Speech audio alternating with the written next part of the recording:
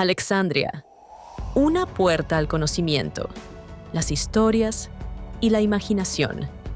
Una biblioteca digital sin límites, siempre abierta, siempre en crecimiento. Suscríbete, dale like y sé parte de este viaje de descubrimiento. Capítulo 1. El plan de Atenea. La famosa ciudad de Troya había caído. Después de un asedio que duró 10 años, las fuerzas griegas unidas la saquearon e incendiaron.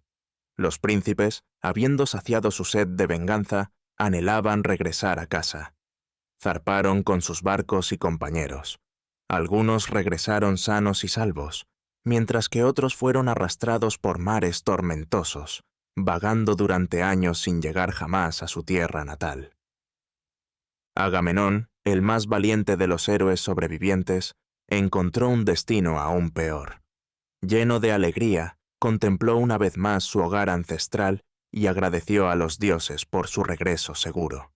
Corrió ansioso a los brazos de su amada esposa, Clitemnestra, sin saber que Sheya lo había traicionado y se había casado con otro hombre en su ausencia. Ella lo recibió con fingida ternura y le ofreció una bebida refrescante. Él se desvistió, bebió profundamente del familiar cáliz y se recostó sobre los suaves cojines. Pero mientras dormía, el cómplice de su esposa lo atacó repentinamente con una espada y lo mató. La historia de la noble Penélope, la hermosa esposa de Odiseo, fue muy distinta. Odiseo, el rey de Ítaca, una isla situada en la costa occidental de Grecia, había sido arrastrado a la guerra contra Troya.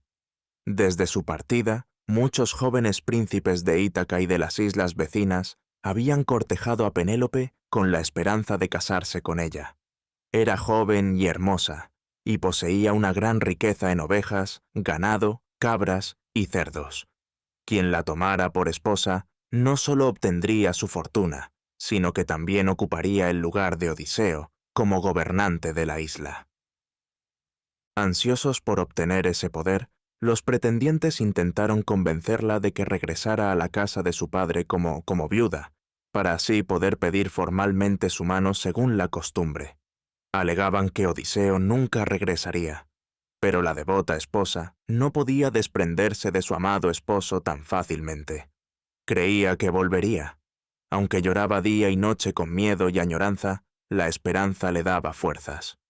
Pasaron los años y la guerra se prolongó. Finalmente, llegaron noticias a Ítaca de que Troya había caído y los guerreros regresaban a sus hogares. El corazón de Penélope se llenó de esperanza renovada. Pero pasó un año más, y luego otro, y ningún barco trajo de vuelta a su esposo. Penélope interrogó a cada extranjero que llegaba a Ítaca, preguntando por noticias de Odiseo. Sus compañeros hacía tiempo que habían regresado, Néstor a Pilos, Menelao a Esparta. Sin embargo, nadie sabía qué le había sucedido a Odiseo, ni si aún seguía con vida. Durante 9 años más, Penélope soportó su dolor. Habían pasado 19 años desde la última vez que vio a su esposo. La había dejado con un bebé, que ahora era un apuesto joven. Telémaco era su único consuelo, pero era demasiado joven e impotente para enfrentarse a los arrogantes pretendientes. Con el tiempo, los pretendientes se volvieron más agresivos y tramaron un cruel plan para obligar a Penélope a casarse.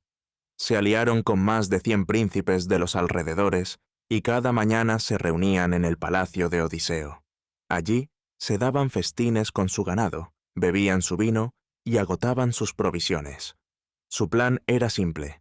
Si consumían suficientes riquezas de Odiseo, Telémaco se vería obligado a echar a su madre, dejándole sin otra opción que casarse. Desde entonces, los grandes salones del palacio de Odiseo estuvieron llenos desde la mañana hasta la noche con estos invitados no deseados. Ordenaban a los sirvientes del rey que los obedecieran, tomaban lo que querían y se burlaban de la casa con carcajadas estruendosas. Los rebaños disminuían, el grano y el vino escaseaban, y nadie podía detenerlos. Penélope se sentaba en su aposento superior junto a su telar y lloraba. Cada vez que Telémaco aparecía entre los pretendientes, estos se burlaban de él. Un dios había traído esta desgracia sobre la casa de Odiseo. Poseidón, el señor del mar, estaba furioso con él y buscaba venganza. Lo hizo vagar por los vastos océanos de norte a sur y de este a oeste. Destruyó sus barcos, mató a sus compañeros y lo obligó a atravesar remolinos traicioneros y tierras extranjeras. Ahora, mientras sus enemigos devoraban su riqueza en casa, Odiseo permanecía prisionero en una isla lejana, muy lejos de Ítaca. La isla estaba gobernada por Calipso, una hija de los dioses. Ella deseaba convertirlo en su esposo. Pero Odiseo solo anhelaba su patria, su esposa y su hijo. Cada día se sentaba en la orilla, observando las olas con tristeza. No deseaba otra cosa que ver el humo elevándose desde su propio hogar antes de morir. Los dioses del Alto Olimpo se conmovieron, especialmente Atenea, la fiel amiga de Odiseo. Un día, cuando se reunieron en sus vastas salas y Poseidón se encontraba lejos entre los etíopes, Atenea aprovechó la oportunidad para hablar con el padre Júpiter sobre el sufrimiento de Odiseo y Penélope. El rey de los dioses se llenó de compasión y accedió a la petición de Atenea. Ella visitaría a Telémaco disfrazada para infundirle valor, mientras que Hermes iría a la isla de Ogygia para ordenar a Calipso que liberara de inmediato a su prisionero. Atenea se preparó rápidamente para su viaje. Se calzó sus sandalias doradas, tomó su poderosa lanza y descendió como el viento hasta Ítaca. Apareció ante la gran entrada de Telémaco con la forma de Mentor, el rey de los Tafios. Allí se sorprendió al ver a los alborotadores pretendientes festejando, bebiendo, apostando y gritando. Los sirvientes de Telémaco los atendían. Cortaban la carne, lavaban las mesas y mezclaban el vino con agua según la antigua costumbre. Entre ellos estaba Telémaco, sin participar en la algarabía, agobiado por la tristeza. Con determinación, se adelantó para dar la bienvenida al extraño en la puerta, estrechó con firmeza su mano y tomó su lanza. Con la hospitalidad propia de un buen anfitrión, guió a su distinguido invitado dentro de la casa, eligiendo deliberadamente un lugar alejado de los bulliciosos pretendientes para asegurarle una comida tranquila. El huésped fue sentado en una tarima con un escabel bajo sus pies. Telémaco se acomodó a su lado y tras una señal, un sirviente trajo un aguamanil de oro y una jofaina de plata para lavarles las manos, y luego colocó una mesa pulida frente a ellos. La encargada del servicio les ofreció pan y carne, mientras que un robusto sirviente vertía el vino. Solo después de que el huésped hubo comido y bebido, Telémaco le preguntó su nombre y el motivo de su visita. Atenea respondió como si fuera Mentor. «Soy Mentor, hijo de Alcimo y gobernante de los Tafios. Voy de camino a Temesa, y mi barco está anclado en la bahía. Como Odiseo y yo somos viejos amigos, quise visitarte antes de continuar mi viaje». Entonces, Telémaco compartió sus preocupaciones con su huésped. La diosa lo escuchó atentamente, como si no conociera ya la historia. Le aconsejó que mostrara fortaleza en público, que ordenara con valentía a los pretendientes que se marcharan y, lo más importante, que viajara a Esparta y Pilos. Allí, los grandes héroes Néstor y Menelao, que habían luchado junto a Odiseo en Troya, podrían tener noticias de él. Mentor añadió, «Una inspiración divina me dice que no está muerto. Aunque lejos, náufrago y prisionero, volverás a verlo si sigues mi consejo». Telémaco comenzó a admirar y a confiar en el viejo amigo de su padre. Siguiendo la antigua costumbre de la hospitalidad, le ofreció un regalo de despedida. Sin embargo, el huésped lo rechazó, diciendo que tenía prisa, pero prometió aceptarlo en su viaje de regreso. Luego, de repente, desapareció como un ave. Por primera vez, Telémaco sospechó que había sido visitado por un ser divino. Reflexionó sobre todo lo que el desconocido le había dicho y decidió seguir su consejo. Sin demora, habló en contra del comportamiento de los pretendientes. quedaron sorprendidos al verlo tan audaz, pues nunca antes habían presenciado tal valentía en él. Sin embargo, Antínoo y Eurímaco, los más arrogantes entre ellos, se burlaron de él, y pronto los demás se unieron a sus risas. Pasaron la noche cantando y bailando, y luego se retiraron a sus casas al caer la noche. Telémaco también se dirigió a su aposento, acompañado por su fiel y anciana nodriza, Euriclea, quien llevaba una antorcha encendida delante de él. Se quitó su túnica suave y se la entregó. Ella la dobló con cuidado y la colgó en el clavo de madera junto a su lecho. Luego, él se acostó y se envolvió en mantas de lana. La anciana nodriza se retiró, segurando las puertas tras de sí. Tan pronto como llegó la mañana, Telémaco saltó de la cama, se vistió, ató sus sandalias y aseguró su espada. Así preparado, el joven de porte digno salió. Envió heraldos para convocar al pueblo, y, cuando la multitud se reunió, caminó entre ellos con su lanza en mano y acompañado por 2 perros veloces. Para asombro de todos, Telémaco avanzó, hizo una señal para que los heraldos le trajeran el cetro, como símbolo de que deseaba hablar, y comenzó. «Pueblo de Ítaca, os hablo porque intrusos han invadido mi hogar. Mi padre está desaparecido, posiblemente muerto. Estos hombres que dicen querer la mano de mi madre no son más que parásitos. Comen nuestra comida, beben nuestro vino y desperdician nuestra riqueza. Pronto no me quedará nada. Necesito a alguien con la fuerza de mi padre para expulsarlos. Os pido que me ayudéis a detener esta injusticia. Pensad en vuestro honor y recordad que los dioses están observando. Mi padre nunca os hizo daño a ninguno. ¿No he perdido ya lo suficiente sin tener que perderlo todo?»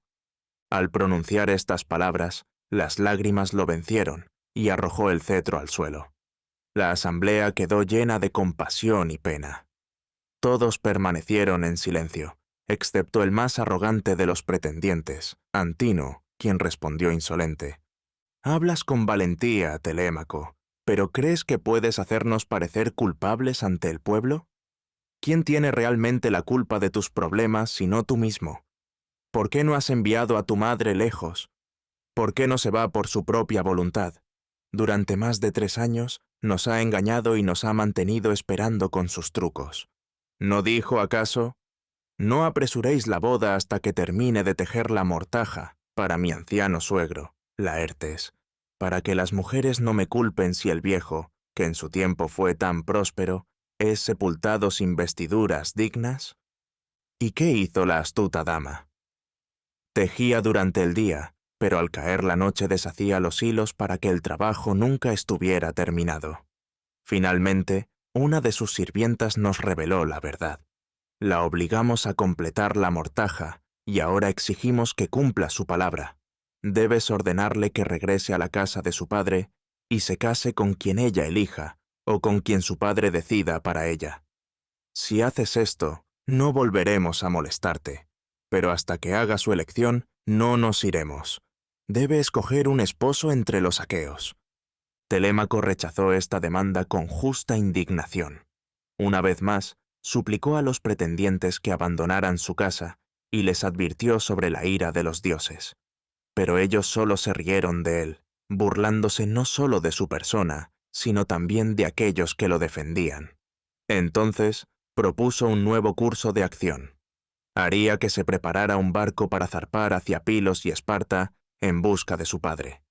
Si después de 1 año no tenía noticias suyas, prometía que su madre se casaría con quien ella deseara. Los pretendientes despreciaron esta idea y la asamblea se disolvió. Sintiendo desaliento, Telémaco deambuló hasta la orilla, lavó sus manos en las oscuras aguas y oró a la diosa que se le había aparecido el día anterior. Mientras permanecía allí solo, vio acercarse a Mentor, el viejo amigo de su padre. Mentor había estado entre la gente y había escuchado con ira las desafiantes palabras de los pretendientes. Incluso había intentado hablar en defensa de Telémaco, pero sus burlas y gritos habían ahogado su voz. Ahora había regresado, y Telémaco creyó que venía a ayudarlo a llevar a cabo su plan. Sin embargo, no era realmente Mentor, sino Atenea disfrazada. Ella lo alentó, le instó a no retrasar el viaje, e incluso le ofreció proporcionarle un barco y una tripulación. Telémaco regresó inmediatamente a casa, confió su plan a su anciana nodriza Euriclea y le ordenó preparar vino en jarras, harina en odres y todo lo necesario para la travesía. La bondadosa anciana lloró amargamente al ver al joven prepararse para un viaje tan largo y peligroso. Le suplicó repetidamente que renunciara a la idea y esperara el regreso de su padre. Pero Telémaco se mantuvo firme. Al final, la nodriza no tuvo otra opción que prometer mantener su partida en secreto. Ni siquiera su madre lo sabría hasta que descubriera que él ya no estaba. Aún con la apariencia de Mentor, Atenea consiguió un barco y una tripulación antes del anochecer. Cuando los pretendientes se fueron a dormir y la casa quedó en silencio, condujo a Telémaco fuera sin ser visto. La tripulación cargó los suministros en la nave, levantó el mástil y lo aseguró con sogas. Una vez que los remeros abordaron, empujaron la embarcación lejos de la orilla. Atenea se sentó junto a Telémaco mientras los remos cortaban el agua. Sobre ellos, las estrellas brillaban en el oscuro cielo nocturno, proyectando su tenue luz sobre las olas mientras la nave avanzaba mar adentro. Hola, si te ha gustado nuestro audiolibro, no olvides suscribirte al canal. Necesito tu apoyo para seguir trayéndote más audiolibros. Gracias de antemano por tu apoyo. Capítulo 2. El viaje de Telémaco. Al amanecer, los viajeros vieron Pilos ante ellos, un pequeño pueblo en la costa occidental del Peloponeso, conocido hoy como la península de Morea. Era el hogar del sabio y anciano Néstor, quien gobernaba a su pueblo como un padre entre sus hijos. Tenía muchos descendientes, y su pueblo respetaba su sabiduría y lo amaba por su bondad. Sus relatos de antiguas hazañas cautivaban a los jóvenes, que escuchaban con entusiasmo sus palabras. Aquella mañana, cuando Telémaco y sus compañeros se acercaban a Pilos, Néstor había reunido a su pueblo en la orilla para realizar un gran sacrificio a Poseidón. Miles de celebrantes estaban organizados en 9 grupos, cada uno formado por 500 hombres, creando una escena majestuosa. Cada grupo había contribuido con 9 toros para la ofrenda. Los sacrificios ardían sobre los altares, mientras la gente festejaba con la carne restante. Atenea y el joven Telémaco desembarcaron, dejando el barco bajo el cuidado de los remeros, y caminaron hacia la reunión. La diosa, disfrazada de Mentor, animó al indeciso Telémaco a acercarse al anciano con confianza y le indicó cómo debía hablar y comportarse. Tan pronto como los habitantes de Pilos los vieron, un grupo de jóvenes se apresuró a darles la bienvenida, extendiendo sus manos en señal de amistad, como era la costumbre de la hospitalidad en tiempos antiguos. Pisístrato, el hijo menor de Néstor, fue el más entusiasta en recibirlos. Tomó a los 2 extranjeros de la mano y los condujo a cómodos asientos sobre pieles de oveja, junto a su padre y su hermano Trasimedes. Luego les ofreció carne y vino para que se refrescaran. Pisístrato llenó una copa de oro, tomó un sorbo en honor a Atenea y dijo: «Querido huésped, te invito a unirte a nosotros en nuestro alegre sacrificio, que ofrecemos a Poseidón, señor del mar. Derrama unas gotas de este vino como ofrenda al poderoso Dios y ruega por nuestro bienestar. Ningún hombre puede vivir sin el favor de los dioses. Una vez que hayas hecho tu ofrenda y bebido, pasa la copa a tu compañero para que también rece por nosotros. Dado que eres mayor, te he ofrecido la copa primero». Atenea se complació con estas palabras, respetuosas y consideradas. Tomó la copa, derramó unas gotas sobre el suelo y oró. «Escúchame, Poseidón. Bendice todo buen esfuerzo que emprendamos. Concede honor a Néstor y a sus hijos, y recompensa al pueblo de Pilos por su sagrado sacrificio en tu nombre. Y guíanos a mi amigo y a mí hacia el éxito en el viaje que nos ha traído hasta aquí». Mientras oraba, en secreto aseguraba que sus deseos se cumplirían. Luego, Telémaco recibió la copa de su mano, bebió de ella y también hizo una ofrenda y una oración por el pueblo que celebraba la festividad. Solo después de que los huéspedes hubieron comido, el sabio Néstor consideró adecuado preguntar sus nombres y el propósito de su visita. Telémaco explicó su misión y suplicó al anciano que le contara todo lo que supiera sobre su noble padre. Le pidió que no le ocultara nada, por terrible que fuera, pues necesitaba conocer la verdad sobre el destino de su padre. Néstor, con la elocuencia de la vejez, comenzó a relatar historias de los héroes y su propio regreso desde Troya. Pero Telémaco no encontró consuelo en estos relatos, pues Néstor no sabía más sobre el destino de Odiseo de lo que él mismo sabía. El anciano le aconsejó que fuera a ver a Menelao en Esparta. De todos los guerreros que habían regresado, Menelao había sido el último en llegar a su hogar, después de un largo retraso. Seguramente él tendría noticias de Odiseo. Mentor aprobó esta idea, y así se decidió emprender el viaje a Esparta. Para entonces, la noche comenzaba a caer, y la diosa recordó a Telémaco que era hora de partir. Los hijos de Néstor llenaron las copas una vez más, y se hicieron las ofrendas habituales a Poseidón y a los dioses inmortales. Luego, Mentor y Telémaco se levantaron y se prepararon para regresar a su barco. Néstor, al verlos prepararse para marcharse, dijo: «Que los dioses no lo permitan. ¿Acaso mis huéspedes pasarán el día conmigo y luego partirán a dormir en un barco húmedo, como si yo fuera un hombre pobre sin mantas o cálidos cobertores en mi casa? No, mis amigos. Tengo abundantes cojines suaves y finos mantos, y el hijo de mi viejo amigo Odiseo no se marchará de esta manera mientras yo viva. Y aun cuando yo ya no esté, mis hijos siempre honrarán a los extranjeros que entren en mi hogar». Mentor respondió: «Bien dicho, Telémaco debe aceptar tu hospitalidad, que vaya contigo y se quede en tu palacio, pero yo debo apresurarme a la orilla para pasar la noche con los jóvenes marineros y asegurarme de su bienestar. Al amanecer, debo visitar a los valientes caucónicos para saldar una vieja deuda. Mientras tanto, envía a Telémaco a Esparta con tus hijos y provéele un carro y caballos veloces para su viaje».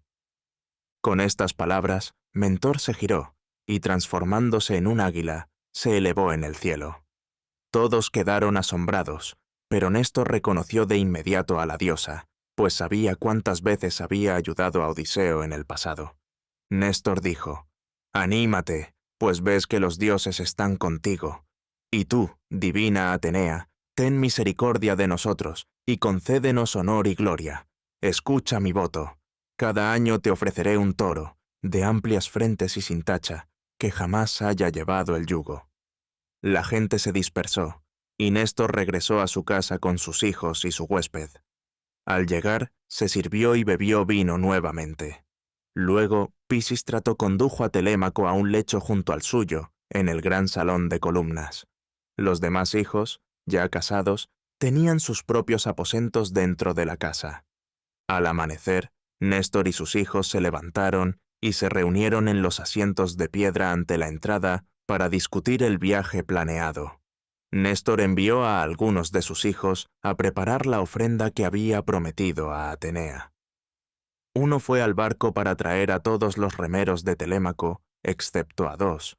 Otro fue enviado a buscar a un orfebre para dorar los cuernos del toro del sacrificio. Un tercero recibió la orden de avisar al pastor para que encontrara y trajera un animal adecuado, y un cuarto fue enviado a informar a las doncellas para que prepararan un banquete. No pasó mucho tiempo antes de que llegara el orfebre, seguido por los remeros, y pronto el pastor condujo al buey elegido. Cuando el orfebre terminó de dorar los cuernos del animal, 2 de los hijos de Néstor lo guiaron hasta el círculo sagrado. Néstor se roció con agua, cortó un mechón de cabello del buey y lo arrojó al altar en llamas, ofreciendo una oración mientras esparcía cebada consagrada sobre el protocolo. Entonces, el poderoso Trasimedes avanzó y asestó un fuerte golpe con un hacha afilada, cortando los tendones del cuello del buey. La bestia cayó al suelo, aturdida. Perseo recogió la sangre que brotaba en un recipiente, mientras Pisístrato completaba el sacrificio. Los demás se reunieron para cortar la carne. Separaron los muslos, los envolvieron en tiras de grasa y los colocaron sobre el fuego del altar para enviar su fragante humo a la diosa. Rociaron vino sobre la ofrenda y asaron los restantes trozos de carne, girándolos en espetones. Otros jóvenes cortaron con cuidado el resto de la carne y la asaron para el banquete. Cuando todo estuvo listo, Telémaco apareció entre los reunidos, tan imponente como un dios. Se había bañado, ungido con aceite y envuelto en un fino manto. Los invitados se sentaron en círculo para disfrutar del espléndido festín, y cuando hubieron comido hasta saciarse, Néstor recordó a sus hijos que era momento de partir. Rápidamente, engancharon 2 caballos a un carro, mientras un sirviente empaquetaba pan, vino y carne para el viaje. Telémaco tomó asiento, y Pisístrato se sentó a su lado, sujetando las riendas y el látigo. Viajaron velozmente durante todo el día, y, al anochecer, llegaron a Feras, el hogar del bondadoso Diocles, quien los recibió con calidez. Al segundo día, arribaron al castillo de Menelao en Lacedemonia, reconociendo sus tierras por los vastos campos de trigo. Pisístrato detuvo los briosos caballos en la entrada del castillo, y los 2 viajeros descendieron rápidamente. En el interior se oían sonidos de celebración. La voz de un cantor se mezclaba con las dulces notas de un instrumento de cuerda, y a través del portón abierto vieron a una multitud de invitados. En el centro, 2 bailarines se movían al ritmo de la música. Era un día especial en el palacio de Menelao. Celebraba la boda de 2 de sus hijos.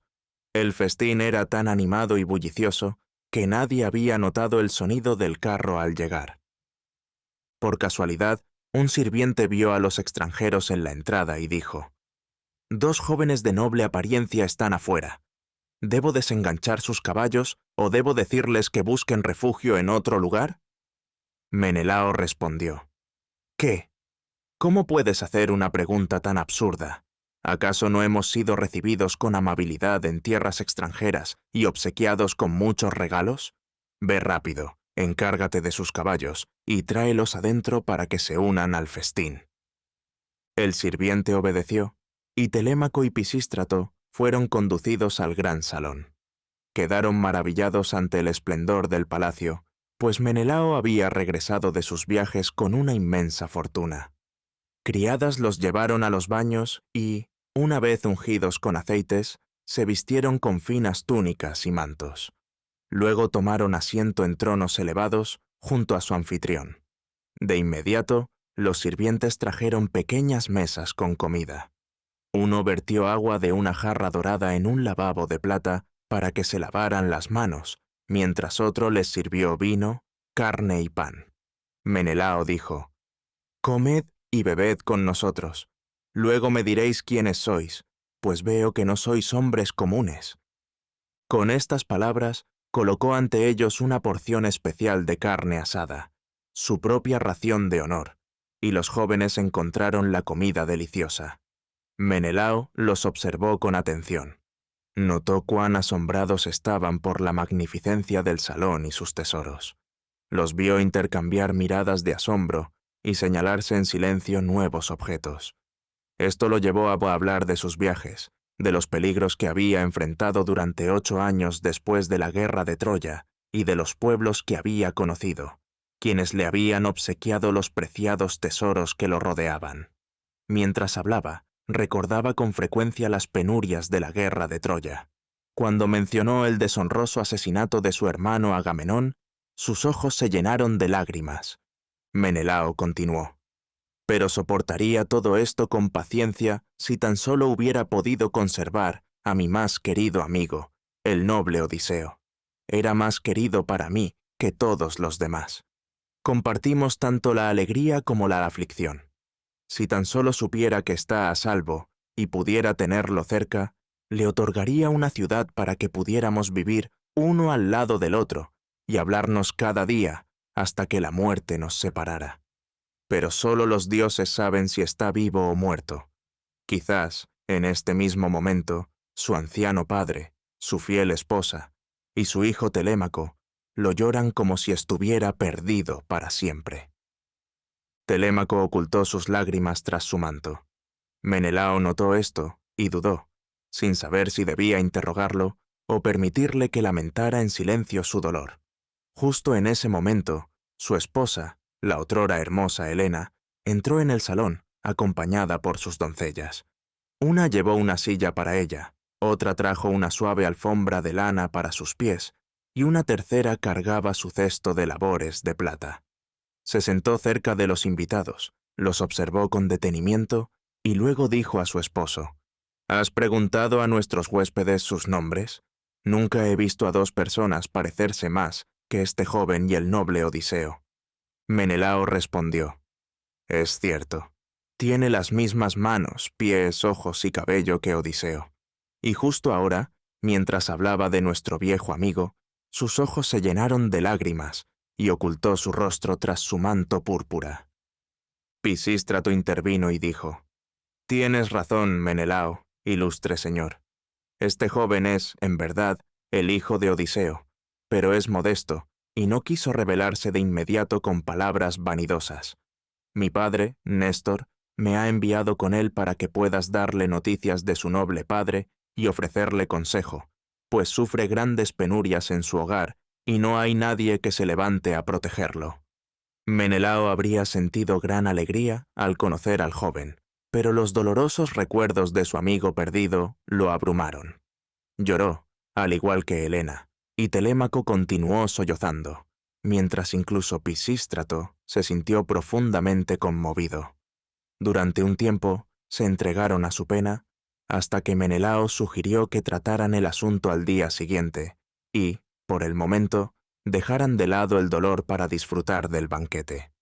Este sabio consejo fue aceptado por todos. Un sirviente lavó las manos de los invitados y estos retomaron la comida y la bebida. Helena, experta en muchas artes, vertió en secreto un polvo mágico en el vino. Era una especia prodigiosa, obsequio de una princesa egipcia, con el poder de adormecer toda tristeza y traer alegría, aun si se había presenciado la muerte de un padre, madre, hermano, hermana o incluso de un hijo. Después de beber, todos se sintieron más animados. Helena los entretuvo con relatos sobre la astucia de Odiseo, narrando sus propias experiencias. Contó cómo, cuando aún estaba en Ilión, Odiseo había entrado en la ciudad disfrazado para espiar a los troyanos.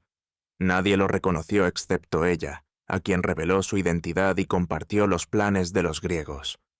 Entonces, Menelao recordó cómo se habían escondido dentro del caballo de madera y cómo apenas habían logrado resistir las llamadas de Helena, que casi los delataron, si Odiseo no los hubiera contenido. La velada transcurrió en íntima conversación, y cuando la noche avanzó, Helena preparó lechos cómodos en el salón para los huéspedes, cubriéndolos con suaves cojines y mantas. Un heraldo los guió a sus lugares de descanso con una antorcha, mientras Menelao y su esposa dormían en los aposentos privados del palacio. Solo a la mañana siguiente, el anfitrión preguntó a sus huéspedes sobre el propósito de su viaje. Telémaco le habló de los arrogantes pretendientes y le rogó a Menelao que le diera cualquier noticia sobre su padre. Menelao, tras escuchar su historia, dijo: «Ah, es como si una cierva hubiera dejado a su cría en la guarida de un león mientras ella iba a pastar en las colinas. Cuando el león regrese y encuentre a los intrusos, los despedazará.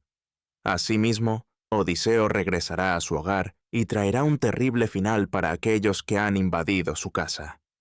Si tan solo pudieran verlo con toda su fuerza, como cuando derribó a Filomélides en Lesbos, no se atreverían a pretender la mano de su esposa.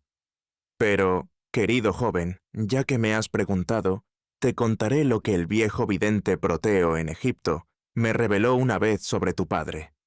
Durante mi viaje de regreso, los dioses, en su enojo, Me detuvieron durante 20 días en una isla en la desembocadura del Nilo.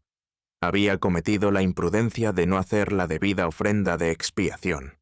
Nuestros víveres escaseaban, mis hombres perdieron la esperanza, y yo mismo habría perecido con ellos de no haber sido por una diosa que tuvo piedad de mí. Idotea, la hermosa hija de Proteo, nos miró con compasión. Un día, mientras vagaba solo, ella se acercó y me habló. Le conté mi desgracia, y le supliqué que me dijera cómo podría ganarme el favor de los dioses, descubrir quién obstaculizaba mi viaje y encontrar el camino de regreso a casa a través del vasto mar. Idotea respondió: «Con gusto, extranjero, te revelaré un método seguro. Debes saber que mi padre, el anciano dios marino Proteo, lo sabe todo. Si puedes atraparlo con alguna estratagema, te dirá todo lo que deseas saber». Entonces le pregunté: «Está bien, pero dime, ¿cómo puedo capturarlo?». Idotea respondió: «Escucha con atención. Cada día, cuando el sol alcanza su punto más alto, mi padre emerge del mar y se recuesta a dormir en las frescas cuevas de la costa. Con él llegan las focas, que se tienden al sol en la orilla. Si deseas acercarte sin ser visto, debes esconderte bajo la piel de una foca y tumbarte entre ellas. Yo te ayudaré. Ven aquí mañana temprano con 3 compañeros de confianza, y os proporcionaré pieles de foca recién obtenidas. Cuando mi padre llegue, lo primero que hará será contar sus focas, tal como un pastor cuenta a sus ovejas. Luego se acostará entre ellas. Tan pronto como caiga en un profundo sueño, será el momento de actuar. Debéis apresarlo y sujetarlo con todas vuestras fuerzas, sin importar cuánto se resista. Hará uso de todo su poder para escapar, cambiando de forma en fuego, agua o en fieras salvajes. Pero no debéis soltarlo hasta que recupere su verdadera forma. Entonces lo liberaréis, y él responderá todas vuestras preguntas». Tan pronto como Idotea terminó de hablar, desapareció en las profundidades del mar. Regresé a mi barco y pasé la noche en vela, inquieto. A la mañana siguiente, escogí a 3 hombres de probada valentía y fuerza para acompañarme en esta extraordinaria tarea. Fuimos al lugar señalado, y, tal como había prometido, la ninfa cumplió su palabra. Surgió del mar con 4 pieles de foca recién obtenidas, nos envolvió en ellas y nos indicó dónde acostarnos. Amigos, no podéis imaginar nuestro sufrimiento. El hedor aceitoso de las pieles nos habría vencido si Idotea no nos hubiera frotado con ambrosía fragante para enmascarar el nauseabundo olor. Así disfrazados, permanecimos inmóviles toda la mañana. Finalmente, cuando el calor del mediodía era más intenso, la manada de focas emergió del agua, seguida por el anciano dios marino de cabello gris. Miró a su alrededor, examinó y contó a sus focas, incluyéndonos a nosotros, y luego se acostó entre ellas. De repente, saltamos con fuertes gritos y lo sujetamos con todas nuestras fuerzas. Todo ocurrió exactamente como su hija nos había advertido. De inmediato, cambió su forma en un león para aterrorizarnos, pero lo sujetamos con aún más fuerza. Luego se transformó en un pantera, después en un dragón y en un jabalí salvaje. Mientras nos aferrábamos a lo que parecían cerdas ásperas, se convirtió en agua, tratando de deslizarse entre nuestras manos. Al bloquear el líquido, ascendió en el aire como un árbol gigantesco. Finalmente, el viejo hechicero se cansó de sus transformaciones, volvió a su verdadera forma y dijo: «Hijo de Atreo, ¿qué mortal te ha revelado el secreto para capturarme? ¿Y qué deseas de mí?». Le expliqué mis dificultades, y me dijo que debía regresar a Egipto y ofrecer ricos sacrificios para apaciguar a los dioses a quienes había ofendido. Solo entonces mi viaje de regreso tendría éxito. Le hice una última pregunta. ¿Qué había sucedido con mis compañeros? ¿Habían logrado llegar a casa sanos y salvos? La respuesta del dios me llenó de pesar. Me habló del trágico destino de Áyax, y me contó sobre el brutal asesinato de mi querido hermano Agamenón. Mi corazón se destrozó, y en ese momento ya no deseé seguir viviendo. Pero el sabio anciano me consoló, y me instó a apresurarme a regresar y vengar el crimen. Finalmente, le pregunté por mi más querido amigo, Odiseo, y si aún vivía. Proteo respondió: Odiseo sigue vivo, pero está atrapado en una isla lejana, prisionero de la ninfa Calipso. Anhela regresar a su hogar y llora de tristeza, dispuesto a arriesgarse en las aguas desconocidas con tal de volver. Pero no tiene barco ni hombres, y la ninfa que lo ama nunca lo dejará partir. Con estas palabras, Proteo desapareció en el mar. Seguí sus instrucciones y llegué sano y salvo a casa. Ahora ya sabes todo lo que puedo contarte. Quédate conmigo un tiempo, y te enviaré de regreso con valiosos regalos: 3 espléndidos caballos y un carro bellamente labrado. Además te daré una fina copa para que hagas ofrendas a los dioses y siempre me recuerdes. Telémaco rechazó la oferta, pues no podía abandonar a sus compañeros, que lo esperaban ansiosos en Pilos. A la mañana siguiente, el rey preparó un generoso banquete de despedida para los 2 jóvenes viajeros, sirviéndoles cabritos y corderos recién sacrificados. Pero Telémaco no habría disfrutado de aquella comida si hubiera sabido del perverso plan que se fraguaba en su contra en Ítaca. Los pretendientes estaban profundamente inquietos al enterarse de que Telémaco se había atrevido a emprender ese viaje. ¿Quién podría decir si regresaría con apoyo de Néstor o Menelao para provocar su ruina? Hasta ahora, nadie había pensado mucho en el valor del muchacho, pero ahora parecía que el espíritu de su padre había despertado en él. Antino, el más arrogante de los pretendientes, declaró: «No, no podemos permitir que nos desafíe.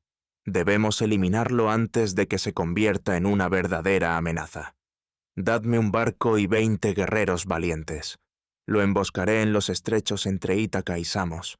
Si lo encuentro allí, nunca volverá a pisar su hogar.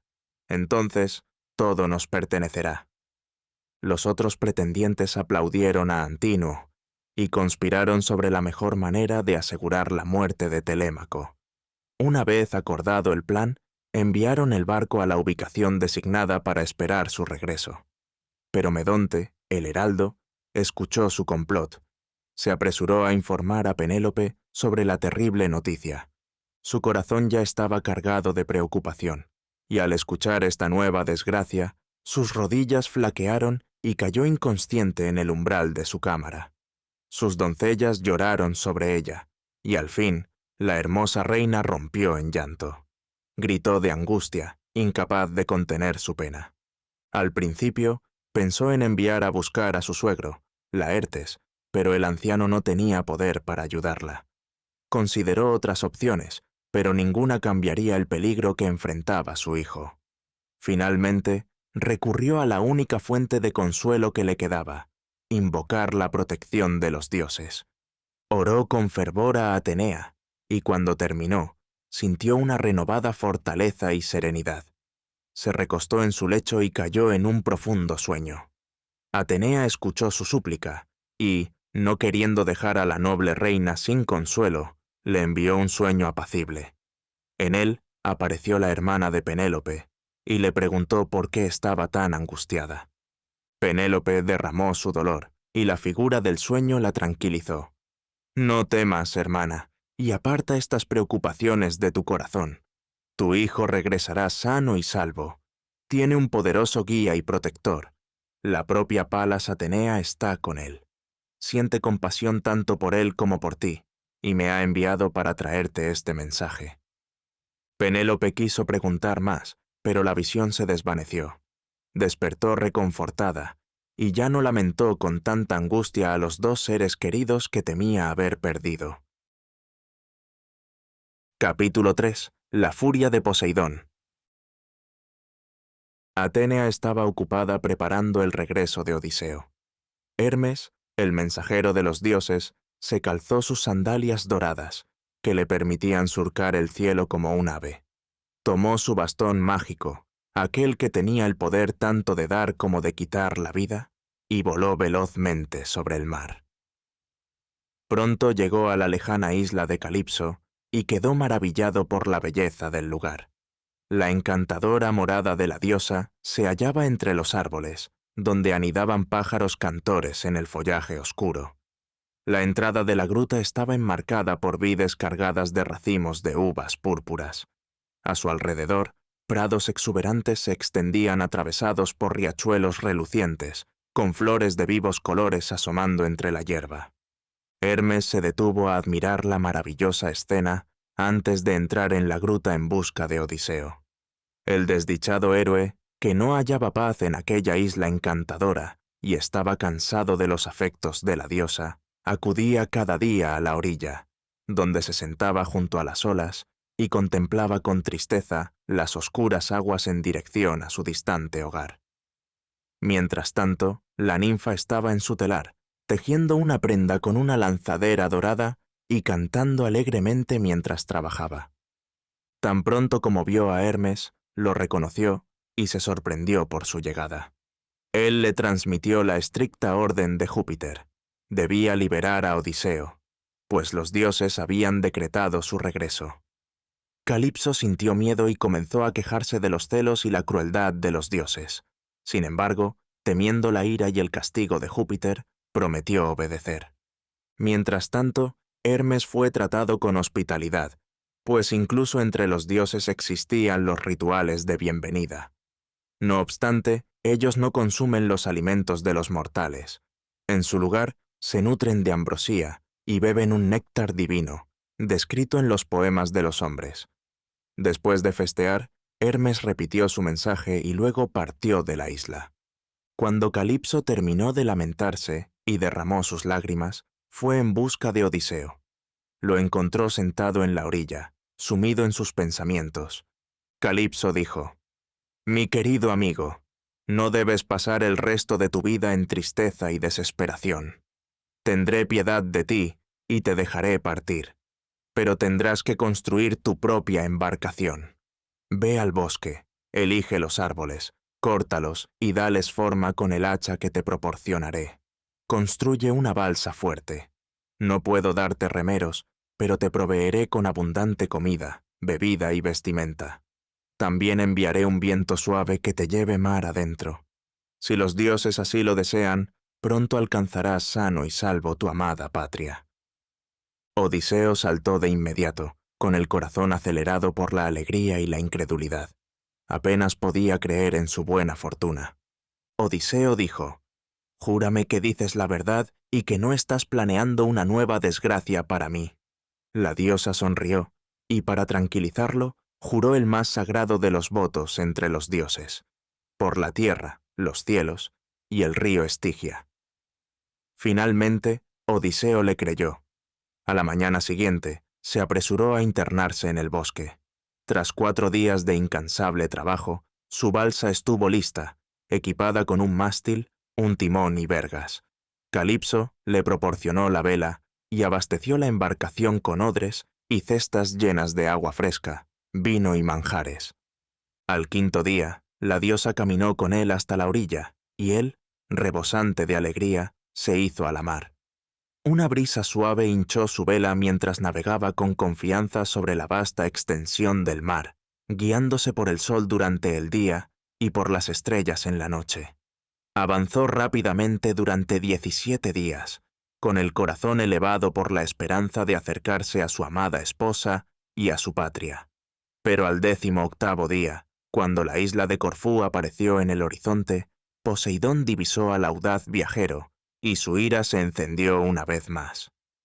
Poseidón exclamó: «Ah, los dioses deben de haberlo protegido mientras yo estaba ausente, pero no importa, todavía enfrentará sufrimiento y desgracia antes de alcanzar la tierra destinada a su refugio».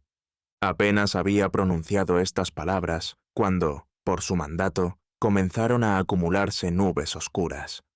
Hundió su tridente en el mar, agitándolo hasta sus profundidades. Luego convocó a los vientos desde sus cuevas y los enfrentó entre sí, arrojando una noche de sombras sobre las aguas. Odiseo tembló. Estaba solo en la inmensidad del mar. La tierra había desaparecido, y hasta donde alcanzaba la vista, solo veía olas oscuras a su alrededor. El mar se elevó en enormes crestas para luego desplomarse con furia, alzándolo hacia los cielos en un instante y sumergiéndolo en el abismo al siguiente. Aferrándose desesperadamente a su balsa, fue zarandeado de un lado a otro. Una violenta ráfaga de viento arrancó el mástil y la vela. Luego, una gigantesca ola, tan alta como una montaña, se precipitó sobre la balsa, sumergiéndola por completo. Odiseo perdió el agarre y fue arrojado al mar. Pero cuando emergió a la superficie, vio que la balsa seguía flotando cerca y logró aferrarse a ella, escapando de una muerte segura. Sin embargo, la tormenta no cesó, y parecía que no había esperanza de salvación. Pero el destino había decidido que debía ser salvado. Leucotea, la diosa del mar, lo vio luchando contra las furiosas olas y sintió piedad de él. Emergió del agua, subió a la balsa y se sentó junto a él. Leucotea dijo: «Pobre hombre, debes de haber enfurecido gravemente a Poseidón, pero no te destruirá. Serás arrastrado hasta las costas de Esqueria. Toma este cinturón y átalo a tu cuerpo. Luego, abandona tus ropas pesadas, deja la balsa y sálvate nadando. El cinturón te llevará sano y salvo hasta tierra firme. Pero una vez que llegues a la orilla, no olvides arrojarlo de nuevo al mar». Con estas palabras desapareció bajo las olas. Odiseo vaciló. Temió que pudiera ser un engaño de Poseidón para llevarlo a su ruina. Decidió no abandonar la balsa mientras se mantuviera a flote, pero guardó el cinturón, listo para usarlo si era necesario. Su decisión resultó acertada, pues poco después una enorme ola destrozó la balsa en pedazos. Los troncos se separaron y Odiseo fue arrojado al mar. Ahora se trataba de vida o muerte. Nadó hacia el mayor de los restos del naufragio, lo aferró con firmeza y se sujetó a él como un jinete a su montura, agarrándolo con fuerza entre las rodillas. Mientras flotaba, se quitó la pesada túnica y la lanzó al agua. Luego, se ató el cinturón y se arrojó al mar, confiando en las palabras de la diosa. Mientras luchaba contra las aguas, Poseidón lo observó y dijo: «Esta vez escaparás de la muerte, pero espero que no olvides pronto los horrores de este día». Con estas palabras, Poseidón se alejó, y poco a poco las violentas olas comenzaron a calmarse. La terrible tormenta había durado 2 días y 2 noches. Durante todo ese tiempo, Odiseo no tuvo ni comida ni agua. Sin embargo, siguió nadando, sostenido por el cinturón divino. Su esperanza y alegría regresaron cuando vio que las aguas se apaciguaban y la costa rocosa de Esqueria se perfilaba ante él. Pero su lucha aún no había terminado. La poderosa resaca lo arrojaba contra los altos acantilados, impidiéndole alcanzar la orilla. Esto era incluso peor que su batalla en mar abierto. Sus manos, desgarradas y sangrantes, apenas podían sostenerse mientras se veía obligado a nadar casi toda la vuelta a la isla en busca de un lugar seguro para desembarcar. Finalmente, llegó a un sitio donde un pequeño río desembocaba en el mar. La playa era baja y la tierra circundante la protegía del viento. Reuniendo sus últimas fuerzas, Odiseo oró al espíritu del río: «Óyeme, oh Señor de estas aguas, quien quiera que seas, y ten misericordia de mí. Ves que he escapado de la ira de Poseidón. Ahora me entrego a tu protección». El dios del río lo escuchó, y pronto Odiseo cayó de rodillas sobre la suave hierba verde, besando la bendita tierra. Pero sus fuerzas estaban completamente agotadas y se desplomó, sumido en un profundo desmayo. Su voz y su aliento lo abandonaron. Estaba totalmente exhausto. Cuando por fin recuperó la conciencia, recordó con gratitud a Leucotea y sus instrucciones. Se puso de pie, desató el cinturón mojado y, apartando la vista, lo arrojó de nuevo al mar. Luego, con cautela y ansiedad, comenzó a explorar la isla. La noche se acercaba y no había nadie a la vista. Desnudo y solo, no tenía idea de dónde encontrar refugio. La playa era fría y húmeda, pero el bosque que se alzaba ante él podría estar lleno de bestias salvajes. Aún así, caminó hacia él y pronto encontró un grupo de olivos silvestres. Sus frondosas ramas ofrecían un refugio natural contra el sol, la lluvia y el viento. En el suelo halló una gruesa capa de hojas secas. Reuniéndolas en un montón, se arrastró bajo ellas, cubriendo su cuerpo con el follaje. Un profundo sueño lo venció en su lecho de hojas, y por un tiempo olvidó su sufrimiento. Esqueria era el hogar de un pueblo pacífico que valoraba el comercio y la navegación más que la agricultura o la caza. Habían construido una ciudad cerca del puerto, donde se podía ver a trabajadores ocupados construyendo barcos en los astilleros. La orden, la moral y la prosperidad reinaban, y el pueblo era gobernado por el bondadoso y noble rey Alcino. En la ciudad vivía en un magnífico palacio donde los nobles se reunían diariamente para ofrecer sacrificios y festejar con su soberano.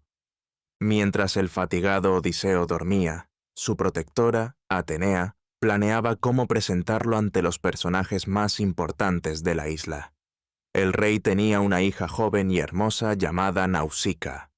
Una mañana, mientras dormía, Atenea apareció en sus sueños tomando la forma de una de sus compañeras y comenzó a reprenderla. Dijo: «Muchacha perezosa, ¿cuándo pensarás en lavar las hermosas vestiduras que yacen sucias en la casa? Pronto serás una novia, ¿y qué sucederá si tu ropa no está lista? Levántate rápido. Pide a tu padre que te provea un carro y unos burros para que nos lleven al lugar de lavado. Yo te acompañaré, y llevaremos a nuestras doncellas para lavar y secar todo, de modo que tu padre y tu madre se alegren con nuestro trabajo». Cuando Nausica despertó, decidió seguir el consejo. Pidió a su padre el carro y, una vez preparado, cargó en él las prendas sucias. Su madre preparó comida y una bota de vino, y, cuando todo estuvo listo, la joven princesa subió al carro, tomó las riendas y el látigo y salió de la ciudad, seguida por sus compañeras.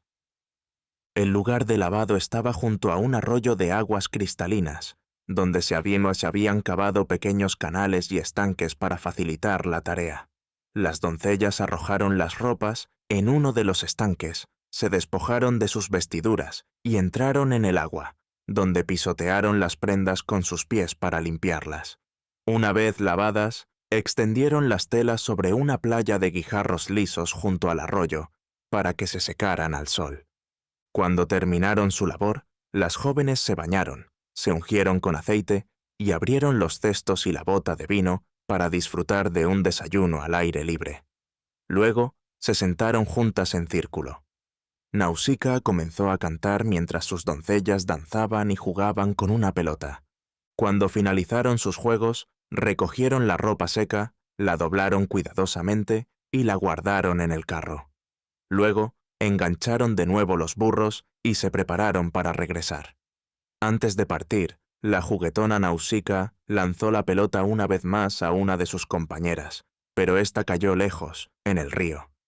Las jóvenes aplaudieron y estallaron en risas, sus alegres voces resonando a lo largo de la orilla. Atenea había dispuesto todo para que estos sonidos despertaran al durmiente Odiseo. Se removió, escuchando las voces, frotándose los ojos y sacudiendo las hojas secas de su cabello y barba. Odiseo murmuró: «Esas son voces humanas. Pero, ¿qué clase de pueblo será este? ¿Serán bárbaros salvajes que no hablan mi lengua y no conocen a los dioses ni la hospitalidad? Pero espera, esas parecen voces de jóvenes. Debo ir a ver por mí mismo». Salió arrastrándose de entre la espesura, sacudiéndose las hojas secas de su cuerpo. Como estaba completamente desnudo, arrancó una gruesa rama para cubrirse. Así emergió, semejante a una criatura salvaje del bosque. Cuando las doncellas lo vieron a lo lejos, gritaron de miedo y huyeron. Pero Nausica era una joven valiente, y Atenea, en secreto, fortaleció su corazón. Permaneció firme y esperó con calma a que el desconocido se acercara. Odiseo se aproximó, pero no se atrevió a abrazar sus rodillas como un suplicante. En su lugar, le habló desde una distancia respetuosa. Odiseo dijo: «Me acerco a ti con humildad, diosa o doncella, pues no sé cuál de las dos eres. Tu estatura y belleza me hacen pensar que, si eres una diosa, debes de ser Artemisa. Pero si eres una mortal, entonces en verdad son afortunados tus padres y hermanos, pues sus corazones deben de llenarse de alegría al verte danzar. Sin embargo, más dichoso aún será el hombre a quien tu padre te entregue como esposa, aquel que te lleve a su hogar. Jamás he visto a un ser humano tan agraciado como un esbelto árbol de palma. Ayer el mar me arrojó hasta esta orilla. No sé dónde estoy, y nadie aquí me conoce. No me atrevo, noble doncella, a abrazar tus rodillas, pero te suplico, ten compasión de mí. Después de todo mi sufrimiento, eres la primera persona que encuentro. Muéstrame la ciudad donde habitan los hombres de esta tierra, y dame algunos harapos para cubrirme. Que los dioses te recompensen 1000 veces, que te concedan todo lo que tu corazón desee, un esposo, un hogar y una vida llena de armonía. Pues, en verdad, nada es más preciado que cuando un hombre y una mujer viven en paz, unidos por el amor». Estas palabras conmovieron a la bondadosa Nausica, y sintió compasión por el extranjero. Le dijo su nombre y le habló de su padre y su madre, asegurándole que sería recibido con hospitalidad. Luego llamó a sus doncellas de regreso y les ordenó que lo llevaran al río para que se bañara y se refrescara con comida y bebida. Pero la apariencia de Odiseo era demasiado aterradora. Las jóvenes dudaron, empujándose unas a otras hacia adelante hasta que finalmente reunieron el valor para guiarlo hasta el río. Nausica le envió ropa recién lavada y un poco del aceite que habían traído. Las doncellas colocaron los objetos junto al arroyo y se retiraron, permitiéndole asearse en privado. El baño era desesperadamente necesario, pues estaba cubierto de barro de pies a cabeza. Pero una vez que se hubo bañado, parecía un hombre completamente distinto. Vestido con las ropas limpias, emergió ante las doncellas con un aspecto rejuvenecido y lleno de vida. Se asombraron del cambio. Su rostro resplandecía con una nueva fuerza y parecía más alto y apuesto. Su cabello, antes enmarañado, ahora caía en brillantes rizos sobre su frente y su cuello, y toda su presencia irradiaba nobleza y encanto. Nausica no pudo evitar desear en secreto que aquel hombre pudiera quedarse en Esqueria y convertirse en su esposo. Las doncellas colocaron comida y vino ante él, y comió con avidez, pues llevaba demasiado tiempo sin probar bocado. Cuando terminó, el grupo se preparó para regresar a la ciudad. Nausica subió a su carro, mientras las doncellas caminaban a su lado.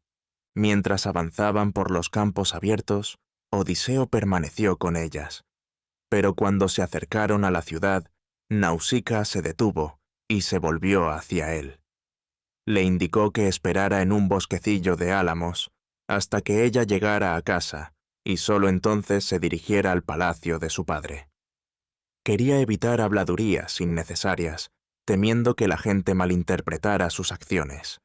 Sabía bien lo que dirían los ciudadanos, susurrando entre ellos, especulando que había escogido en secreto a un esposo y que ni siquiera había esperado un cortejo adecuado.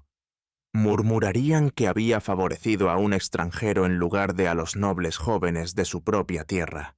Nausica, sonrojada ante la idea, recordó cómo en muchas ocasiones había criticado a otras doncellas por presentarse en público con un hombre antes de que sus padres dieran su bendición y antes de que se celebrara un matrimonio apropiado. No permitiría que sus propias acciones fueran vistas de la misma manera. Nausica entonces le dio a Odiseo una última instrucción. Cuando entrara en el salón real, debía dirigirse primero a la reina, abrazar sus rodillas y rogar por su protección. Si ella lo acogía con benevolencia, entonces podría tener la esperanza de regresar a su hogar. Solo después de esto debería hablar con el rey. Odiseo memorizó cuidadosamente sus indicaciones y esperó en el bosquecillo, hasta asegurarse de que las doncellas habían llegado al palacio. Mientras tanto, oró a su protectora, Atenea, pidiéndole que le concediera amabilidad y favor entre aquel pueblo desconocido. Capítulo 4. Los Juegos de Esqueria. Al amanecer, el rey Alcino y su huésped se levantaron y se dirigieron al mercado. Se sentaron sobre 2 piedras labradas, colocadas allí para los príncipes cuando se reunían a discutir asuntos importantes. Aún no había llegado nadie más, pero Atenea, disfrazada de heraldo, ya iba de casa en casa convocando a los jefes a consejo. Llegaron en grupos y tomaron asiento, mientras los ciudadanos se reunían alrededor para echar un vistazo al extranjero. Se alzaba entre ellos como un dios, pues Atenea había hecho que pareciera más alto y que sus ojos brillaran con intensidad, de modo que inspirara admiración y simpatía entre los feacios. Cuando todos estuvieron reunidos, el rey tomó la palabra. «Escuchadme, nobles señores de Esqueria. Este extranjero, no sé si viene del oriente o del occidente, nos pide que lo ayudemos a continuar su camino. Decidamos rápidamente, pues nunca ha venido a mí un viajero cuya petición no haya sido atendida. Ahora, jóvenes, levantaos y escoged a 22 de entre vosotros. Preparad un barco fuerte y aprovisionadlo con todo lo necesario para el viaje. Luego, venid a mi palacio, donde os brindaré comida y bebida. Y vosotros, mis nobles compañeros, os pido otro favor. Acompañadme a mi gran salón para recibir con honor a nuestro huésped. Y para que no falte la música en nuestra reunión, que alguien traiga al divino cantor, Demódoco». La asamblea se dispersó para cumplir las órdenes del rey. Cuando todo estuvo listo, se reunieron en el palacio, que se llenó de invitados. Alcino ordenó traer 12 ovejas, 8 cerdos y 2 bueyes de sus establos. Los jóvenes comenzaron a preparar el banquete mientras el heraldo regresaba con el cantor que los entretendría. El cantor era ciego, pero su mente estaba llena de grandes historias, que recitaba con una habilidad extraordinaria mientras se acompañaba con la lira. El heraldo lo condujo suavemente de la mano hasta el centro de la reunión, le colocó un asiento junto a una columna y colgó su lira en un clavo. Luego, guió la mano del cantor hasta su asiento, le colocó una mesa con carne, le acercó la canasta de pan, le sirvió vino y se ocupó de atender a los demás invitados. Una vez que todos estuvieron saciados, el cantor tomó su lira y tocó un preludio. Luego, su voz se elevó, llenando el salón con los ecos de lejanos gritos de batalla, el choque de espadas y el estruendo de los caballos al galope. Cantó sobre los heroicos hechos de la guerra de Troya, y su canto conmovió los corazones de sus oyentes griegos. Luego, cambió de tema y entonó versos en honor a 2 guerreros, cuya fama superaba a la de todos los demás, Aquiles y Odiseo. Para Odiseo, aquello fue como una daga atravesando su corazón. Invadido por los recuerdos, se cubrió la cabeza con su manto y escondió el rostro para que los feacios no vieran sus lágrimas. El rey Alcino, sentado a su lado, escuchó sus sollozos silenciosos.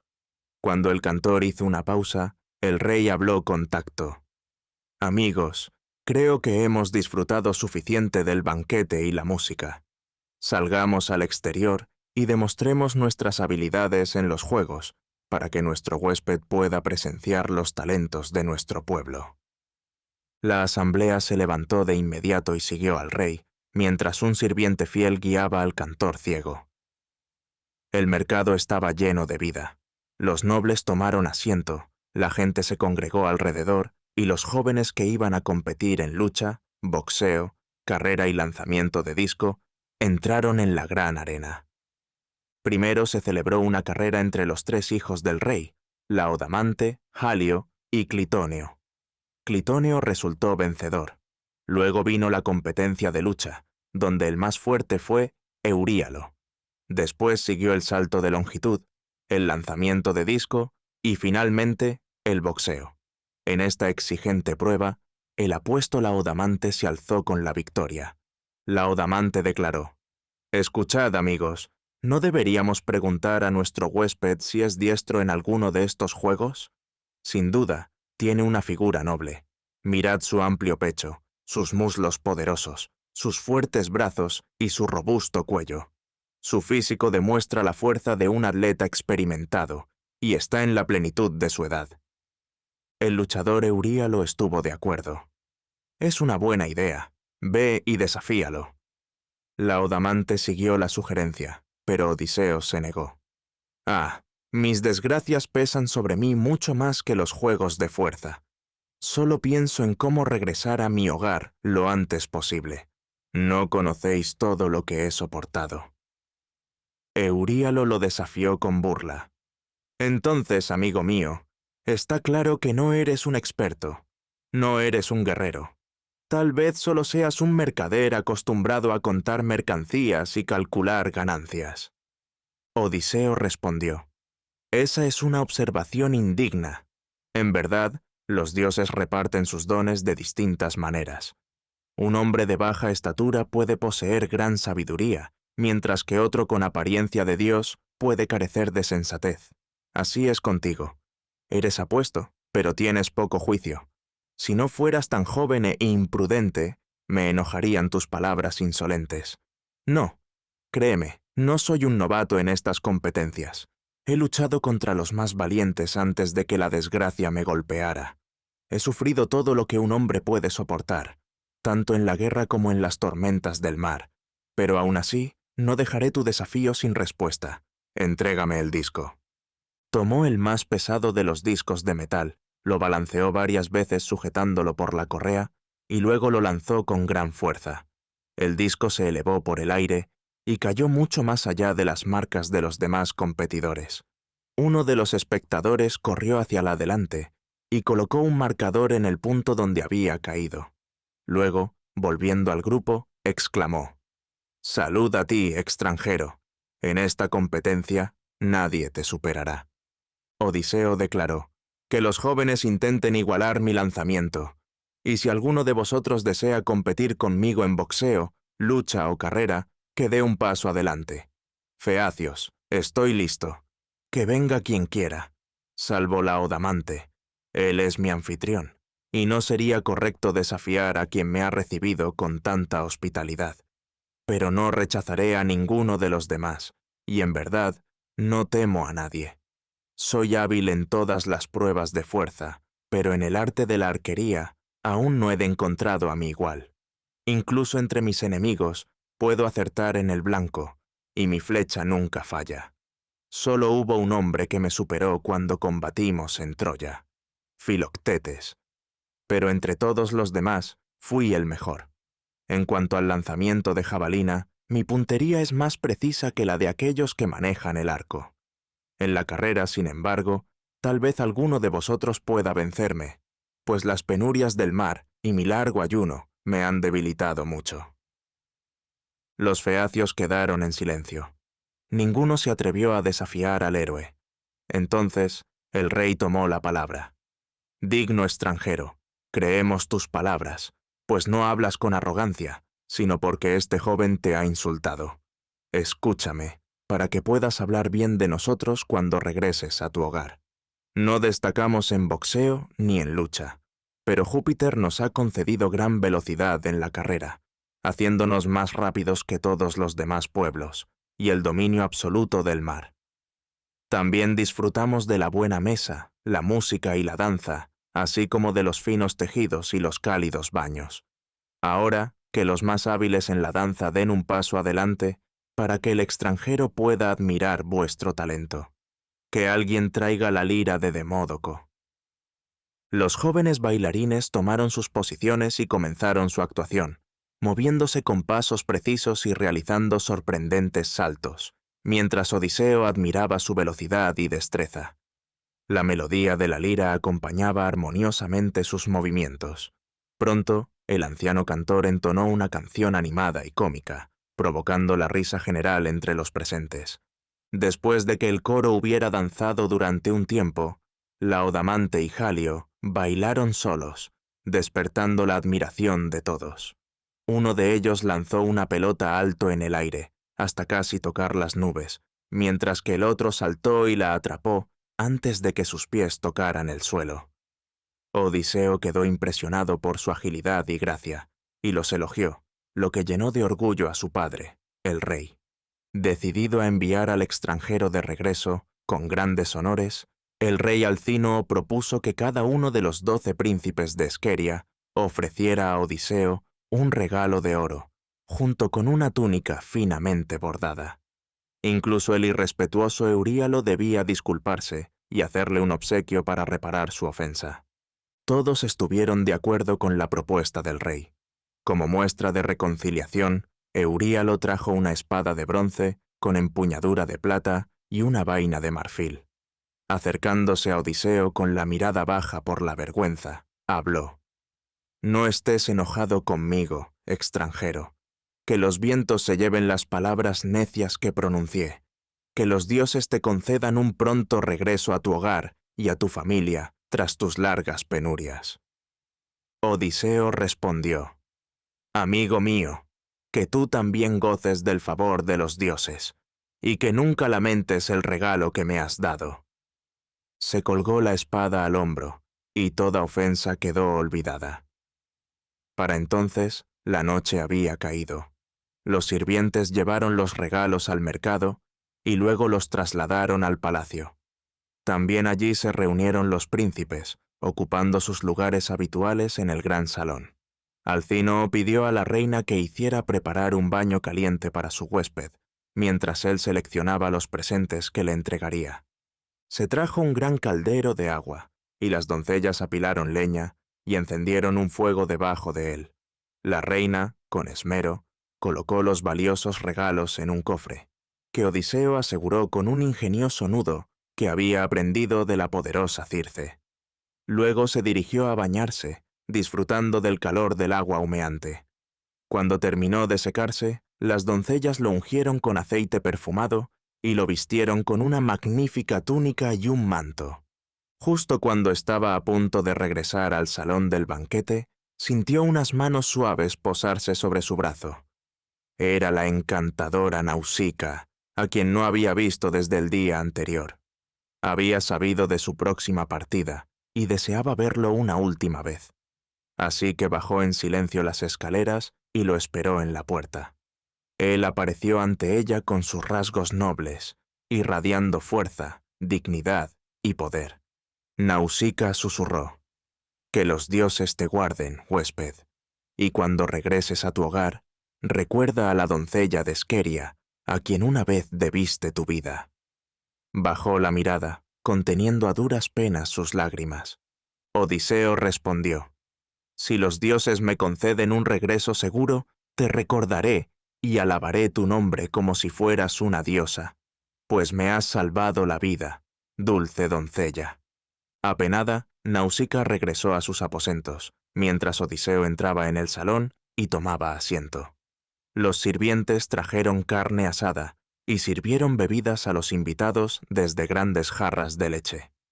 Un heraldo condujo al cantor ciego hasta su lugar.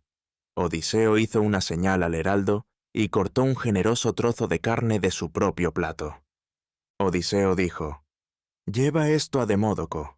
Aunque soy un hombre errante y pobre, deseo honrarlo, pues los poetas merecen nuestro respeto. La misma musa los ha instruido y les ha concedido su favor». Demódoco aceptó con gratitud la ofrenda. Cuando todos hubieron comido, Odiseo se dirigió al cantor y le pidió que entonara el relato del caballo de madera, el astuto engaño con el que Odiseo había logrado burlar a los troyanos. El cantor comenzó su historia sin saber que el héroe cuya astucia alababa estaba sentado ante él. A medida que avanzaba la narración, Odiseo suspiraba con frecuencia y se secaba las lágrimas en silencio. Alcínoo notó su tristeza y con gran tacto interrumpió al cantor. Alcínoo declaró: «Nuestro huésped escucha con lágrimas en los ojos. Un profundo dolor pesa sobre su corazón. Que el cantor haga una pausa para que podamos conservar la alegría de esta reunión. Aquel que llega a nosotros confiado es tan querido como un hermano. Ahora, amigo, dinos con sinceridad lo que queremos saber. Habla, ¿cuál es tu nombre? ¿Quiénes son tus padres? ¿Cuál es tu tierra natal? Debemos conocerlos y hemos de guiarte hasta allí, cosa que haremos con gusto, aunque una antigua profecía nos advierte que el celoso Poseidón podría hundir nuestra nave cuando regrese de tal viaje. Cuéntanos también por dónde has viajado y qué pueblos has conocido. Comparte con nosotros tu historia, y dinos por qué lloras cuando el cantor entona la canción de Troya. Capítulo 5. El gigante de un solo ojo. La compañía permaneció en silenciosa expectación, observando atentamente al extranjero mientras comenzaba a hablar. La tierra de los feacios es, sin duda, un lugar maravilloso, y no conozco placer mayor que sentarse en el salón del banquete mientras los heraldos van de mesa en mesa, llenando las copas, y el cantor entona espléndidos cantos sobre las hazañas heroicas de valientes guerreros. Porque la lira y la voz son los ornamentos de un festín. Pero me pedís que os cuente mi triste historia. ¿Por dónde comenzar? Los dioses inmortales han traído sobre mí muchas desgracias. Primero, permitidme deciros mi nombre, para que me conozcáis y me recordéis. Soy Odiseo, hijo de Laertes, conocido por muchos por mis grandes hazañas. Los feacios quedaron asombrados, y el anciano cantor lamentó haber perdido la vista, incapaz de contemplar al hombre cuyas gestas había cantado tantas veces. Aquel guerrero, el más célebre entre todos los que lucharon en Troya, había comido y bebido con ellos, y estaba a punto de contarles las increíbles hazañas que había realizado, y los sufrimientos que había soportado. Sí, yo soy Odiseo, y mi hogar se encuentra en la soleada isla de Ítaca. No hablaré de la dolorosa guerra. Cuando terminó, partí con mis compañeros hacia Ismaro, la ciudad de los Cicones. Saqueamos la ciudad, matamos a los hombres que huían y dividimos las mujeres y el botín entre nosotros. Aconsejé a mis hombres que nos marcháramos de inmediato, pero mis insensatos compañeros no quisieron escucharme. Mientras tuvieron vino, ovejas y cabras suficientes, permanecieron en la orilla festejando. Esto nos trajo nuestro primer desastre. Los cicones derrotados llamaron a sus aliados del interior, quienes reunieron un gran ejército y nos atacaron con brutal venganza. La feroz batalla comenzó al amanecer. Al principio, logramos resistir su abrumadora superioridad numérica, pero al atardecer nos vimos obligados a retirarnos. Cada uno de mis barcos perdió a 6 hombres, y con gran dificultad logré escapar en rápidas naves con los que quedaron. Aliviados por haber sobrevivido, navegamos hacia el oeste, siguiendo la costa de Grecia. Pero entonces se levantó una terrible tormenta que rompió nuestros mástiles y desgarró nuestras velas. Con gran esfuerzo, logramos alcanzar la orilla para hacer reparaciones. Al tercer amanecer, volvimos a zarpar con renovada esperanza, pero otra tormenta descendió sobre nosotros desde las alturas del cabo Malea y nos arrastró mar adentro. Durante 9 días, vagamos empujados por el implacable viento del norte, y al 10º día fuimos arrojados a la tierra de los lotófagos. Son un pueblo pacífico y viven en gran fortuna, pues poseen un fruto llamado loto, más dulce que la miel, que les sirve de alimento diario. Quien lo prueba olvida su hogar y desea quedarse allí para siempre. Desembarcamos para recolectar agua dulce, y pronto el loto obró su magia. Tuve que arrastrar a mis compañeros de vuelta a los barcos, atarlos con sogas y arrojarlos bajo los bancos de los remeros. Si no nos hubiéramos marchado de inmediato, ni un solo hombre habría regresado conmigo. Zarpamos nuevamente hacia el inmenso mar y desembarcamos en una isla boscosa cercana a la costa de Sicilia, deshabitada, salvo por incontables rebaños de cabras que vagaban por los valles. Estos animales no conocían el miedo a los hombres, por lo que nuestra caza fue fácil y conseguimos abundante alimento. Tras comer y descansar, me llenó el deseo de explorar la isla vecina, que parecía grande y fértil. Desde lejos, podíamos escuchar voces y ver ganado pastando en las colinas. Era la tierra de los cíclopes, una raza de gigantes, un pueblo salvaje que nada sabe de agricultura, que no tiene leyes y que no teme ni a dioses ni a hombres. Advertí a mis compañeros: permaneced aquí con los barcos. Yo cruzaré en mi propia nave con 12 de los más valientes para explorar la tierra.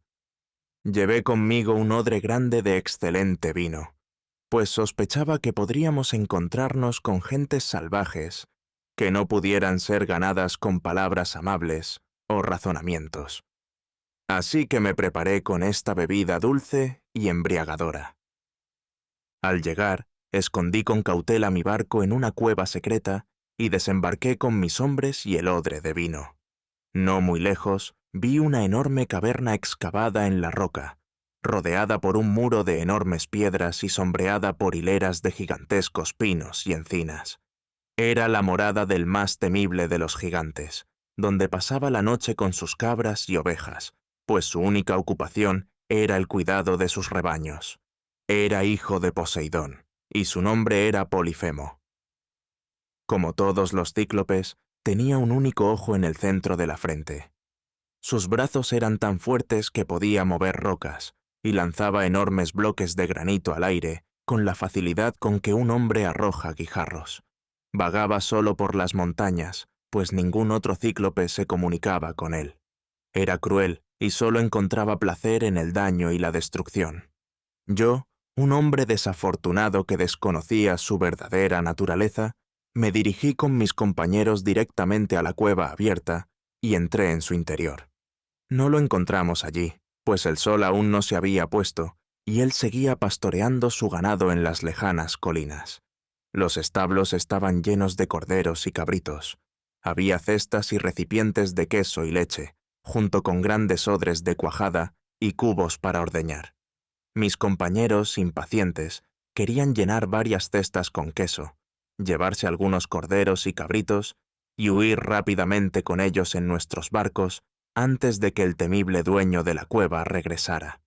Pero les prohibí hacerlo, pues sentí curiosidad por ver al hombre y esperaba, como es costumbre entre los pueblos hospitalarios, recibir un regalo de su parte. ¡Qué equivocado estaba! Nos sentamos dentro de la cueva, encendimos un fuego en señal de ofrenda y pasamos el tiempo comiendo queso hasta que el cíclope regresó. Al anochecer, apareció en la entrada de la cueva con todo su rebaño. Nos estremecimos de miedo, y al principio no nos vio. Cargaba un enorme fardo de leña sobre sus hombros y lo dejó caer al suelo con tal estruendo que las rocas temblaron, obligándonos a refugiarnos en las partes más profundas de la cueva. Luego, hizo entrar a sus cabras y ovejas y bloqueó la entrada con una roca tan inmensa que ni 22 carros podrían haber movido. Nos convertimos en prisioneros del monstruo. Durante un tiempo, pudimos observarlo sin ser notados mientras se sentaba cómodamente en el suelo para ordeñar a los animales, luego vertía la leche en cubos y finalmente avivaba el fuego. De repente, las llamas iluminaron la cueva y nos descubrió acurrucados en un rincón. Por un momento nos miró fijamente y luego rugió con una voz aterradora. «¡Ah, forasteros! ¿De dónde venís? ¿Sois mercaderes o bandidos que surcan los mares sin piedad por la vida humana?» Nuestras rodillas temblaron al escuchar la voz del monstruo. Sin embargo, recuperé rápidamente la compostura y respondí con valentía. «Somos griegos que regresamos de Troya, arrojados a esta costa por las tormentas.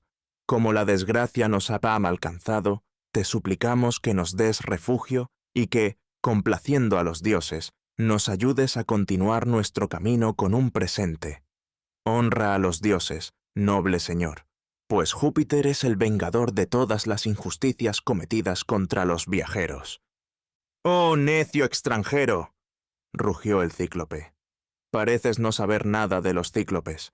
Aquí nadie venera a los dioses, ni nos preocupa tu Júpiter, pues somos mucho más poderosos que ellos. Pero dime, ¿dónde desembarcaste con tu barco?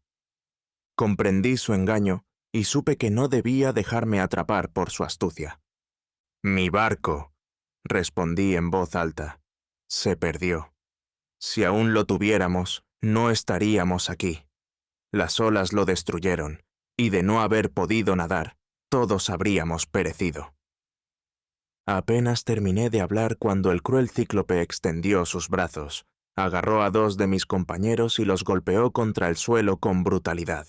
Sus cráneos estallaron y su sangre y sesos salpicaron por todas partes. Luego los despedazó y se los comió. Gritamos de horror ante aquella escena espantosa y elevamos nuestras súplicas a Júpiter, pero nuestros ruegos no conmovieron al cíclope. Bebió de un gran cubo de leche y luego se tumbó a dormir. ¿Qué debo hacer?, me pregunté mientras el monstruo comenzaba a roncar.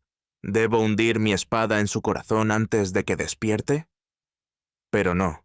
Si lo mataba, ¿quién movería la enorme roca que bloqueaba la entrada? Solo él tenía la fuerza para hacerlo. Si lo mataba, estaríamos atrapados y moriríamos de hambre. Necesitaba idear un mejor plan. Así pasamos la noche aterrorizados, esperando el amanecer. Al alba, el cíclope se despertó y retomó su rutina. Añadió más leña al fuego, ordeñó su rebaño y dejó que las crías bebieran. Luego, una vez más, tomó a 2 de mis compañeros, los mató y se los comió. Después, apartó la roca, sacó a sus ovejas y cabras y volvió a cerrar la cueva con la gran piedra. Otra vez quedamos prisioneros todo el día. Entonces, ideé un plan para vengar a mis camaradas caídos y escapar. Decidí cegar al cíclope con una estaca al rojo vivo. Encontré el trozo de madera perfecto para ello. Era el mismo garrote del gigante, hecho de fresca madera de olivo, tan largo y grueso como el mástil de un barco. Corté una sección y, con la ayuda de mis compañeros, la pulimos y afilamos. Luego endurecí la punta en las brasas ardientes del fuego. Cuando el arma estuvo lista, la escondí cuidadosamente bajo un montón de paja. Después, echamos suertes para decidir quiénes me ayudarían a clavar la estaca en el ojo del monstruo dormido. Temblando de miedo, esperamos su regreso. Finalmente, volvió, conduciendo su rebaño al interior de la cueva. Esta vez, no dejó ningún animal fuera, quizás porque sospechaba de nosotros o porque así lo quiso un dios. Volvió a bloquear la entrada con la enorme piedra, ordeñó sus ovejas y cabras, devoró a 2 más de mis infortunados hombres y avivó el fuego con más leña. Entonces, llegó el momento de ejecutar mi plan. Saqué el odre de vino y me acerqué con decisión. «Cíclope», dije, llenando un jarro, «prueba esta bebida. El vino es bueno después de un banquete de carne humana. Bébelo, para que veas qué exquisita bebida teníamos en nuestro barco antes de que lo perdiéramos». El monstruo tomó el jarro y bebió. Encantado, lo vació de un solo trago y dijo con una sonrisa: «Vierte más y dime tu nombre, para que pueda ofrecerte un regalo. Este es un vino maravilloso. Aquí tenemos vino, pero no se compara con el tuyo. Parece agua. Dame más». Llené su jarro 3 veces, y él bebió con avidez. Pronto noté con satisfacción que estaba embriagándose. Entonces, una idea cruzó mi mente. «¿Preguntas por mi nombre?», dije. «Mi nombre es Nadie. Mi padre y mi madre me llaman Nadie, y así me conocen todos». «Bien», dijo. «Entonces, Nadie será el último al que devore. Ese será mi regalo para ti».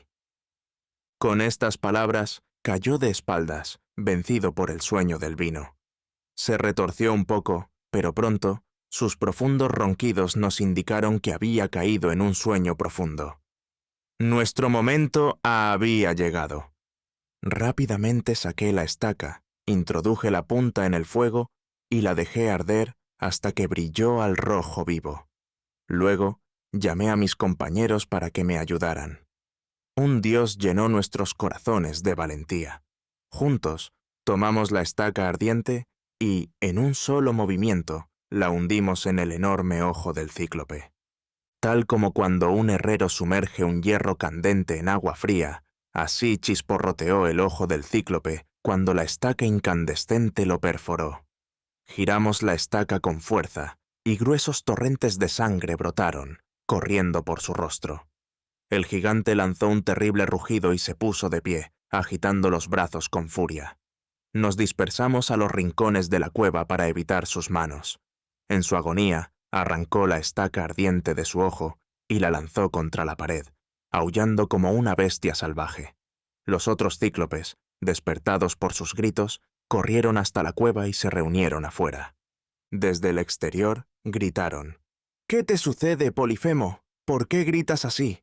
¿Acaso alguien te ha robado el ganado o ha intentado matarte?» «¡Ay de mí!», gimió el cíclope. «Nadie me ha engañado, nadie me ha atacado». «Bueno, si nadie te ataca, no podemos ayudarte. No tenemos poder sobre los males que vienen de dentro. Deberías pedir ayuda a tu padre Poseidón». Y con eso se marcharon. Mi corazón se llenó de alegría al ver que mi astuto engaño había funcionado. Sin embargo, aún estábamos en grave peligro. Aunque habíamos escapado de las garras del cíclope ciego, ahora se sentaba en la entrada de la cueva, retirando un poco la roca y extendiendo sus manos, esperando atraparnos cuando intentáramos salir junto con su rebaño. Pero ya tenía en mente otro engaño para burlarlo. Entre el rebaño había carneros de fuerte constitución y gruesa lana. Tomé 3 y los até juntos con ramas flexibles. Debajo del carnero del centro, até firmemente a uno de mis hombres, mientras que los otros 2 lo cubrían a cada lado. En cuanto a mí, elegí el carnero más grande y lanudo, el líder del rebaño, y me sujeté bajo su vientre. Así preparados, esperamos la llegada del amanecer. Por fin, el rebaño se agolpó en la salida, pasando junto a su amo ciego. Él recorrió sus lomos con las manos, intentando sentir si alguno de nosotros iba montado sobre ellos, pero jamás pensó en buscar debajo. Uno por uno, mis hombres escaparon, ocultos bajo los animales. Yo fui el último. Cuando el gran carnero pasó, me sujeté con fuerza a su espeso vellón con ambas manos y pies. El cíclope acarició a su carnero favorito y le habló con tristeza. «Mi pequeño amigo, ¿por qué eres el último en salir de la cueva hoy? Siempre caminas con orgullo al frente del rebaño. ¿Acaso lamentas la pérdida de mi ojo, que ese miserable nadie ha destruido? Pero no te preocupes, no escapará. Si tan solo pudieras hablar, me dirías dónde se esconde, y entonces lo aplastaría hasta que su sangre corriera por todo el suelo de la cueva. Eso sí que sería una dulce venganza». Lo dejó ir, y tan pronto como estuve lo suficientemente lejos, solté mi agarre y salté al suelo. Rápidamente liberé a los compañeros que quedaban. Solo 6 habíamos sobrevivido. Conducimos algunos de los mejores carneros hacia nuestra nave como recompensa por nuestro sufrimiento. El cíclope hizo rodar la piedra de nuevo en su lugar y silbó para llamar a su rebaño, sin darse cuenta de nuestra huida. Corrimos hacia la orilla, cargamos las ovejas en la nave y empujamos con todas nuestras fuerzas para alejarnos lo más rápido posible. Cuando ya habíamos remado lo suficiente para estar fuera de su alcance, pero aún nos escucharía, no pude resistir la tentación de burlarme de él. «Cíclope, que sepas que no has devorado a hombres sin nombre. Te has alimentado de los compañeros de Odiseo, y ahora pagas el precio por tu crueldad». Se enfureció. Arrancó una enorme roca y la lanzó con todas sus fuerzas hacia el sonido de mi voz. Su puntería fue certera. La piedra cayó junto a nuestra nave, levantando olas inmensas que casi nos arrastran de vuelta a la costa. El agua nos empujó violentamente, pero grité a mis hombres, instándolos a remar con todas sus fuerzas, y logramos escapar hacia mar abierto. Todavía podía ver al gigante apretando su frente ensangrentada, y, a pesar de las súplicas de mis hombres para que guardara silencio, no pude resistirme a desafiarlo una vez más. Escúchame una vez más, Cíclope. Si alguien te pregunta quién te cegó, dile que fue Odiseo, hijo de Laertes. El Cíclope gimió de agonía. ¡Maldito huésped!, gritó. Así que la profecía se ha cumplido. Siempre temí que un gigante poderoso, alguien mucho más fuerte que yo, vendría y me arrebataría la vista. Pero en su lugar ha sido un hombre insignificante, un simple mortal, quien me ha engañado. ¡Ay de mí! Pero escucha, Odiseo, añadió, con un tono de súplica repentina. Vuelve, hagamos las paces. Te recibiré como mi invitado y rogaré a mi padre, Poseidón, que te conceda un viaje seguro a casa. Seguro que él restaurará mi ojo y todo será perdonado. En mi grito final, escuché al Cíclope clamando en voz alta a su padre, rogándole que me enviara desgracias. Por desgracia, Poseidón lo escuchó y respondió a su súplica. Mientras tanto, seguimos remando con todas nuestras fuerzas, pero el peligro aún no había pasado. El Cíclope lanzó otra enorme roca, y ésta cayó en el mar, levantando olas que casi volcaron nuestra embarcación. Por fin, tras un largo y arduo esfuerzo, alcanzamos nuestra pequeña isla. Allí nos reunimos con nuestros compañeros, quienes ya nos habían dado por muertos y habían pasado días y noches llorándonos en la orilla. Al vernos regresar, se llenaron de alegría y me entregaron el gran carnero que había cargado conmigo fuera de la cueva. Como mi parte del botín, sacrifiqué al animal en honor a Júpiter, y juntos comimos y bebimos para celebrar nuestra supervivencia. Cuando el sol se puso, nos recostamos en la playa y dormimos. Capítulo 6. El hechizo de Circe. Una vez que recuperamos nuestras fuerzas y saciamos nuestro hambre, botamos nuestras naves y zarpamos nuevamente. Viajamos hasta llegar a una extraña isla, diferente a cualquier otra que hubiéramos visto antes. Esta tierra flotaba sobre el agua y estaba rodeada por un enorme muro de bronce. Era la legendaria isla de Eolo, el gobernante de los vientos. Los dioses le habían otorgado el poder de dominar todos los vientos, pudiendo desatarlos o contenerlos según su voluntad. Eolo nos recibió con hospitalidad y nos acogió durante un mes entero. Vivía en un magnífico palacio con sus 6 hijos y sus bellas esposas. Cada noche se reunían en un gran salón para festejar y escuchaban con entusiasmo mis relatos sobre Troya y las penurias de mi viaje. Cuando llegó el momento de partir, rogué a Eolo que me ayudara a regresar a casa sano y salvo. Aceptó y me otorgó un regalo precioso, uno que habría puesto fin a mis largas desventuras de no haber sido por la necedad de mis hombres.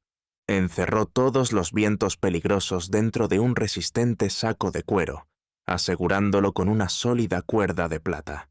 De este modo, ninguna tormenta podría desviarnos del camino, y yo podría liberar los vientos solo cuando fuera necesario. Con una brisa suave guiándonos, partimos de la isla de Eolo y cruzamos el Mediterráneo. Durante 9 días y noches, navegamos sin dificultades, y en la 10ª noche, finalmente divisamos las costas de mi amada Ítaca. Podía distinguir las hogueras encendidas en las colinas. Era, sin duda, mi hogar. Al fin, mi viaje estaba a punto de concluir. Agotado tras haber guiado el barco durante tantos días, me entregué al sueño, seguro de que en pocas horas estaríamos en tierra firme. Mientras dormía, mis compañeros comenzaron a susurrar entre ellos. Se quejaban de que habían sufrido mucho y no habían obtenido nada, mientras que yo había acumulado tesoros de Troya y recibido regalos en cada tierra que visitábamos. En todos lados, murmuraban, se le honra y le entregan espléndidos obsequios, mientras nosotros regresamos con las manos vacías. ¿Qué ocultará en ese saco? Seguro que Eolo le ha dado un gran tesoro de oro y plata. La curiosidad se apoderó de ellos. Creyendo que el saco contenía riquezas, desataron en secreto la cuerda de plata. En cuanto lo hicieron, los vientos quedaron libres, rugiendo con furia, y nuestra nave fue lanzada violentamente fuera de curso. La tormenta nos arrastró de regreso a través del mar hasta la misma isla de la que acabábamos de partir. Desesperado y con el corazón roto, desembarcamos una vez más en la isla de Eolo. Mis hombres estaban exhaustos y, tras comer y beber, tomé a uno de ellos y a mi heraldo y fui a suplicar ayuda al rey nuevamente. Al llegar a su palacio, lo encontré con su familia, disfrutando de un festín. Se sorprendieron al verme regresar. Les conté lo sucedido y les rogué que nos ayudaran otra vez. Pero Eolo frunció el ceño y habló con voz severa. «Infeliz viajero, los dioses mismos están en tu contra. No puedo ayudar a alguien tan maldito. Sal de mi isla de inmediato». Con gran pesar, regresé con mis hombres, y con el alma abatida, volvimos a zarpar. Remamos sin descanso durante 6 días, y al 7º llegamos a la tierra de los Lestrigones. Encontramos un puerto tranquilo, y allí amarramos nuestras naves. Luego, subí a una colina en busca de señales de vida. A lo lejos, vi humo elevándose, y envié a 2 hombres y a mi heraldo a explorar. Siguieron un sendero que atravesaba un bosque, y encontraron huellas de carretas que los guiaron hasta una ciudad.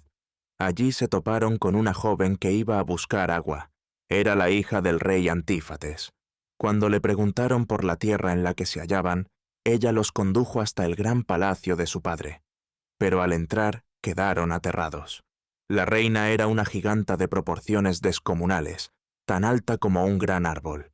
Ante su llamado, apareció el monstruoso rey. Sin decir una sola palabra, agarró a uno de mis hombres y lo devoró en el acto. Los otros 2 huyeron despavoridos hacia nuestras naves. Desde la distancia, vimos cómo corrían, y pronto una horda de gigantes lestrigones los perseguía. Intentamos hacernos a la mar lo más rápido posible, pero enormes rocas cayeron del cielo, lanzadas por aquellos colosos. Cada piedra aplastaba una nave, destruyéndola y matando a sus tripulantes. Fue una masacre. Yo había amarrado mi barco detrás de una gran roca, ocultándolo de la vista, por lo que se salvó. Sin perder un instante, corté las amarras, llamé a los hombres que quedaban y remamos con todas nuestras fuerzas para escapar. Desde la distancia, observamos con horror cómo los lestrigones capturaban a los últimos de nuestros desafortunados compañeros y los arrastraban para su espantoso festín. La corriente nos llevó entonces hasta la isla de Æea. Nos adentramos en una bahía protegida y permanecimos allí, débiles por el cansancio y el hambre, durante 2 días y 2 noches. Pero al tercer día, cuando la aurora tiñó el cielo de rosa, tomé mi lanza y mi espada y escalé hasta la cima más alta de la isla.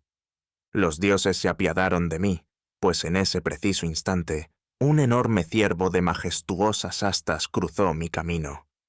Sin dudarlo, lancé mi lanza y lo atravesé de costado. El animal dejó escapar un bramido y cayó al suelo. Apoyando mi pie sobre su cuerpo, retiré mi lanza, até sus patas y lo cargué sobre mis hombros. Tambaleándome bajo su peso, regresé con mis hombres hambrientos, decidido a que no pereciéramos de inanición. «Amigos», exclamé, «no bajemos aún al reino de Hades hasta que llegue el día de nuestro destino. Mientras tengamos comida y bebida, alegremos nuestros corazones y recobremos las fuerzas». La visión del enorme ciervo reavivó el ánimo de mis exhaustos compañeros. Se levantaron de inmediato, se lavaron las manos y prepararon la carne con entusiasmo.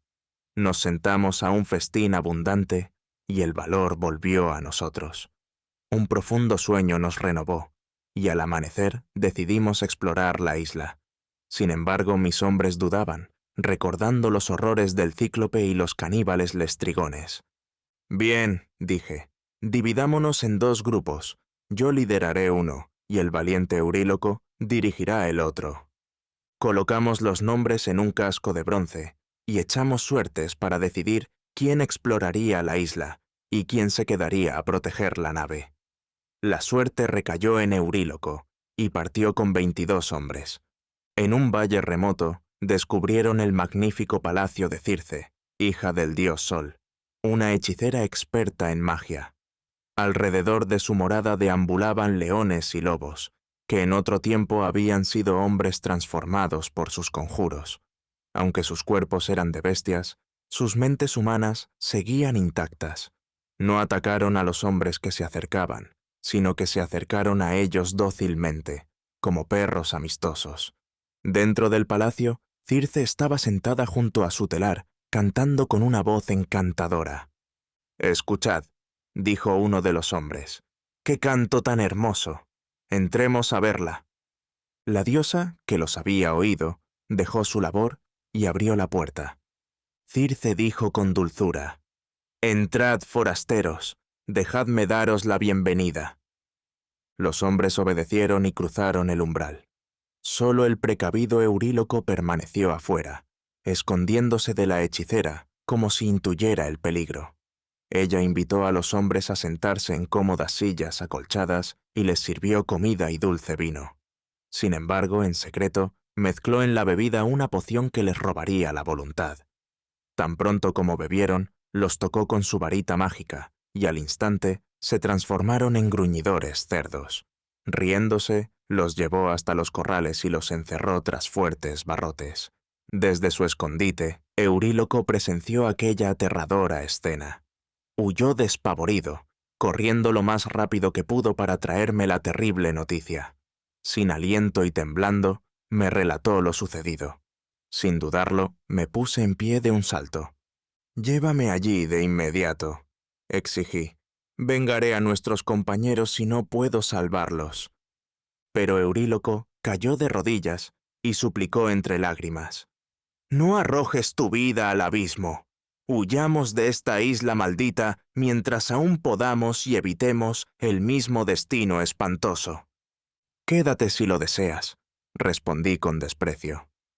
«Come y bebe aquí en la orilla, pero yo debo partir». Dicho esto, me apresuré hacia la morada de Circe, caminando con firmeza por la playa. Cuando me acercaba al palacio, una figura radiante apareció ante mí. Reconocí a Hermes por su resplandeciente báculo y su divina presencia. Hermes tomó mi mano y me dijo, «Amigo mío, ¿por qué deambulas solo por estas colinas salvajes? ¿Sabes lo que te espera? Tus compañeros han sido encerrados en los establos de Circe, convertidos en cerdos. ¿Acaso piensas rescatarlos? Pobre hombre, temo que solo acabarás uniéndote a ellos. Escucha bien, pues quiero tu bienestar y puedo ayudarte. Déjame advertirte sobre los trucos de Circe. Cuando llegues a su morada, te ofrecerá un vino dulce mezclado con una poderosa droga para someterte a su voluntad. Pero toma esta hierba, te protegerá de su magia». Hermes me entregó una planta con una flor blanca lechosa y una raíz negra. Hermes declaró, «Esto es Moli. Su poder impedirá que el hechizo de Circe surta efecto en ti. Cuando vea que su poción ha fallado, intentará embrujarte tocándote con su varita. En ese instante, desenvaina tu espada y haz como si fueras a matarla. Ella se aterrorizará y rogará por su vida. Acepta perdonarla, pero solo si jura un solemne juramento de los dioses de que no volverá a hacerte daño. Si lo haces, quedará sometida a tu voluntad y podrás convencerla con el tiempo de que libere a tus amigos». Dicho esto, Hermes desapareció, elevándose hacia los cielos. Lo observé con gratitud, guardé con cuidado la hierba mágica y memoricé sus palabras. Sumido en mis pensamientos, pronto llegué al palacio de Circe. Su dulce canto aún flotaba en el aire. Llamé a la puerta y de inmediato apareció, sonriendo al darme la bienvenida. Me condujo al interior y me invitó a sentarme en una silla adornada con plata.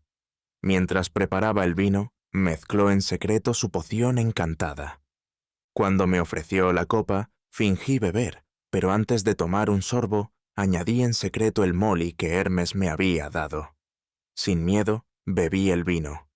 En cuanto lo hice, Circe apuntó su varita mágica a mi cabeza y ordenó: «Ahora, pequeña bestia, ve a reunirte con tus compañeros en el corral».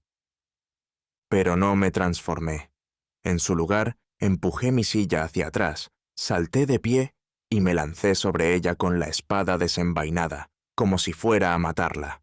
Ella gritó y se arrojó al suelo, abrazando mis rodillas. «¿Quién eres tú y de dónde vienes?», exclamó. «Eres el primero en resistir mi magia. Ningún mortal ha logrado nunca escapar de su poder.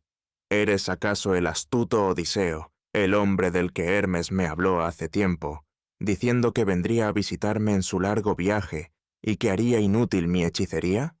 Pero no me mires con tanta furia. Guarda tu espada. Siéntate a mi lado y hablemos como amigos». «Oh, diosa», respondí, «¿cómo podría confiar en alguien que ha robado a mis amigos? No sé qué nuevos engaños estarás tramando contra mí. Si realmente no deseas hacerme daño, jura por los dioses que no usarás ninguna magia contra mí, ni mientras esté despierto, ni mientras duerma». Sin dudarlo, juró el solemne voto, y así me sentí seguro. Luego me atrajo junto a ella al diván, hablándome con dulzura, mientras sus doncellas, hermosas hijas de los dioses del bosque y del río, preparaban un banquete. Una de ellas calentó agua para mi baño. Cuando estuvo listo, la propia Circe lavó mi cabeza y mis hombros y me vistió con ricas vestiduras. Luego me condujo a una mesa cubierta con manjares exquisitos. Pero no pude comer. Apoyé la cabeza en mi mano y me sumí en una profunda tristeza. Circe insistió en que participara del banquete, pero me negué. «Oh, diosa», suspiré, «¿cómo podría disfrutar de la comida en una casa donde mis infortunados compañeros siguen prisioneros? Hasta que no los vea libres de este terrible encantamiento, no podrás aliviar mi pesar con tu amabilidad». Circe se conmovió con mis palabras. Se dirigió a los establos, liberó a los cerdos y ungió a cada uno con un ungüento sanador. ¡Oh, alegría! Las ásperas cerdas y los largos hocicos desaparecieron, y mis compañeros se alzaron ante mí, más jóvenes y fuertes que antes. Gritaron de alivio y cayeron a mis pies, agradecidos. Circe, entonces, los condujo al salón del banquete. Circe me dijo: «Escucha, Odiseo, quédate conmigo un tiempo y descansa después de todo el sufrimiento que has soportado. Arrastra tu barco hasta la arena, esconde tus armas y tesoros en la espesura, y trae aquí a todos tus valientes compañeros. Yo los recibiré con hospitalidad». Confiando en el juramento sagrado que había pronunciado, partí de inmediato en busca de los hombres que aún quedaban conmigo. Cuando me vieron regresar sano y salvo, corrieron hacia mí como potrillos que buscan a su madre. Les conté todo lo sucedido y les ordené que vararan el barco en la orilla, guardaran nuestras armas en un lugar seguro y me siguieran hasta el palacio, donde podrían descansar y disfrutar de un festín. Pero entonces, Euríloco, aún paralizado por el miedo, habló: «Pobres insensatos, ¿a dónde creéis que vais? Esa hechicera astuta nos convertirá a todos en cerdos, lobos o leones. ¿No nos llevó Odiseo a la cueva del Cíclope? Y ahora quiere arrastrarnos de nuevo a una trampa. Quedémonos aquí y que vaya él si lo desea». Ardí de ira ante su cobardía. En mi furia, desenvainé la espada, dispuesto a castigarlo allí mismo, pero mis compañeros me detuvieron. «Déjalo quedarse», dijeron, «pero nosotros te seguiremos». Así que los guié hasta el palacio de Circe, y aun Euríloco, a pesar de su miedo, nos siguió a la distancia. Cuando entraron en el gran salón y vieron a sus compañeros perdidos, vestidos con elegantes túnicas y sentados en un suntuoso banquete, la alegría los embargó. Se abrazaron unos a otros, y hasta la misma Circe se conmovió al presenciar aquel reencuentro. Circe dijo: «Queridos amigos, permaneced aquí hasta que hayáis olvidado vuestras antiguas penas y recuperado por completo vuestras fuerzas». Agradecidos, aceptamos su ofrecimiento. Día tras día, comimos, bebimos y descansamos. Pero cuando hubo pasado un año entero, la añoranza por nuestro hogar comenzó a despertar nuevamente en nuestros corazones. Mis hombres vinieron a mí, suplicando que regresáramos a Ítaca. Durante todo el día, reflexioné sobre su petición. Al caer la noche, fui a ver a Circe, me arrodillé ante ella y le rogué que nos dejara partir. Circe respondió: «No deseo retenerte aquí contra tu voluntad, pero antes de que puedas tomar el camino directo a casa, primero debes cumplir una tarea importante. Debes viajar al inframundo y buscar el espíritu de Tiresias. Perséfone, reina del Hades, le ha concedido el don único de conservar su sabiduría incluso después de la muerte. Solo él podrá indicarte cómo regresar a tu patria». Al escuchar esto, gemí de desesperación. Me dejé caer a su lado, sollozando. «¿Quién me guiará hasta allí?», pregunté. «Ningún hombre vivo ha descendido jamás al Hades y ha regresado a la tierra de los vivos». Circe me tranquilizó. «No temas por tu vida ni por tu viaje. Iza tu vela y deja que el viento del norte te lleve». Luego me dio detalladas instrucciones sobre lo que vería y haría en la tierra de los muertos. Cuando terminó de hablar, la aurora comenzaba a teñir el cielo con su luz rosada. Con el corazón pesado, me levanté y desperté a mis compañeros, informándoles que debíamos zarpar de inmediato. Se llenaron de tristeza al pensar que abandonaríamos las comodidades de Circe para embarcarnos en un viaje tan aterrador. Aún así, nos dirigimos al barco. En la orilla encontramos los animales para el sacrificio que Circe había preparado para nosotros: un carnero negro y una oveja, junto con harina, vino y miel. Capítulo 7. Sombras del inframundo. Empujamos nuestra nave hacia el agua, izamos el mástil y zarpamos hacia lo desconocido, impulsados por el viento. Finalmente, llegamos a la tierra de los cimerios, donde el sol nunca brilla. Allí encallamos nuestra nave, tomamos las ofrendas y caminamos hasta el lugar que Circe nos había descrito. Todo era exactamente como ella había predicho. Con mi espada, cavé un foso de un codo de ancho y profundo. En él vertí ofrendas para los muertos. Primero miel y leche, luego vino dulce y finalmente agua, espolvoreando harina blanca sobre todo. Después, tomé las 2 ovejas, les corté la garganta y dejé que su sangre oscura fluyera dentro del foso. Al instante, los espíritus de los muertos se alzaron desde el inframundo. Se agolparon en torno al pozo en oleadas inquietas. Jóvenes doncellas, ancianos afligidos por la tristeza, guerreros aún marcados por las heridas de batalla. Sus lamentos llenaban el aire, y un terrible miedo se apoderó de mí. Desenvainé mi espada y los mantuve alejados, sin permitirles beber la sangre hasta que hubiera hablado con Tiresias. Mientras tanto, mis hombres desollaron las ovejas y las quemaron como sacrificio, orando a los dioses del inframundo. Yo también oré con fervor, prometiendo más ofrendas si lograba regresar a salvo a mi hogar. Las sombras nos rodeaban por todos lados, extendiendo sus manos hacia la sangre, gimiendo de hambre. Pero me mantuve firme, con la espada en alto, esperando la llegada del espíritu de Tiresias. Los espíritus permanecieron en silencio, excepto por Tiresias. Me pidió que guardara mi espada para que pudiera beber la sangre y profetizar mi destino. Cuando hubo bebido, apoyó su mano en su bastón dorado y comenzó a hablar.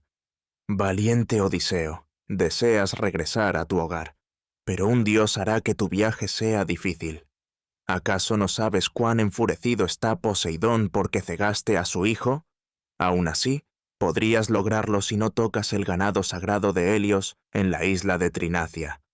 Si tú o tus hombres dañan esas reses, apenas sobrevivirás, y aunque llegues a casa, tardarás muchos años, y todos tus compañeros habrán muerto. Cuando finalmente regreses, encontrarás que otros han tomado tus riquezas, intentan casarse con tu esposa y conspiran para matar a tu hijo. Pero al final, un dios te ayudará, y podrás vengarte de esos pretendientes en tu propio palacio. Sin embargo, tu destino no acaba allí. Después de restaurar tu hogar, deberás partir nuevamente y viajar muy lejos, hasta un lugar donde los hombres no conozcan el mar. Sabrás que has llegado cuando te encuentres con alguien que confunda el remo en tu hombro con una herramienta de labranza. Allí, lejos de las olas, vivirás hasta la vejez y morirás en paz. Entonces ese es mi destino, oh Tiresias, dije. Pero dime, ¿no es esa mi madre entre los espíritus? No me habla ni me mira a los ojos. ¿Cómo puedo hacer que me reconozca? Tiresias respondió, si deseas hablar con alguno de estos espíritus, déjalos beber la sangre. Solo entonces recuperarán la claridad y podrán hablar contigo. Esperé a que mi madre se acercara, y en cuanto bebió, me reconoció con alegría y asombro. Le conté todo sobre mi sufrimiento, y le pregunté cómo había muerto, así como el estado de mi padre, mi esposa y mi hijo en Ítaca. Me dijo que todos seguían con vida y que me anhelaban cada día. Mi padre, ahora anciano y débil, ya no vivía en el palacio, sino que trabajaba en su viñedo en el campo. Ella se desvaneció, y otras mujeres tomaron su lugar, esposas de grandes héroes que una vez había conocido. También ellas bebieron la sangre y me contaron su destino. Mi corazón se llenó de emociones al ver a los espíritus de mis antiguos camaradas que habían luchado junto a mí en Troya, Agamenón, Aquiles, Patroclo y el poderoso Áyax, todos muertos antes de volver a casa. Pero el que más me sorprendió ver allí fue Agamenón. Le pregunté qué le había ocurrido, y con pesar me narró su trágico final. Me preguntó por su hijo Orestes, pero yo no tenía noticias de los griegos. Sin embargo, pude contarle a Aquiles sobre su hijo, Neoptólemo, cuya valentía en la guerra había presenciado tras la muerte de su padre. Incluso en el reino de los muertos, Aquiles se enorgulleció del valor de su hijo, y su espíritu se alejó con dignidad hacia los campos de Asfódelos, donde moran las sombras de los grandes héroes. También vi a los legendarios héroes de la antigüedad. Minos, el sabio legislador de Creta, seguía impartiendo justicia en el Hades sobre las almas de los difuntos. Orión, el gran cazador, vagaba con su arco, persiguiendo sin descanso enormes rebaños de animales. Vi los castigos de aquellos condenados por sus crímenes. Ticio, el gigante hijo de la tierra, que había osado atacar a la diosa Leto, yacía clavado al suelo mientras dos buitres devoraban su hígado, que volvía a regenerarse una y otra vez, sin que su tormento terminara jamás. No menos terrible era el castigo de Sísifo, el cruel rey de tiempos pasados. Estaba condenado a empujar una enorme roca cuesta arriba, pero cada vez que estaba a punto de alcanzar la cima, la piedra resbalaba de sus manos y rodaba de vuelta al valle. Exhausto, cubierto de sudor y polvo, se veía obligado a empezar de nuevo su tarea sin esperanza alguna. También vi a Tántalo, el antiguo rey a quien Zeus había permitido sentarse a la mesa de los dioses. Pero su arrogancia lo hizo indigno de este privilegio y traicionó la confianza de los dioses. Ahora, en el inframundo, sufría un tormento eterno. Se encontraba de pie en un estanque de agua hasta el cuello, pero cada vez que inclinaba la cabeza para beber, el agua desaparecía. Sobre él colgaban ramas cargadas de dulces higos, manzanas y peras, pero cada vez que alzaba la mano para tomarlas, el viento las alejaba de su alcance. Su sed y su hambre eran eternas, pero nunca podía saciarlas. Vi la sombra del poderoso Heracles. Aunque ahora vivía en el Olimpo entre los dioses, casado con Hebe y disfrutando de los placeres divinos como recompensa por sus trabajos en la tierra, su espíritu aún vagaba por el inframundo. También alcancé a vislumbrar las sombras de Teseo y Pirito, flotando a lo lejos. No me atreví a permanecer más tiempo en aquel lugar espantoso. Abrumado por todo lo que había visto y oído, corrí de regreso a la nave con mis compañeros. Todos abordamos rápidamente, y las aguas de océano nos llevaron de regreso por el mismo camino. Apenas Circe supo de nuestro regreso, acudió a nosotros y nos proporcionó pan, carne y vino en abundancia. Cuando la noche comenzó a caer, se sentó a mi lado, lejos de los demás, y me dio sabios consejos para el viaje que nos esperaba. Me advirtió sobre las sirenas, que atraen a los viajeros con sus hermosos cantos solo para devorarlos como bestias salvajes. Circe me advirtió: no podrás resistirte al hermoso canto de las sirenas, así que debes hacer lo siguiente. Toma esta cera y caliéntala hasta que se ablande. Úsala para tapar los oídos de tus hombres, de modo que no escuchen nada. En cuanto a ti, haz que te aten con fuerza al mástil de la nave. Cuando escuches el canto de las sirenas, rogarás que te liberen, pero diles a tus hombres que te aten aún más fuerte. Más adelante hay un lugar aún más peligroso, donde dos enormes acantilados forman un estrecho paso. En esas aguas habitan dos monstruos, Caribdis y Escila. Caribdis crea un gigantesco remolino en la base de uno de los acantilados. Traga los barcos enteros y luego los escupe hechos pedazos. Mantente alejado de su lado. En su lugar, navega cerca del acantilado derecho, donde vive Escila. También es peligrosa. Tiene 6 cabezas y cada una tomará a uno de tus hombres. Pero es mejor perder a 6 compañeros que a toda la tripulación en las fauces de Caribdis.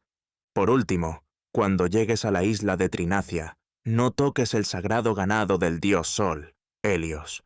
Si tú o tus hombres matáis siquiera a uno de estos animales, os sobrevendrán terribles desgracias.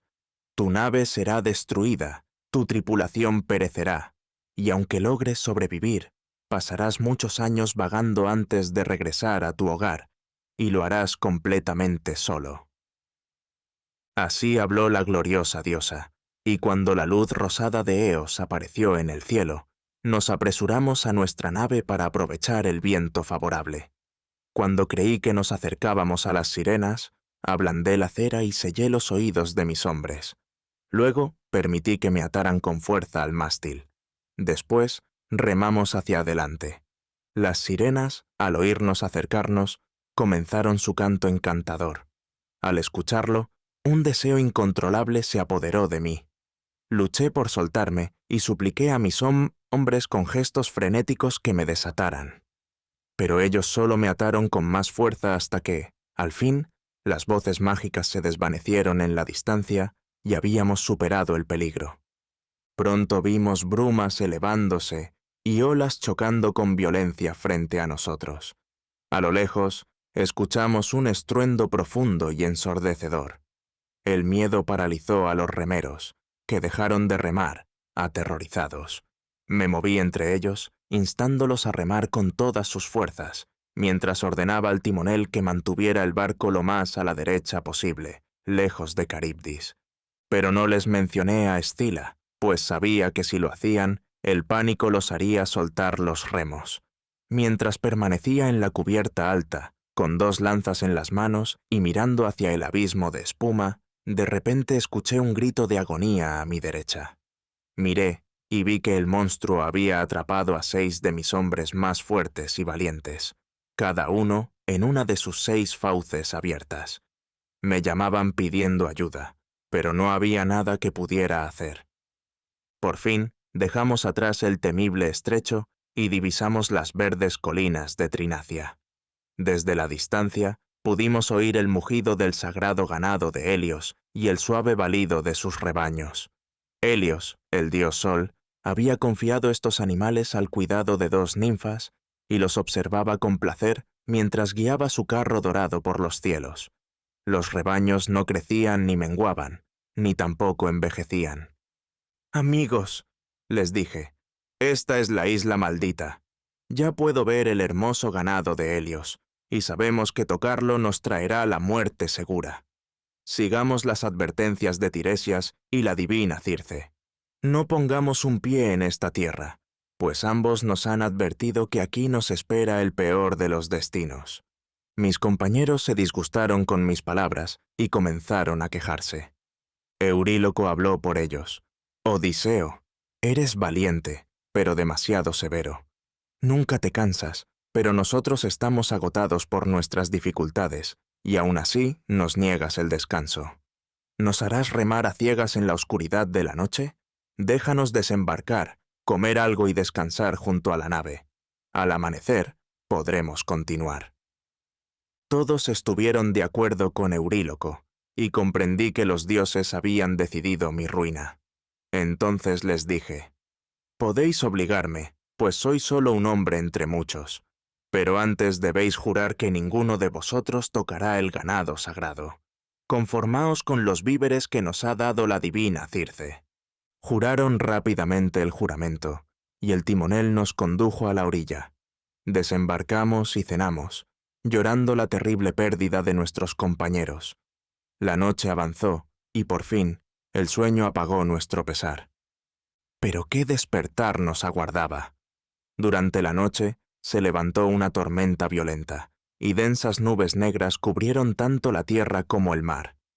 Cuando llegó la mañana, empujamos nuestra nave hacia una cala rocosa y nos refugiamos como mejor pudimos. Amigos, les dije, no podremos abandonar esta isla hoy, pero aún tenemos comida y bebida. Juradme una vez más que ninguno de vosotros tocará el ganado sagrado. De nuevo, todos prometieron respetar el juramento.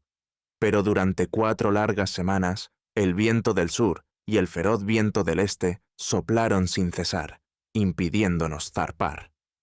Cuando por fin se agotaron nuestras provisiones, mis compañeros comenzaron a buscar moluscos en la orilla y a cazar aves marinas, pero no era suficiente para saciar su hambre. Yo también me alejé de la nave, lavé mis manos en el mar sagrado y oré a los dioses para que me mostraran un camino de regreso a casa. Después de orar, un profundo sueño se apoderó de mí y caí rendido sobre la arena. Mientras dormía, mis compañeros tomaron una decisión fatal. Eligieron romper su juramento. Euríloco dijo: si Zeus ha decidido que debemos morir, prefiero perecer en el mar de un solo golpe, antes que morir lentamente de hambre en esta isla. Vamos, tomemos algunos de los bueyes, sacrifiquémoslos y prometamos construir un templo al dios Sol cuando regresemos a Ítaca. Justo cuando la carne grasosa del ganado sagrado chisporroteaba sobre el fuego, desperté y corrí hacia el campamento. El aroma de la carne asada llenaba el aire, y mi corazón se hundió en la desesperación. Ya era demasiado tarde para detenerlos. Las ninfas ya habían llevado la noticia a Helios, y el furioso dios del sol amenazó con dejar de iluminar el mundo si no se hacía justicia. En respuesta, Zeus prometió que destruiría mi barco tan pronto como volviéramos a zarpar. ¡Cuánto sufrimiento me esperaba aún! Durante 6 días, mis compañeros festejaron con la carne de los bueyes sagrados, pero al 7º día, cuando la tormenta finalmente pasó, subimos a la nave y partimos rápidamente rumbo a casa. No habíamos avanzado mucho cuando un terrible viento del oeste se levantó, trayendo consigo oscuros nubarrones. El mar embravecido sacudió nuestra pequeña embarcación con furia, hasta que, con un estruendo ensordecedor, el mástil se partió y cayó, arrastrando al timonel al mar. Entonces, un relámpago aterrador cayó del cielo, partiendo el barco en 2. Todos mis compañeros fueron lanzados a las aguas, luchando por un breve instante antes de ser engullidos por el mar. Solo yo sobreviví, aferrándome desesperadamente a la quilla del barco destrozado. Cuando el mástil flotó cerca de mí, lo até a la quilla con las sogas que aún quedaban, tratando de mantenerme a flote sobre aquella miserable balsa. Pero apenas tenía esperanza de llegar a tierra, especialmente cuando un viento del sur repentino me empujó directamente hacia el estrecho de Escila. La corriente me arrastró directamente hacia el mortal remolino de Caribdis. Parecía seguro que perecería, pero en el último instante vi un árbol de higuera que crecía sobre el abismo. Justo cuando la vorágine intentaba engullirme, estiré los brazos y me aferré a sus delgadas ramas, colgando como un murciélago, sin encontrar apoyo para mis pies. Observé impotente cómo mi balsa era tragada por el remolino, sabiendo que, con el tiempo, Caribdis la escupiría de vuelta. Me aferré con todas mis fuerzas, esperando ese momento. Y cuando al fin volvió a la superficie, solté el árbol y me lancé sobre la madera destrozada. La corriente me arrastró fuera del estrecho y me llevó de nuevo al mar abierto. La tormenta había cesado, pero durante 9 días vagué sin rumbo, impulsándome con mis manos, debilitado por el hambre. Al 10º día, por fin llegué a tierra firme, la isla de Ogygia, donde la ninfa Calipso me mantuvo prisionero durante 9 años, tal como ya os he contado. Capítulo 8. El regreso a Ítaca. Todos los ojos permanecieron fijos en el orador mientras la audiencia escuchaba con admiración las increíbles aventuras de Odiseo. Sus pruebas y su resistencia los habían cautivado, y una profunda reverencia llenó el salón. Reconociendo los extraordinarios sufrimientos que su huésped había soportado, Alcínoo propuso honrarlo aún más. Llamó a los 12 príncipes para que cada uno contribuyera con un trípode de bronce y una fuente de plata como parte de sus regalos. Sus palabras fueron recibidas con aprobación unánime, y con esta decisión tomada, la reunión se dispersó hasta la mañana siguiente. Al amanecer, se reunieron nuevamente, y cada noble llegó con los regalos prometidos. El propio Alcínoo se encargó de supervisar los últimos preparativos, asegurándose de que la nave estuviera completamente abastecida para el viaje. Cuando todo estuvo listo, regresaron al palacio, donde un gran banquete de despedida les esperaba. La ocasión no solo se celebró con festines, sino también con una solemne ofrenda en honor a los dioses, como último acto sagrado antes de que Odiseo emprendiera su tan ansiado regreso. Ansioso por volver a su hogar, Odiseo habló al rey. «Ilustre rey Alcínoo y nobles príncipes de los feacios, enviadme ya en mi camino, pues tengo en mis manos todo lo que mi corazón anhela. Que los dioses bendigan vuestros dones y mi regreso, y que os concedan fortuna y prosperidad». Tras completar los últimos ritos de hospitalidad, Odiseo se volvió hacia la reina Arete. Le entregó su copa y dijo: «Adiós, reina Arete. Espero que vivas una larga y feliz vida en tu palacio, junto a tu familia y tu pueblo, hasta que la vejez, inevitable para todos, llegue a ti».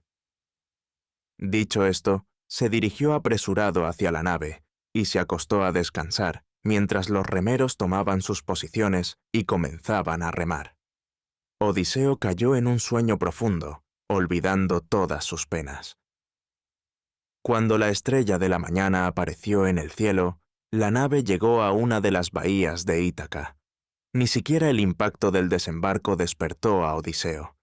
Los jóvenes feacios lo cargaron cuidadosamente hasta la orilla, colocaron todos sus regalos junto a él bajo un olivo, y luego regresaron a su nave.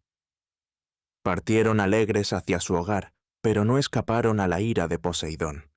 El dios los vio de regreso y, furioso, transformó su barco en piedra en medio del mar y rodeó la ciudad de los feacios con altos acantilados. Mientras tanto, Odiseo despertó, pero no reconoció su tierra, pues Atenea la había envuelto en una densa niebla. Odiseo exclamó: «¡Oh no! ¿Dónde estoy? ¿Me han engañado los feacios y me han llevado a otro lugar? Será mejor que cuente mis regalos para asegurarme de que todo sigue aquí». Los revisó uno por uno y comprobó que nada faltaba.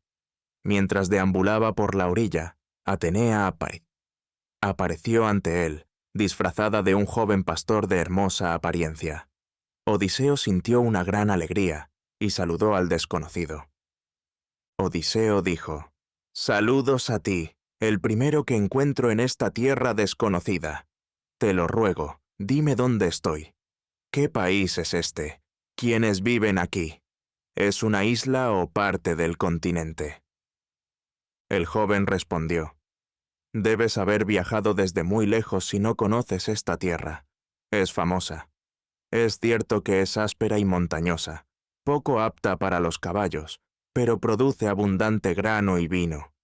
Está llena de ganado y ovejas, regada por muchos arroyos y cubierta de magníficos bosques.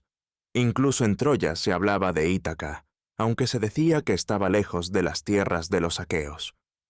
Odiseo, siempre cauteloso, ocultó su alegría y fingió no ser quien era.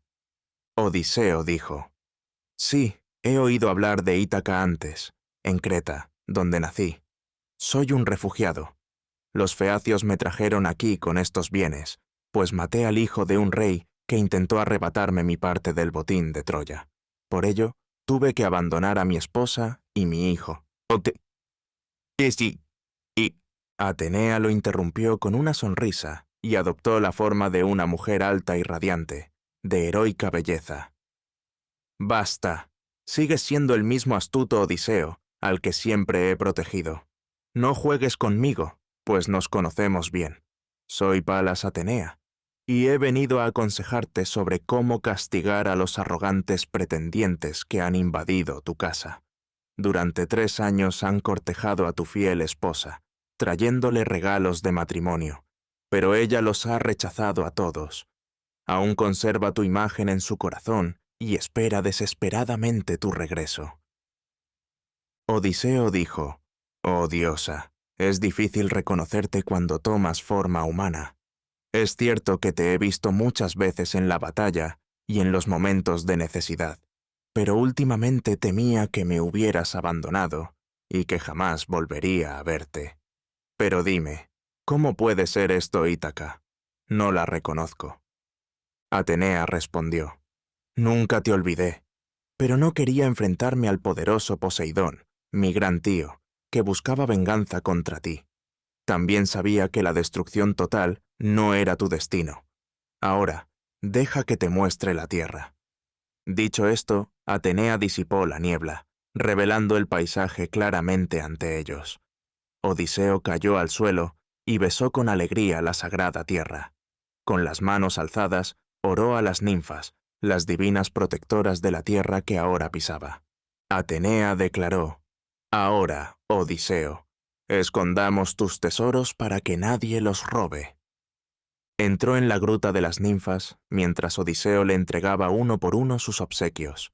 Ella los guardó con cuidado y luego hizo rodar una piedra sobre la entrada baja de la cueva. Después, se sentaron bajo el viejo olivo, y Atenea le dio consejos importantes. Aunque prometió ayudarlo, le advirtió que debía proceder con cautela, pues los pretendientes en su palacio eran más de 100. Sobre todo, nadie debía saber de su regreso hasta que pudiera descubrir en secreto quiénes seguían siendo leales y asegurarse de que contaba con el apoyo suficiente. Para ayudarlo a permanecer oculto, Atenea ideó un plan. Lo disfrazaría de un anciano mendigo para que nadie lo reconociera ni sospechara que el verdadero rey de Ítaca había vuelto.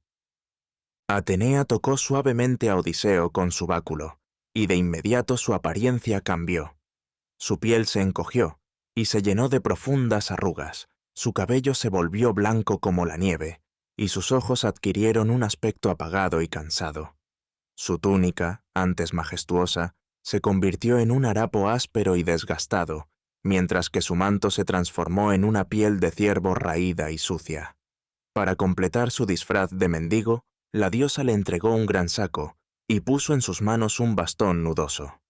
Vestido de esta manera, Atenea le indicó que buscara refugio con Eumeo, el buen porquerizo, quien seguía siendo leal a él y se oponía a los pretendientes. A través de él, Odiseo podría obtener información sobre lo que ocurría en su hogar. Mientras tanto, la diosa se apresuraría a interceptar a Telémaco, quien regresaba de Esparta y estaba a punto de caer en la emboscada de los pretendientes. Atenea planeaba frustrar sus maquinaciones y reunir pronto a padre e hijo. Dicho esto, se separaron. Odiseo tomó el camino empinado que conducía a la cabaña del fiel porquerizo. Eumeo era el jefe de los pastores de cerdos del rey y tenía bajo su mando a 4 hombres que cuidaban los rebaños. En ese momento, Eumeo estaba sentado fuera de su choza, cortando cuero para fabricar sandalias antes de su próximo viaje a la ciudad. 4 perros feroces lo acompañaban. Al ver a Odiseo acercarse con su saco de mendigo, los animales se levantaron de un salto ladrando con furia, y se lanzaron contra él. Odiseo soltó rápidamente su bastón y se agachó para protegerse, pero los perros lo habrían atacado de no ser porque el porquerizo corrió hacia ellos, arrojándoles piedras y gritándoles para que se calmaran. Eumeo dijo: «En verdad, anciano, por poco no te despedazan, y eso me habría traído gran vergüenza y tristeza. Ya tengo suficientes preocupaciones. Cada día me siento aquí, lamentando la ausencia de mi querido amo, mientras me veo obligado a enviar sus mejores cerdos a los malvados hombres que han tomado su palacio. Mientras tanto, él debe de vagar por tierras extrañas como un mendigo, si es que aún vive. Pero ven, entra en mi choza, donde podré ofrecerte pan y vino, y así podrás contarme quién eres y de dónde vienes». Dichas estas palabras, condujo a Odiseo al interior de la cabaña y preparó un lecho de paja cubierto con pieles de cabra para que se sentara. Conmovido por su amabilidad, Odiseo dijo: «Que Zeus te conceda lo que más anhelas, amigo mío, en recompensa por la bondad que me has mostrado». Eumeo respondió: «Ningún huésped debe ser rechazado, extranjero, por humilde que sea. Todos los forasteros están bajo la protección de Zeus. Mi hospitalidad es modesta, pero ya sabes lo poco que puede ofrecer un siervo. Si mi buen amo aún estuviera aquí, todo sería diferente. Él habría asegurado mi vejez en recompensa por mis años de leal servicio. Pero mi señor se ha ido. Ojalá toda la casa de Helena hubiera perecido por la desgracia que causó a tantos valientes guerreros». Dicho esto, arremangó su túnica, fue a los establos y escogió 2 cerditos bien alimentados. Los sacrificó, los asó lentamente sobre el fuego y colocó la carne delante de Odiseo. Luego mezcló vino en una copa de madera y se la ofreció.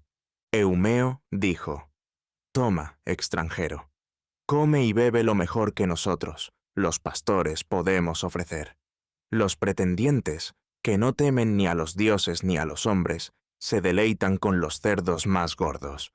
Los dioses siempre han odiado la violencia, y aun los ladrones a veces temen el castigo divino. Pero estos hombres, esos malditos pretendientes, no temen nada. Y aun así, los dioses han retrasado su castigo. Deben de haber sabido de alguna manera que Odiseo ha muerto, o no se comportarían con tanta arrogancia. Ningún rey en estas tierras fue tan rico como Odiseo. Poseía 12 rebaños de ganado y otros tantos de ovejas y cabras. Ahora, cada pastor se ve obligado a enviar diariamente las mejores reses al palacio. Si esto sigue así, su riqueza pronto desaparecerá». El oyente sintió indignación ante lo que escuchaba, pero ocultó sus sentimientos. Cuando terminó de comer, dijo: «Dime, amigo mío, ¿qué pensarías si te trajera buenas noticias? Dime el nombre de tu rico y poderoso amo. He viajado mucho y quizás pueda contarte algo sobre él». Eumeo respondió: «No te molestes en contarme nada. Sé que no volverá. ¿Quién sabe dónde murió? Lo extraño terriblemente. Para mí, significaba más que mis propios padres». Odiseo dijo: «Escucha bien, buen amigo, te haré un juramento sagrado.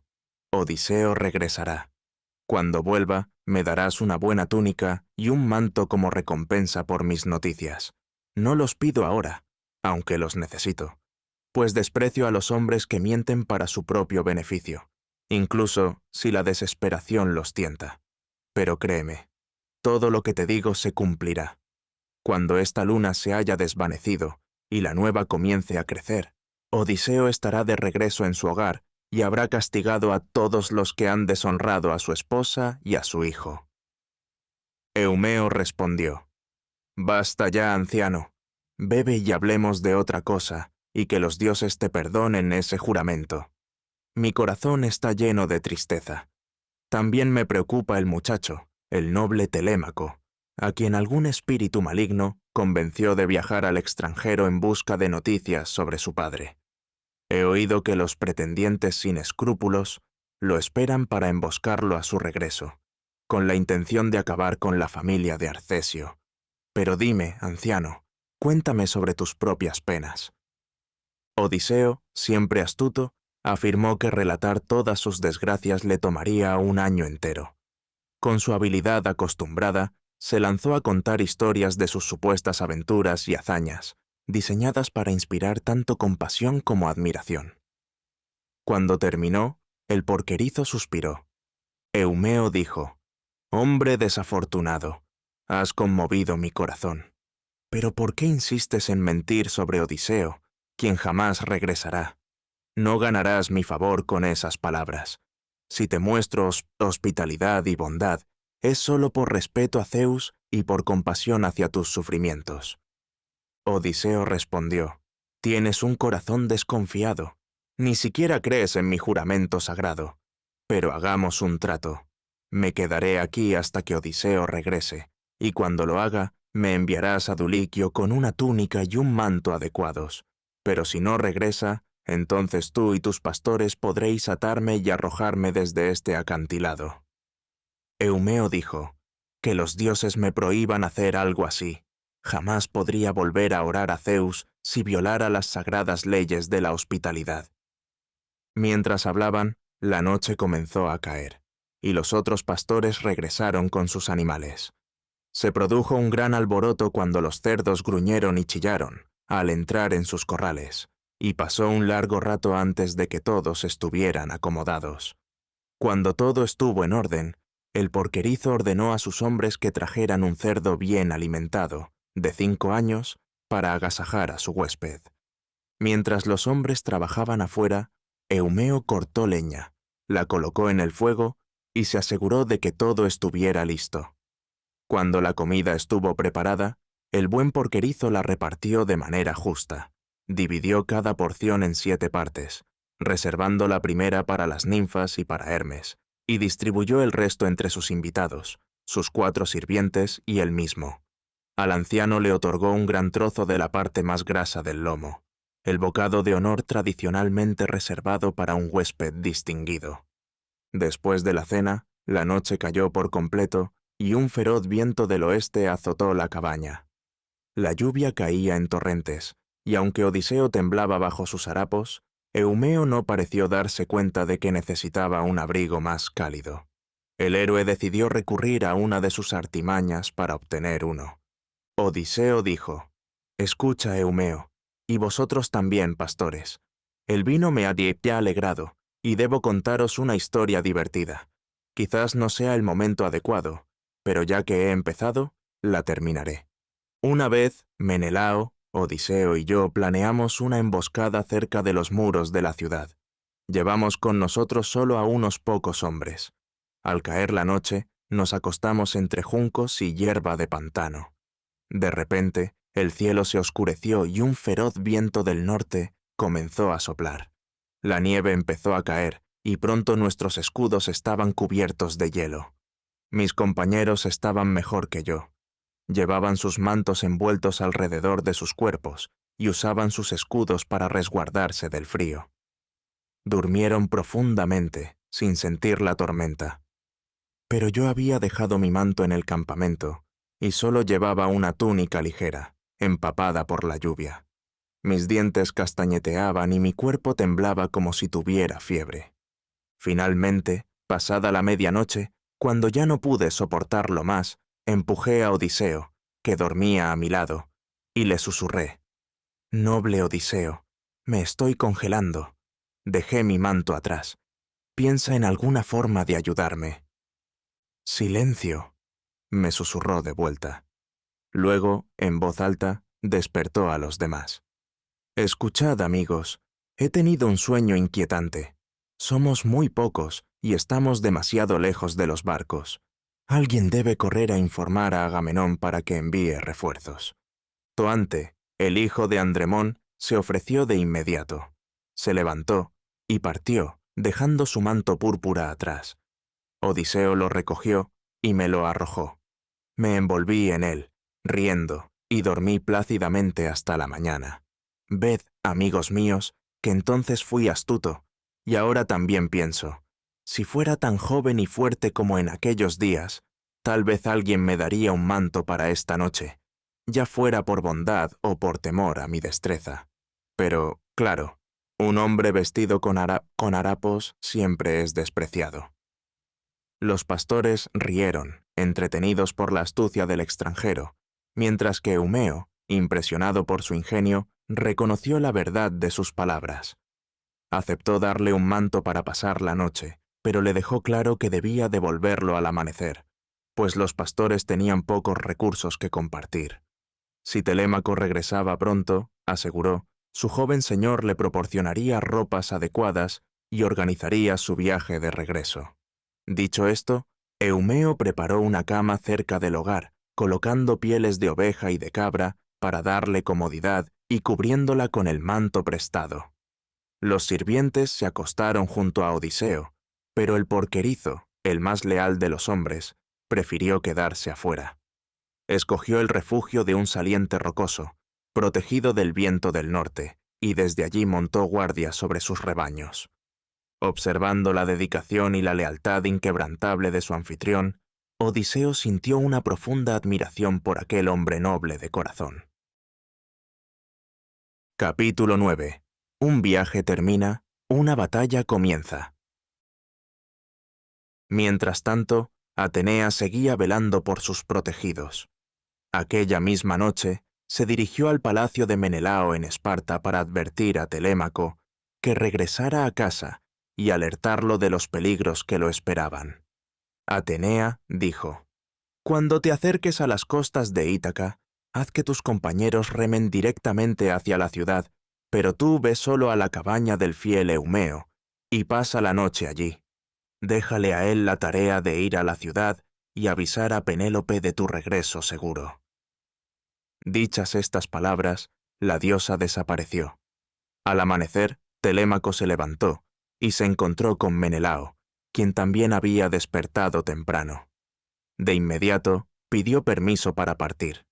Menelao respondió: «Lejos esté de mí, querido joven, retenerte aquí en contra de tu voluntad, pero al menos espera a que pueda entregarte unos regalos de despedida y a que las mujeres preparen una comida, para que partas fortalecido y renovado». Menelao ordenó a las criadas que prepararan rápidamente un festín y luego fue a su tesoro para elegir un regalo de despedida. Helena también abrió su cofre, donde guardaba suntuosos mantos bordados por ella misma. Escogió el más grande y hermoso para Telémaco. Menelao la siguió con una copa de oro y una jarra de plata, y al entregárselos, dijo: «Que Zeus te conceda un viaje seguro.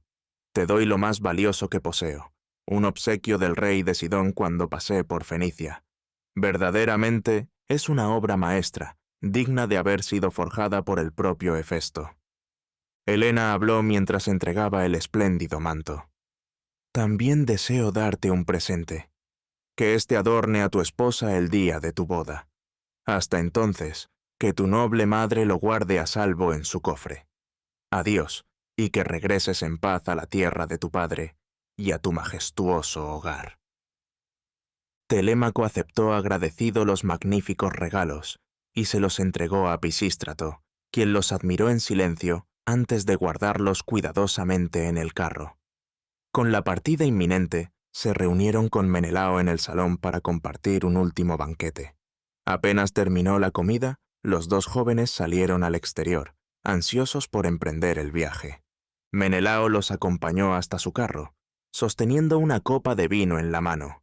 Con un fuerte apretón de manos, se despidió de ellos, deseándoles un buen viaje y enviando sus saludos a Néstor, a quien recordaba con cariño como un fiel compañero en la guerra de Troya. Con las despedidas hechas, Telémaco y Pisístrato partieron rápidamente hacia Pilos. Al acercarse a la ciudad, Telémaco se volvió hacia su compañero con una petición: que lo llevara directamente a su barco en la playa, para evitar que el generoso Néstor lo retuviera con su hospitalidad. El tiempo apremiaba y debía partir sin demora. Pisístrato aceptó sin dudarlo, y al llegar a la orilla, Telémaco fue recibido con alegría por sus compañeros, que celebraron su regreso. Sin perder un momento, hicieron los preparativos necesarios y dejaron la nave lista para zarpar. Una vez todo estuvo dispuesto, Telémaco tomó su puesto en el timón y, en silencio, vertió una libación en el mar, invocando el favor de Atenea para un viaje seguro. Con firmes remadas, los marineros se adentraron en la tranquila noche, poniendo rumbo a casa. Mientras tanto, lejos de los grandiosos salones de Esparta y las bulliciosas costas de Pilos, Odiseo, aún disfrazado de mendigo, se encontraba en la humilde cabaña de Eumeo, compartiendo con él una cena sencilla en apacible compañía. Odiseo dijo: «Escucha, Eumeo, ya he sido una carga para ti durante demasiado tiempo. Mañana al amanecer iré a la ciudad. Solo te pido que me proporciones un guía para mostrarme el camino al palacio de Odiseo. Quiero llevar noticias a Penélope y mezclarse entre los pretendientes para ver si me tratan con amabilidad». Eumeo respondió: «¿En qué estás pensando, anciano? No te irá bien entre esos hombres, cuya arrogancia no conoce límites. Te maltratarán sin dudarlo. No eres una carga para mí. Quédate al menos hasta que el hijo de Odiseo regrese. Él seguramente te proporcionará un buen manto y una túnica, y te ayudará a encontrar un barco que te lleve a donde desees».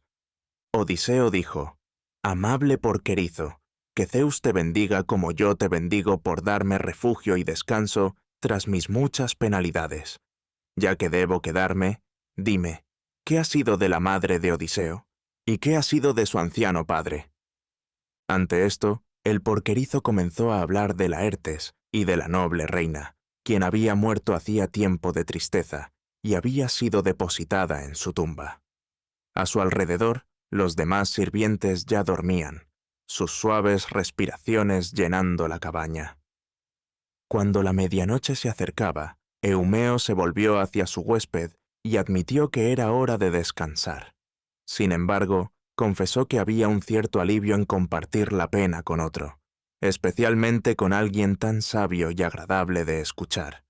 Los pesares del alma se volvían más ligeros cuando se compartían, y aunque la noche avanzaba, siempre habría tiempo para dormir.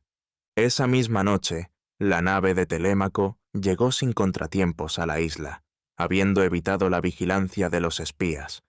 Desembarcó en la costa norte y, con los primeros rayos del sol naciente, descendió con sus compañeros y realizó un sacrificio. No tenía idea de lo cerca que estaba su padre en ese preciso instante. Se ajustó sus relucientes sandalias, tomó su pesada lanza y se preparó para separarse de sus compañeros. Les ordenó que remaran hasta la ciudad y concertó una reunión para el día siguiente en el palacio de su padre, donde les recompensaría por su lealtad con un gran banquete de carne y vino. Sin embargo, Telémaco tenía una preocupación más. En Pilos, un adivino de Argos llamado Teoclímeno se había unido a él y había pedido que lo llevaran en su barco. Lo habían traído a Ítaca con gusto, pero ahora deseaba continuar su viaje. Telémaco, temiendo a los pretendientes, no se atrevía a llevar a un huésped a su propia casa. Juntos discutieron dónde podría quedarse el forastero. Telémaco sugirió que Eurímaco, el más arrogante de los pretendientes, sería un anfitrión adecuado para el adivino, ya que era el hombre más poderoso de la isla y podía ofrecerle hospitalidad antes de enviarlo en su camino. Telémaco dijo: «Ahora, en ausencia de mi padre, él es casi el gobernante supremo aquí. Está decidido a casarse con mi madre para apoderarse de la riqueza de mi familia, reclamar el título de rey y asegurarse el asiento más alto en la asamblea, que por derecho pertenece a mi casa. Solo Zeus sabe si tendrá éxito o no». Apenas pronunció estas palabras, un buitre pasó volando por su lado derecho con una paloma entre sus garras. Mientras la desgarraba en pleno vuelo, plumas blancas cayeron al suelo entre Telémaco y su nave.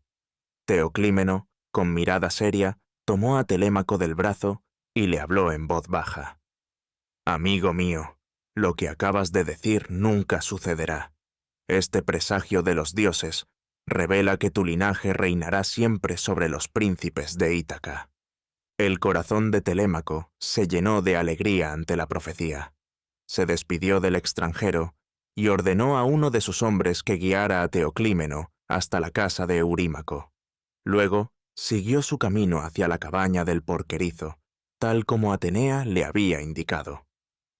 Cuando Telémaco llegó al cercado de Eumeo, el sol ya estaba alto en el cielo. Los pastores habían llevado los rebaños y piaras al campo, dejando al porquerizo sentado dentro de la cabaña junto a Odiseo, junto al fuego. Acababan de asar carne para el desayuno cuando Telémaco apareció en la entrada. Al verlo, los perros corrieron alegres a recibirlo. Eumeo quedó tan sorprendido que dejó caer su copa y corrió hacia el joven, abrazándolo con lágrimas en los ojos. Lo miró como si hubiera regresado de entre los muertos y, por un largo rato, no pudo hablar. Finalmente, abrumado por la emoción, expresó su alegría y alivio, confesando que había temido no volver a verlo después de su arriesgado viaje a Pilos. Luego, lo condujo al interior, lamentando que su joven señor lo visitara tan raramente y prefiriera quedarse en la ciudad entre los pretendientes. Telémaco, sin dar importancia a las palabras del viejo porquerizo, le aseguró que ese asunto no era lo más urgente en ese momento. Su verdadera razón para ir hasta allí era preguntar si su madre había aceptado finalmente a uno de los pretendientes y abandonado su hogar. Eumeo, negando con la cabeza, le aseguró que Penélope seguía firme, llorando día y noche, igual que cuando él partió. Al entrar en la cabaña, Odiseo, aún disfrazado, sintió que su corazón se hinchaba de alegría al ver a su hijo, pero luchó por contener su emoción. Por respeto, se puso de pie y le ofreció su asiento, pero Telémaco lo detuvo rápidamente, insistiendo en que se quedara donde estaba y asegurándole que encontraría otro lugar para sentarse. Eumeo sacó lo que quedaba del banquete y los tres se sentaron a comer y beber juntos. Después de un rato, Telémaco se volvió hacia el porquerizo con un pedido importante. Le pidió que fuera a la ciudad y avisara en secreto a Penélope sobre su regreso de Pilos, advirtiéndole que debía ser discreto, ya que muchos de los pretendientes tramaban su muerte. Eumeo accedió sin dudarlo, se calzó las sandalias, tomó su bastón y partió hacia la ciudad. Mientras Odiseo observaba su partida, vio a través de la puerta entreabierta la silueta de una alta y esbelta joven que le hacía señas.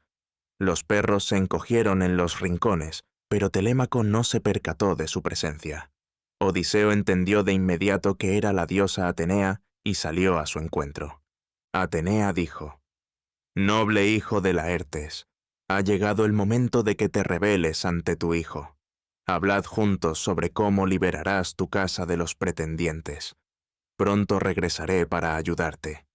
Mientras hablaba, tocó a Odiseo con su dorado báculo, y en un instante, sus harapos se transformaron en un manto púrpura de fina lana. Su rostro arrugado se volvió terso y fuerte, y su calva se cubrió de espesos y brillantes cabellos castaños. Odiseo volvió a entrar en la cabaña, ya no como un mendigo, sino con la majestuosa presencia de un rey. Telémaco lo miró con asombro y dijo, dudoso: «Extranjero, has cambiado. Ah, siento que un dios está cerca. Ten piedad de nosotros, oh sagrado. Gustosamente te ofreceremos sacrificios y dones». Odiseo respondió: «No, no soy un dios. Soy tu padre, aquel por quien tanto has llorado. Soy Odiseo». Con alegría, abrazó a su hijo y lo besó. Odiseo dijo: «No dudes más, hijo mío. Esta transformación no ha sido obra mía, sino de Atenea, que siempre me ha protegido. Los dioses pueden engrandecer o humillar a un mortal según su voluntad. Sí, yo soy Odiseo, quien ha vagado lejos durante 20 años. Y tú, mi amado hijo, eres mi mayor alegría. Sostenerte en mis brazos es el momento más feliz de mi vida». No pudo decir más, abrumado por la emoción. Padre e hijo lloraron juntos, abrazados con fuerza. Una y otra vez se miraron en silencio, hasta que las lágrimas volvieron a brotar de sus ojos con renovada alegría y gratitud. Finalmente, comenzaron a hacerse preguntas con ternura, pero las largas conversaciones deberían esperar. Ahora debían concentrarse en el asunto más urgente. Pasaron mucho tiempo trazando planes, mientras Odiseo instruía a Telémaco sobre cómo debían proceder y actuar cuando llegaran al palacio. Mientras tanto, la nave que había traído a Telémaco navegó alrededor de la isla y llegó al puerto cerca de la ciudad. La tripulación tiró del barco hasta la orilla. Un fiel compañero llevó los regalos de Telémaco, mientras otro corrió directamente al palacio de Odiseo para informar a la reina Penélope que su hijo había regresado. Sin embargo, en su entusiasmo, cometió la imprudencia de gritar la noticia frente a los pretendientes. Ellos rechinaron los dientes de rabia al ver que su plan había fallado y, rápidamente, se retiraron en secreto para tramar su próximo complot. Poco después, el fiel Eumeo también llegó a la ciudad con la intención de entregar su mensaje en privado. Pero pronto se dio cuenta de que ya era demasiado tarde. La noticia del regreso de Telémaco se había difundido rápidamente. Sin perder tiempo, emprendió el camino de regreso a su cabaña, a la que llegó al anochecer. Para entonces, Atenea había vuelto a disfrazar a Odiseo con sus harapos de mendigo, por lo que Eumeo no sospechó nada de lo que había ocurrido en su ausencia. Rápidamente, escogió un cerdo de 1 año para la cena, sirvió con esmero a sus huéspedes y, tras la comida, todos se retiraron temprano, agradecidos por el descanso que la noche les brindaba. Al amanecer, Telémaco se levantó, se calzó las sandalias y tomó su lanza. Antes de partir, se despidió de Eumeo, explicándole que debía regresar a la ciudad, pues su madre no dejaría de preocuparse hasta que lo viera. También le ordenó que llevara al extranjero a su casa para que allí pudiera probar suerte, asegurándole que no le faltaría ayuda. Odiseo, aún disfrazado, aceptó el plan sin objeción. Comentó que un mendigo siempre encontraría mejores oportunidades en la ciudad, donde vivían hombres ricos, en lugar del campo. Sin embargo, la mañana era fría, y su vestimenta harapienta no le ofrecía protección contra el viento. Pidió quedarse un momento junto al fuego para calentarse antes de partir. Sin demorar más, Telémaco se dirigió a la ciudad y llegó antes de que los pretendientes se reunieran en su casa. Siguiendo la costumbre, dejó su lanza apoyada contra un pilar en la entrada y cruzó el umbral. Allí, encontró a la anciana Euriclea, quien estaba limpiando y acomodando los cojines. En cuanto lo vio, corrió hacia él con lágrimas en los ojos. Otras criadas también lo rodearon, besándolo en el rostro y en los hombros. Poco después, Penélope entró y abrazó a su hijo, sujetándolo con fuerza mientras lloraba. Lo estrechó entre sus brazos durante largo rato, dominada por la emoción, suplicándole que le contara todo lo que había aprendido en su viaje. Telémaco, sin embargo, le pidió que no insistiera en esos detalles de inmediato, pues apenas había escapado con vida. En su lugar, le indicó que se bañara, se pusiera ropas limpias y subiera a la azotea para hacer una ofrenda a los dioses, dándoles gracias y rogando su ayuda para vengar la deshonra que se había abatido sobre su hogar. En cuanto a él, debía ir al mercado a buscar al extranjero que había viajado con él. Dicho esto, salió, y su madre obedeció. Mientras Telémaco atravesaba el mercado, vio a todos los pretendientes reunidos allí. Lo saludaron con cortesía, pero en sus corazones solo había traición. No se unió a ellos, sino que fue a sentarse con los ancianos que aún permanecían leales a su padre y respondió a sus preguntas con prudencia. Cuando avistó al adivino Teoclímeno, se levantó rápidamente, lo tomó del brazo y lo condujo a su casa antes de que llegaran los pretendientes. Mientras Telémaco atendía a su huésped, Penélope entró en la sala con sus doncellas. Se sentó a hilar mientras escuchaba el relato de su hijo sobre el viaje. Sin embargo, Telémaco no le reveló el secreto del regreso de su padre, por lo que su anhelo siguió sin ser saciado. Aún así, encontró consuelo en las palabras del adivino, quien le aseguró que los signos divinos anunciaban el inminente retorno de Odiseo. Justo cuando se regocijaba con esta noticia, un gran alboroto se oyó desde el exterior. Los pretendientes, que habían estado entreteniéndose con juegos de lanzamiento, irrumpieron en el salón para festejar y beber como de costumbre. Molesta, Penélope se retiró a su habitación, y el adivino también dejó la sala. Mientras tanto, los criados comenzaron a sacrificar bueyes, cabras, cerdos y ovejas en el patio, preparando un banquete para los pretendientes. Odiseo permaneció en la cabaña del porquerizo hasta el mediodía. El camino a la ciudad era largo y serpenteaba entre las montañas, pasando junto a un pozo donde las doncellas acudían a buscar agua.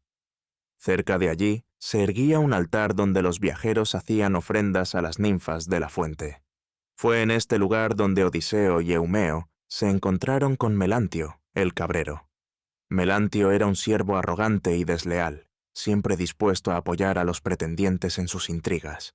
Despreciaba a Eumeo y a todos los hombres honrados. Tan pronto como vio a Eumeo caminando junto a un mendigo harapiento, se burló de ellos. «Es cierto lo que dicen. Un mendigo conduce a otro. Así es como los dioses juntan a los de su clase. ¿A dónde llevas a este miserable, pobre porquerizo? ¿Lo pondrás a las puertas del palacio con sus trapos sucios, repugnando a los nobles invitados, frotando sus hombros contra los postes y mendigando migajas? Si me lo dieras, haría que limpiara los establos y preparara lechos para los cabritos. Quizá entonces engordaría un poco. Pero claro, los mendigos siempre encuentran pan con facilidad. Te digo que, si llevas a este desgraciado al palacio, no recibirá más que huesos y sobras lanzadas a su cabeza». Dicho esto, le dio a Odiseo una patada cruel. Odiseo consideró por un instante derribarlo de inmediato. Le habría resultado fácil, pero decidió contenerse, fingiendo debilidad y temor. Eumeo, en cambio, se enfrentó al cabrero y elevó una oración a las ninfas del pozo, pidiéndoles que trajeran a Odiseo de regreso para castigar a aquel despreciable traidor.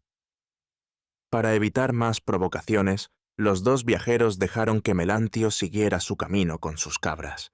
Cuando Odiseo y Eumeo se acercaron al palacio, el mendigo disfrazado contempló la gran construcción con profunda emoción. Las murallas elevadas, los impenetrables muros y el bullicio del festín en su interior despertaron en él un torrente de sentimientos. Con voz serena, comentó que aquel solo podía ser el hogar de un rey rico y poderoso, sin duda, la gran morada de Odiseo. Deteniéndose en la entrada, indicó a Eumeo que ingresara primero, mientras él lo seguiría después. Pero en ese instante, la atención de Odiseo fue capturada por una silueta en un rincón del patio. Sobre un montón de estiércol descansaba un perro viejo, delgado y cubierto de parásitos. A pesar de su deterioro, había algo en su figura que le resultaba extrañamente familiar. Entonces lo recordó. Antes de partir a Troya, había entrenado a ese perro para la caza. De cachorro, Argos corría a su lado, lleno de energía y vigor. Pero en su ausencia, nadie lo había cuidado, y ahora, demasiado débil para moverse, el que alguna vez fuera un magnífico cazador, apenas podía levantar la cabeza. Al ver a Odiseo, el viejo perro hizo un esfuerzo por levantarse. Sus orejas se agitaron levemente y su cola intentó moverse en un débil saludo. Con todas sus fuerzas, trató de incorporarse y acercarse a su amo, pero sus patas temblorosas no soportaron su peso, y cayó de nuevo sobre el suelo. La visión de su fiel compañero, ahora reducido a una miseria tan profunda, conmovió a Odiseo hasta lo más hondo. Para ocultar sus lágrimas, desvió la mirada y se limpió discretamente los ojos. Para recuperar la compostura, preguntó a Eumeo por el perro, comentando que su cuerpo aún mostraba signos de haber sido fuerte y ágil, y preguntándose si en su juventud había sido rápido en la caza. El porquerizo le confirmó que, en su mejor momento, Argos había sido un perro extraordinario, entrenado personalmente por Odiseo. No había presa que pudiera escapar de él, y su amo lo había apreciado más que a cualquier otro animal. Pero, sin los cuidados adecuados, había sido dejado de lado. como otro triste reflejo del estado en que se encontraba el hogar de Odiseo en su ausencia. Eumeo entró en la casa, y Telémaco, al notar su llegada, lo llamó de inmediato y le ofreció pan y carne. Mientras tanto, Odiseo, aún disfrazado, cruzó el umbral sin ser notado y se acomodó cerca de la puerta. Por un tiempo, nadie prestó atención al mendigo harapiento, pero Telémaco, consciente de su presencia, le envió discretamente un poco de comida. El rey disfrazado guardó la ofrenda en su bolsa raída y comió en silencio mientras la dulce melodía de la lira llenaba la sala. Cuando terminó la canción, Odiseo se levantó y comenzó a moverse entre los pretendientes, extendiendo la mano en gesto de súplica. Pero esto no era una simple petición de limosna, era una prueba. Quería descubrir quiénes tenían un corazón compasivo y quiénes eran verdaderamente crueles. Algunos, conmovidos por un breve instante de piedad, le dieron sobras de su comida. Otros, en cambio, lo miraron con desprecio y se preguntaron de dónde habría salido aquel miserable. Melantio, con una sonrisa burlona, desestimó el asunto, diciendo que el porquerizo había traído al mendigo a la casa sin saber nada de su origen. Antino, al escuchar esto, frunció el ceño con desdén y murmuró que no entendía por qué Eumeo seguía trayendo más vagabundos a la ciudad. Se quejó de que ya había demasiadas bocas inútiles devorando la riqueza de Odiseo en su ausencia, y que no necesitaban otro más. Eumeo, sin inmutarse ante la crueldad de Antino, respondió con firmeza. Le recordó al pretendiente que siempre había tratado con desprecio a los sirvientes de Odiseo, en especial a él mismo. Sin embargo, a pesar de sus insultos, él seguía cumpliendo con su deber y poco le importaban las opiniones de Antino, mientras Penélope y Telémaco siguieran al mando de la casa. Telémaco intervino en la conversación, diciéndole a Eumeo que no valía la pena discutir con Antino.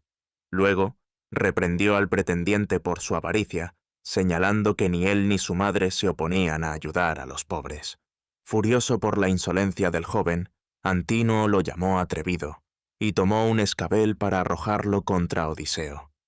Cuando Odiseo se acercó para pedirle una limosna, relatándole una historia de penurias y sufrimientos, Antino permaneció impasible. Entonces, Odiseo comentó que su apariencia no coincidía con su corazón, pues, aunque su porte era de un noble, su interior era el de un hombre sin honor.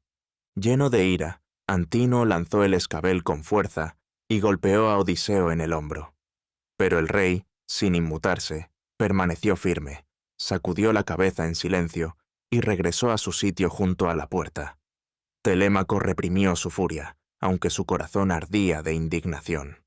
Desde su alcoba en lo alto, Penélope escuchó todo y, llena de rabia y curiosidad, ordenó que llevaran al mendigo ante ella.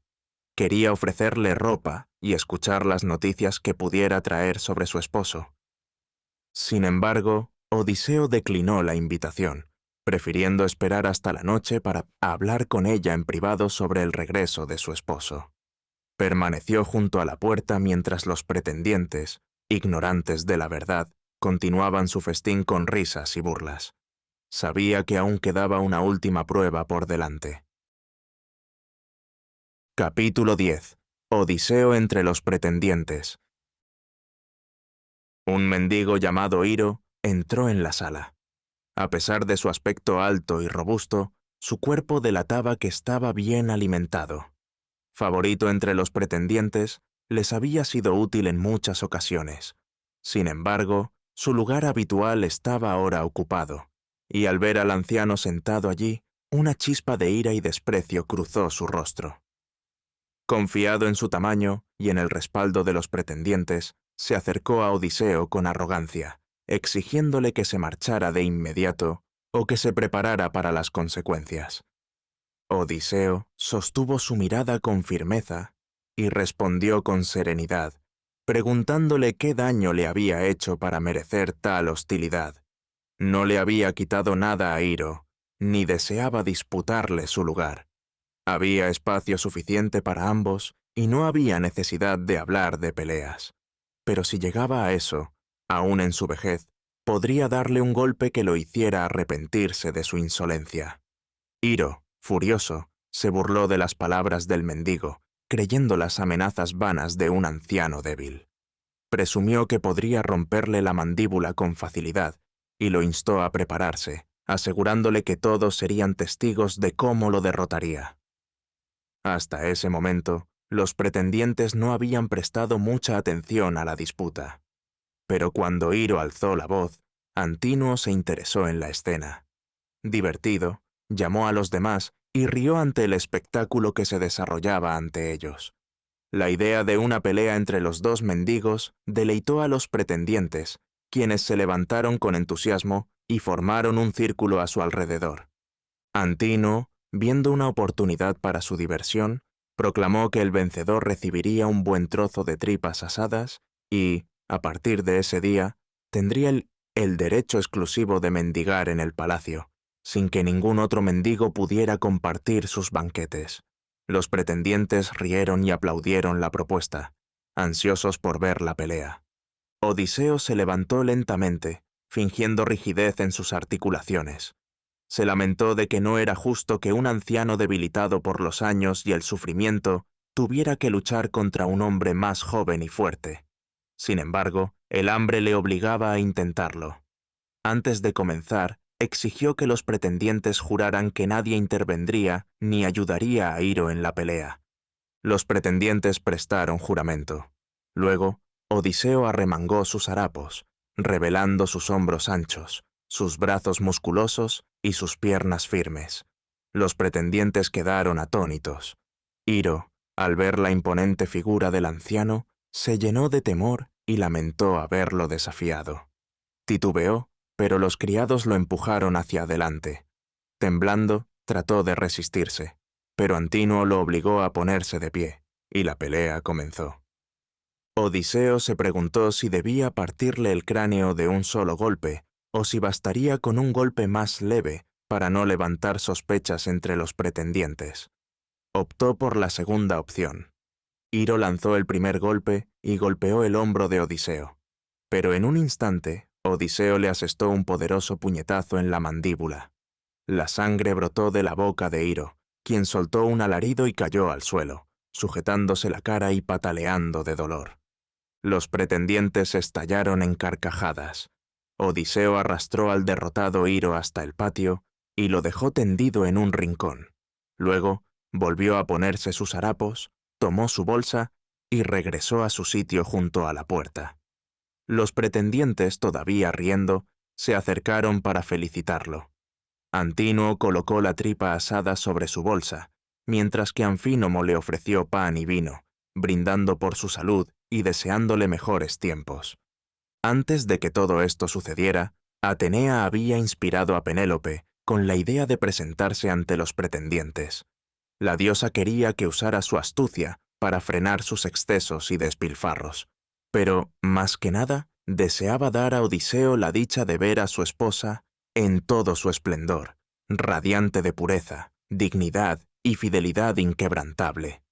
Con la gracia divina otorgada por Atenea, Penélope descendió de su habitación, vestida con un manto delicadamente tejido, con el rostro cubierto por un velo y acompañada por 2 doncellas. Al entrar en el salón, todas las miradas se volvieron hacia ella con admiración. Cada pretendiente anhelaba ser el elegido. Eurímaco dijo: «Por todos los dioses, noble Penélope, si todos los príncipes de Grecia pudieran verte, tu palacio estaría aún más repleto de pretendientes de los que ya hay. Ninguna mujer iguala tu belleza ni tu nobleza de espíritu». Penélope respondió: «Ay, Eurímaco, los dioses me arrebataron la hermosura el día en que mi querido esposo partió para luchar en Troya. Si él volviera a mí, mi vida volvería a ser dichosa y gloriosa. Pero ahora solo me quedan el dolor, la ansiedad y la soledad». Cuando me tomó de la mano por última vez, me dijo: «Esposa mía, me marcho a una guerra lejana. Solo los dioses saben si regresaré. Cuida nuestra casa y nuestras posesiones. Respeta a mi padre y a mi madre, y cría bien a nuestro hijo. Cuando sea hombre y si no he vuelto, dale su lugar en la casa y desposa a otro esposo.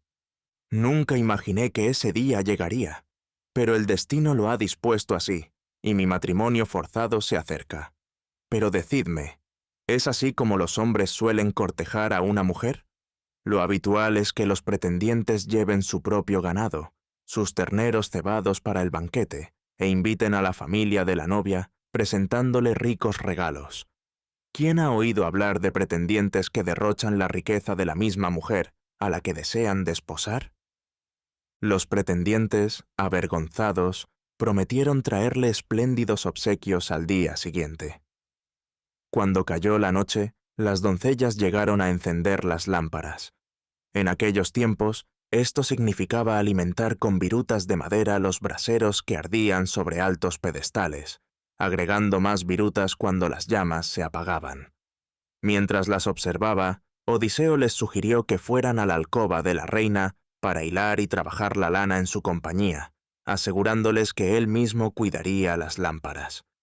Las criadas se rieron de él, pero cuando las amenazó con informar a Telémaco, se apresuraron a marcharse, dejándolo solo. Con paciencia, Odiseo se ocupó de las luces mientras escuchaba atentamente todo lo que los pretendientes decían y hacían. A pesar de haber ganado cierto favor tras su enfrentamiento con Iro, los pretendientes no podían resistir la tentación de burlarse de él. Eurímaco, entre risas, señaló a los demás cómo la calva del mendigo brillaba bajo la luz de las lámparas, bromeando con que tal resplandor solo podía pertenecer a los dioses. Animado por las carcajadas de los presentes, continuó con sus insultos. Viejo! Si no fueras tan holgazán y no pasaras el tiempo vagando de un lado a otro, podría ofrecerte un trabajo. ¿Qué dices? ¿Quieres ser mi sirviente? Podrías arar los campos, plantar árboles y recoger hojas para los lechos. Te pagaría bien y te daría ropa y sandalias adecuadas, pero seguro que prefieres sentarte sin hacer nada y recibir comida gratis. Odiseo respondió con firmeza. Escucha, Eurímaco. Si trabajáramos juntos en el campo, arando la tierra o segando la hierba, verías quién es realmente el mejor en la tarea. Y si fuéramos a la guerra, con buenas armas y armadura, me verías luchar valientemente en la primera línea. Pero porque eres el más fuerte entre estos hombres débiles, te crees poderoso. Te diré algo. Si Odiseo regresa alguna vez, huirás tan rápido que ni siquiera podrás atravesar estas puertas. Furioso ante la audaz respuesta del mendigo, Eurímaco gritó que le enseñaría una lección por atreverse a desafiarlo. Agarró un escabel y lo lanzó con violencia contra Odiseo. Pero éste, ágil como siempre, se agachó con rapidez y se arrojó a los pies de Anfínomo. El taburete pasó por encima de él y golpeó a un sirviente en el brazo, haciendo que la jarra de vino que sostenía cayera al suelo y se hiciera añicos. Los pretendientes se enfurecieron y se lanzaron hacia el mendigo con amenazas.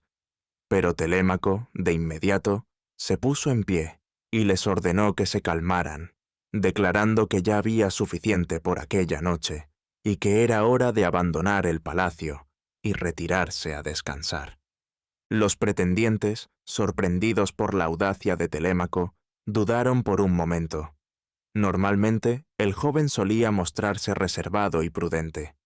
Frustrados, se mordieron los labios, pero Anfínomo, más sensato que los demás, los tranquilizó y los instó a retirarse. Antes de irse, realizaron una última libación en honor a los dioses y luego partieron hacia sus casas. Odiseo permaneció en el salón, y tan pronto como los pretendientes se marcharon, hizo una señal a Telémaco para que lo ayudara a trasladar todas las armas a las habitaciones superiores. Mientras subían los escudos y las espadas por la escalera, el oscuro pasillo se llenó repentinamente con una luz misteriosa. Cuando terminaron de ocultar las armas, el padre le indicó a su hijo que se retirara a descansar, mientras él volvía al salón para esperar a Penélope. La reina descendió de su cámara, tan radiante como la diosa Afrodita.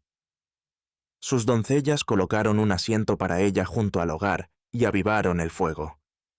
Cuando las llamas crecieron y el anciano mendigo seguía allí sentado, algunas sirvientas lo reprendieron, e incluso una amenazó con echarlo a golpes con un leño encendido. Pero la reina las reprendió con severidad. Luego, ordenó que colocaran un asiento para el huésped frente a ella, y comenzó a interrogarlo. Odiseo no deseaba engañar a su amada esposa, pero ella estaba decidida a descubrir su nombre y origen. No tuvo más remedio que repetir la misma historia que había contado al porquerizo. Le dijo que había visto a Odiseo hacía muchos años en Creta, cuando el héroe se detuvo allí junto a Idomeneo en su camino a Troya. La astuta Penélope, sin embargo, decidió ponerlo a prueba. Penélope dijo: «Respetable huésped, si acogiste a mi esposo en la casa de tu padre, dime qué vestía y quién lo acompañaba». Odiseo respondió: «Lo recuerdo perfectamente. Llevaba un magnífico manto de lana oscura y espesa, sujeto en el pecho con un broche de oro. El broche era una obra de arte. Representaba a un joven ciervo atrapado por un perro. La imagen era tan realista que el perro parecía inmóvil, mientras que el cervatillo parecía dar patadas en el aire en su intento de escapar. Bajo el manto púrpura, llevaba una túnica de lana blanca y brillante. Era un hombre de noble porte, y las mujeres lo admiraban. En cuanto a sus acompañantes, no recuerdo a todos, pero sí al heraldo, porque tenía la espalda encorvada. Creo que lo llamaban Euríbates. Odiseo lo apreciaba más que a los demás por su lealtad. Penélope dijo: «Es cierto, lo quería mucho, y has dicho la verdad en todo. Yo misma hice aquellas ropas con mis propias manos y coloqué ese broche en su manto. Mi esposo lucía tan apuesto con ellas, pero ahora lo extraño con todo mi ser. He pasado tantos días llorando y esperando su regreso, y estos pretendientes hacen mi vida insoportable. No puedes imaginar cuánto sufro cada día». Odiseo, aunque conmovido, logró contener sus emociones. Le pidió que dejara de llorar, asegurándole que su sufrimiento pronto terminaría.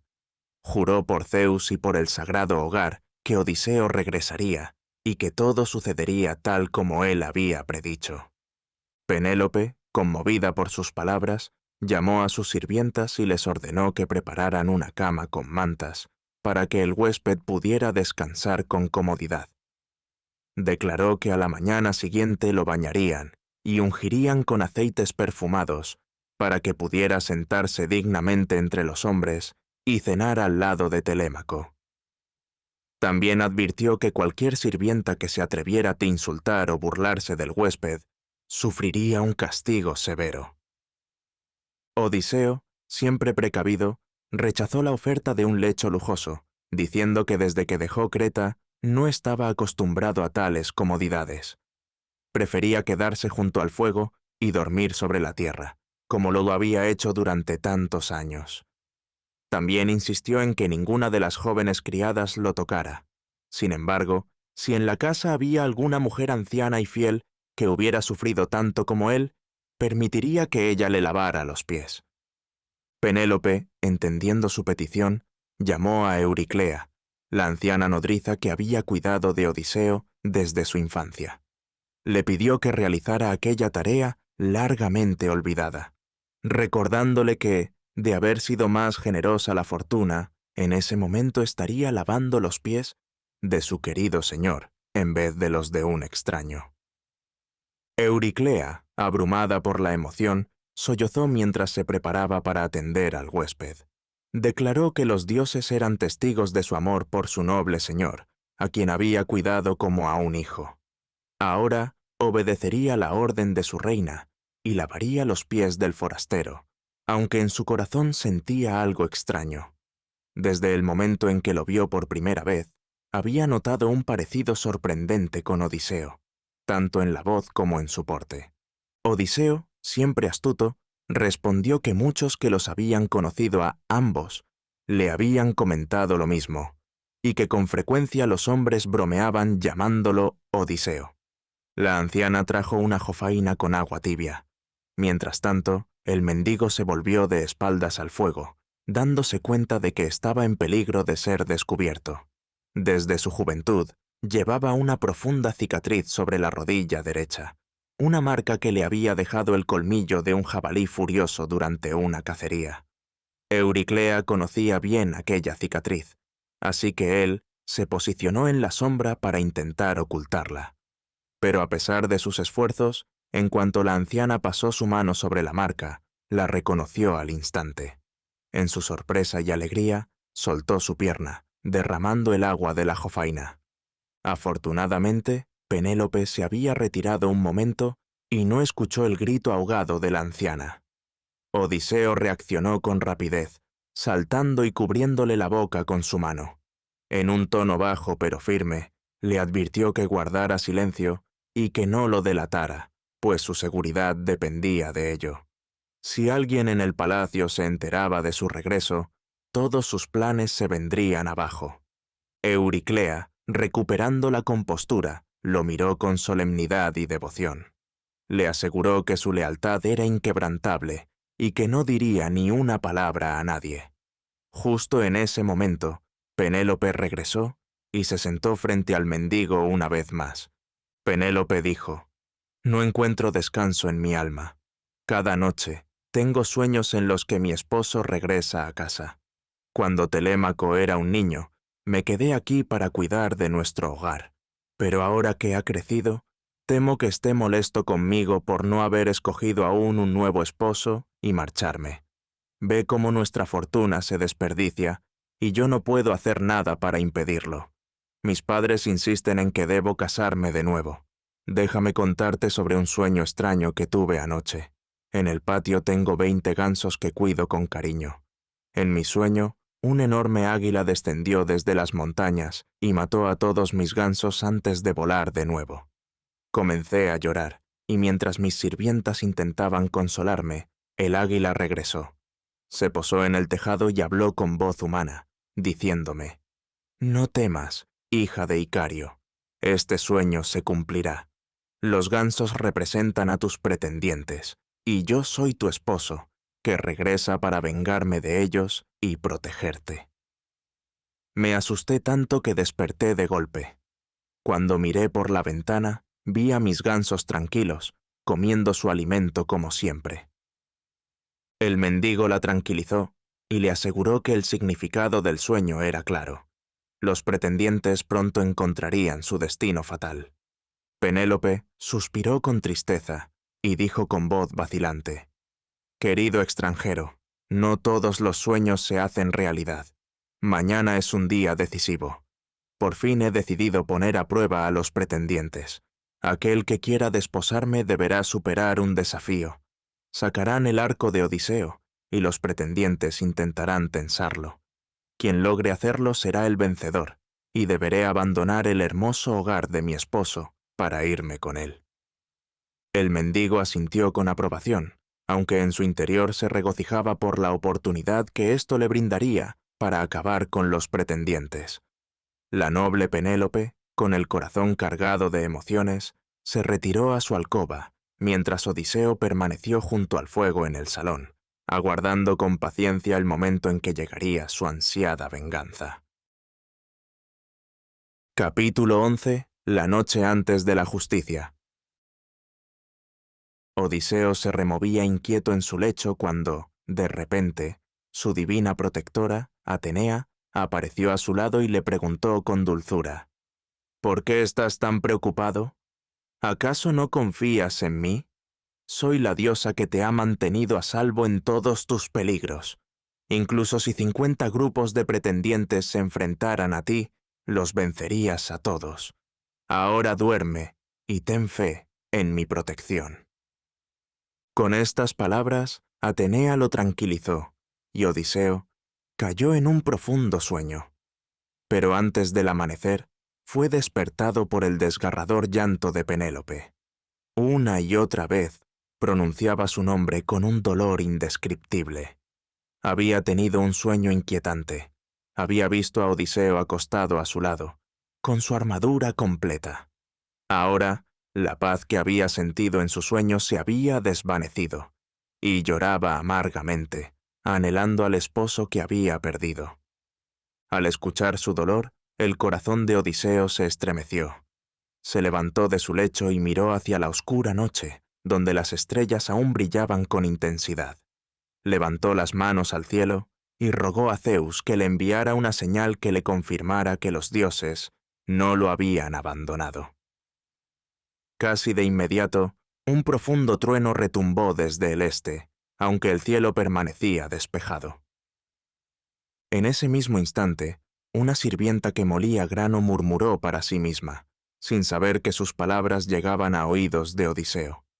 Habló con Zeus, sorprendida por el repentino trueno en una noche sin nubes, y deseó que fuera una señal. Pidió que su sufrimiento terminara, que los pretendientes quienes se daban festines mientras ella trabajaba, perecieran y que esa fuera su última noche de indulgencia. Al oír estas palabras, Odiseo sintió cómo su resolución se fortalecía. Paseó por el gran salón, sumido en sus pensamientos, esperando con ansias el amanecer. Cuando llegó la luz del día, la casa comenzó a llenarse de actividad. Telémaco partió hacia el mercado, y Euriclea reunió a las sirvientas para asignarles sus tareas, recordándoles que los pretendientes llegarían temprano para celebrar el banquete de la luna nueva. Poco después apareció Eumeo, guiando 3 cerdos cebados para la fiesta. Se dirigió directamente al mendigo cretense, y Odiseo lo saludó con un cálido apretón de manos, preguntándole si su posición en la casa había mejorado. Eumeo solo pudo desear que la justicia divina se hiciera presente, maldiciendo a los pretendientes por sus continuos abusos. Mientras hablaban, pasó por allí Melantio, el cabrero, quien no pudo resistir la oportunidad de burlarse y amenazar al forastero. Pero momentos después llegó Filetio, el maestro boyero. Como Eumeo, despreciaba a los pretendientes, pero seguía trabajando en la casa de Odiseo por lealtad y por temor a que sus rebaños cayeran en manos indignas. Al ver al mendigo en el patio, se volvió hacia Eumeo y con curiosidad le preguntó quién era aquel hombre. Aunque su cuerpo mostraba señales de años de sufrimiento, notó que su porte y su mirada eran los de un rey. Mientras tanto, los pretendientes se habían reunido en el mercado, urdiendo otro plan contra Telémaco. Cada día, su audacia les resultaba más preocupante. Anfínomo intentó disuadirlos y, por el momento, accedieron a dejarlo vivir. Poco después, la ruidosa multitud irrumpió en el palacio. En el gran salón, apartaron sus mantos y comenzaron a preparar el festín, sacrificando cabritos, corderos, jabalíes y terneros. Otros mezclaban el vino en grandes jarras. Mientras comían, Telémaco ordenó que se colocara una mesa cerca de la puerta para el anciano mendigo y le dio pan y vino. Pero a medida que avanzaba el banquete, los pretendientes no pudieron reprimir su arrogancia. Un joven, hijo de un noble acaudalado de Same, llamado Ctésipo, se dirigió con desprecio al grupo. «Escuchad, nobles pretendientes, el mendigo que está en la puerta ha recibido su parte del festín, pero ahora le haré un regalo especial. Tal vez pueda dárselo a la criada que le lave los pies o a algún sirviente. Miren esta espléndida pata de toro, que le traiga buena suerte». Dicho esto, lanzó el hueso con violencia contra la cabeza de Odiseo. Pero el héroe, con su reflejo intacto, lo esquivó con destreza, dejándose caer junto a los pies de Anfínomo. La sala estalló en carcajadas, y aunque la ira ardía en su interior, Odiseo sonrió con ellos, ocultando su furia. Pero Telémaco se puso de pie de un salto, su furia ardiendo como una llama. Telémaco exclamó: «¡Qué suerte tienes de haber fallado, Ctésipo! Si hubieras golpeado a nuestro huésped, te habría atravesado con mi lanza. En lugar de planear tu boda, tu padre estaría planeando tu funeral. Escuchadme todos, no me provoquéis más. Ya es bastante que os deis festines con mi ganado y que sepáis que queréis verme muerto. Si eso es lo que queréis, entonces matadme. Preferiría morir antes que ver cómo tratáis con tanta crueldad a los invitados en mi casa. Ni siquiera habéis respetado a las sirvientas de mi madre». Un pesado silencio cayó sobre la sala. Entonces, Agelao habló. Amigos, es inútil discutir, pues Telémaco ha dicho algunas verdades. Pero escucha, joven príncipe, ya eres un hombre y puedes manejar tu hogar. Habla con tu madre y convéncela de que elija a uno de nosotros como esposo. Tu padre no volverá, todos lo sabemos. Una vez que ella se case y se marche, podrás disfrutar de tu riqueza en paz, y nosotros nos iremos de aquí. Telémaco declaró con firmeza. Por Zeus, yo no me interpongo en el camino de mi madre. Que elija a quien desee. Pero jamás la obligaré a dejar esta casa con una orden de mis labios. En ese instante, Atenea llenó a los pretendientes con una locura repentina. Rieron descontroladamente, con rostros deformados por una diversión salvaje, mientras Odiseo, Telémaco y los sirvientes los observaban con horror. De pronto, Teoclímeno, el adivino de Pilos, se levantó y con voz temblorosa exclamó en un trance profético. Algo terrible está sucediendo aquí. Lo veo claramente. Vuestros rostros se ven extraños y enfermos. Vuestros ojos están nublados, vuestras cabezas cubiertas de sombras, y estáis llorando sin saber por qué. Pero lo peor aún está por llegar. Veo sangre por todas partes. Las paredes están cubiertas de rojo, el suelo se inunda con ella. En el patio, los fantasmas de los muertos se apresuran hacia su destino final. El sol se ha desvanecido, todo está envuelto en tinieblas. Los pretendientes solo rieron aún más, sin darse cuenta de la amenaza que pendía sobre ellos. La comida del mediodía continuó en un desorden caótico, y ninguno sospechó que aquella noche sería la última que disfrutarían en el palacio de Odiseo. Aquella tarde, la noble Penélope recordó su plan para desafiar a los pretendientes con una prueba de destreza. Subió a la cámara donde se guardaban los preciados tesoros de su querido esposo. Allí, colgado en la pared, estaba su arco favorito, hecho de un resistente y flexible cuerno. Estaba cubierto de polvo y descuidado, sin que nadie lo tocara en 20 años. Lágrimas cayeron de los ojos de Penélope, mientras lo tomaba con delicadeza y apartaba el polvo con las manos. Se sentó y colocó el arco sobre sus rodillas, sollozando en voz alta.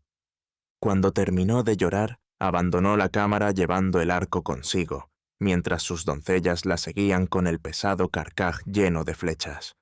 Con el rostro cubierto modestamente por su velo, descendió hasta el gran salón de columnas. Junto a ella caminaba una doncella, y al llegar ante los pretendientes, habló con voz firme. Penélope dijo: «Acercaos, valientes pretendientes que a diario os reunís en mi casa para festines y banquetes, alegando que venís a cortejarme. Escuchad ahora la prueba que decidirá mi destino. Aquí está el arco y las flechas de mi querido esposo, Odiseo. Y aquí también están los anillos.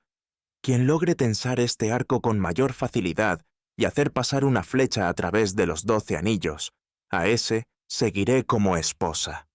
Así mi querido hijo no perderá su herencia por mi causa». Dicho esto, entregó el arma a Eumeo, quien la llevó al centro del salón. Al sostener en sus manos el arco de su señor, el leal porquerizo se vio abrumado por la emoción.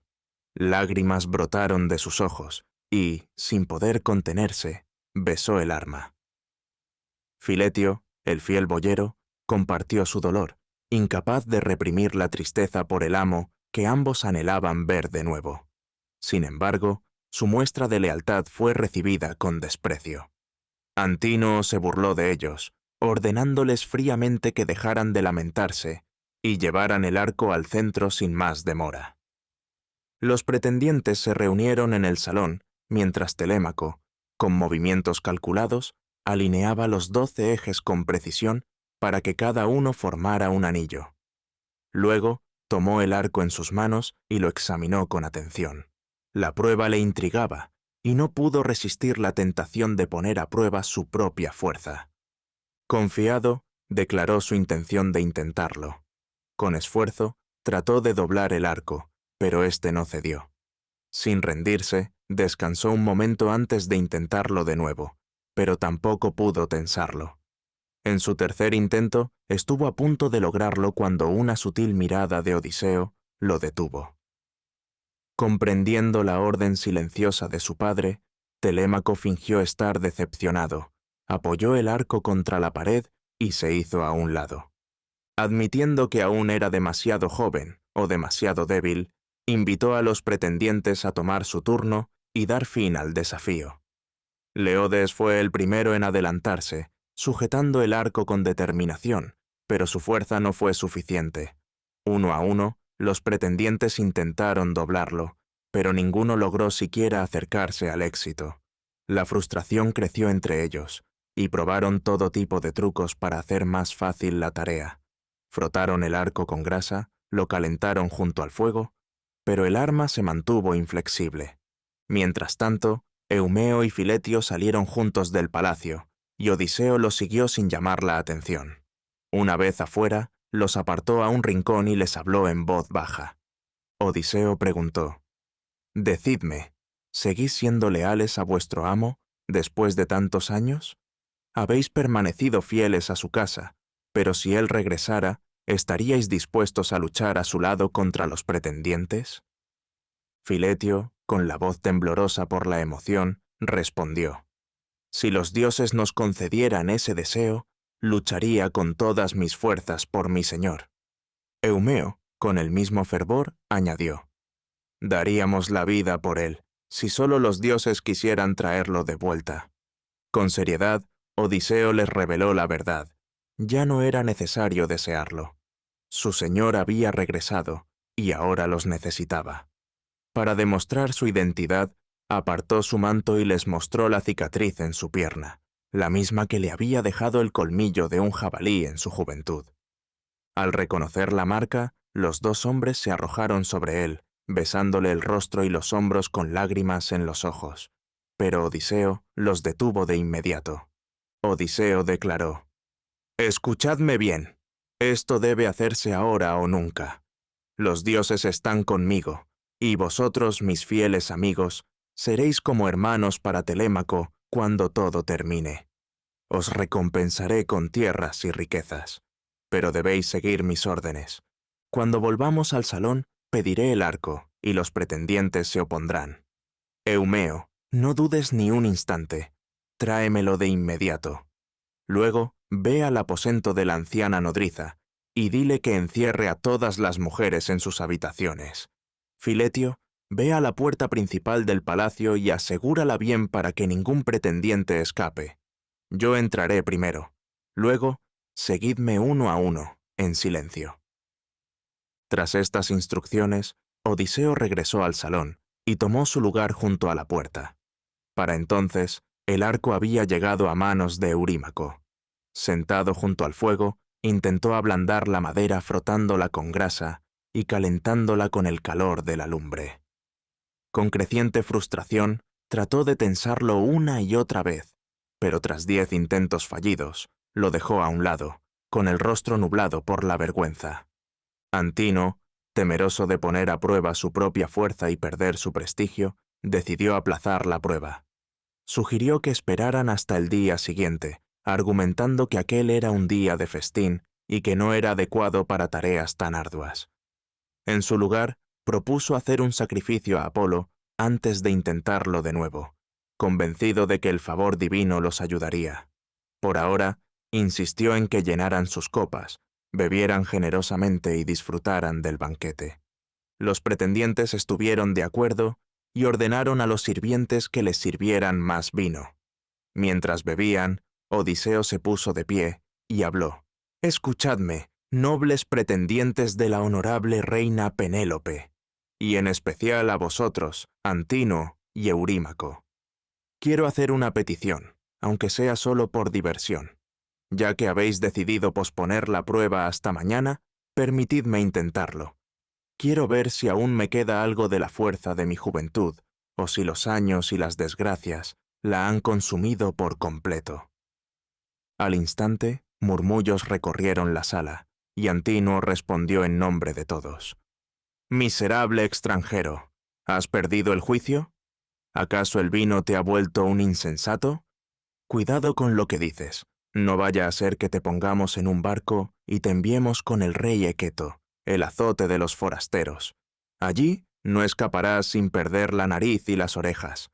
Más te vale callar, aceptar lo que se te da, y dejar estas pruebas a los hombres más jóvenes. Pero Odiseo solo sonrió para sí mismo, sabiendo que el momento de la verdad estaba a punto de llegar. Penélope había permanecido en la sala junto a sus doncellas, esperando el desenlace del concurso. Ahora tomó la palabra y dijo: «Antino, creo que no estás siendo justo. ¿Por qué habríamos de impedir que un huésped intente la prueba?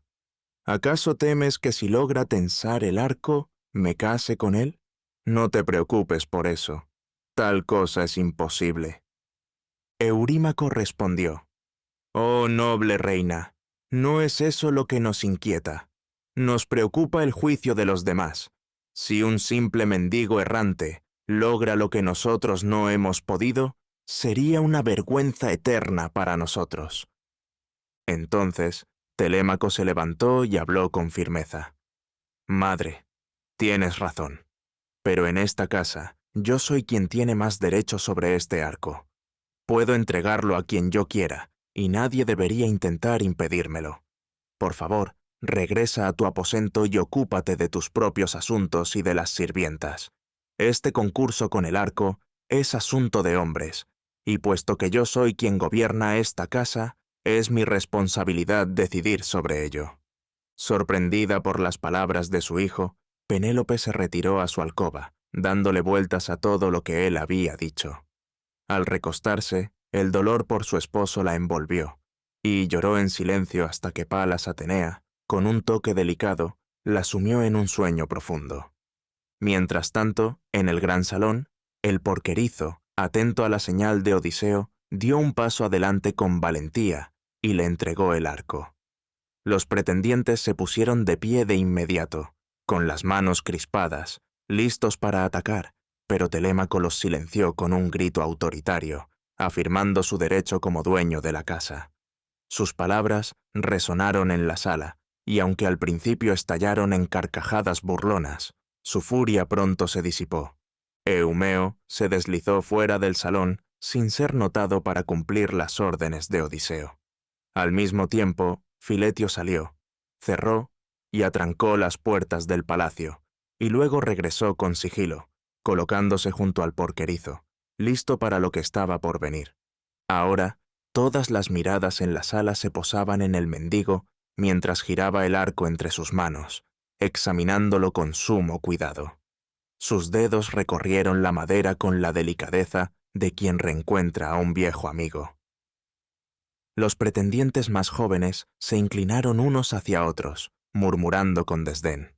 Se burlaban del anciano, especulando que tal vez había poseído un arco similar en su juventud o que se creía lo bastante hábil como para fabricar uno.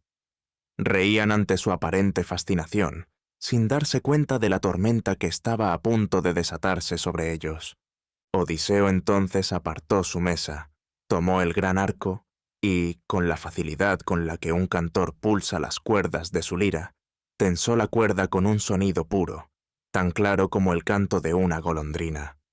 En ese mismo instante, un poderoso trueno resonó en el palacio. Los pretendientes temblaron, pero el rey sonrió al reconocer la señal de los dioses. Colocó una flecha en la cuerda y, sin levantarse ni tomarse un momento para apuntar, la disparó. La flecha atravesó limpiamente los 12 anillos sin errar ninguno. Los pretendientes quedaron paralizados en un silencio absoluto.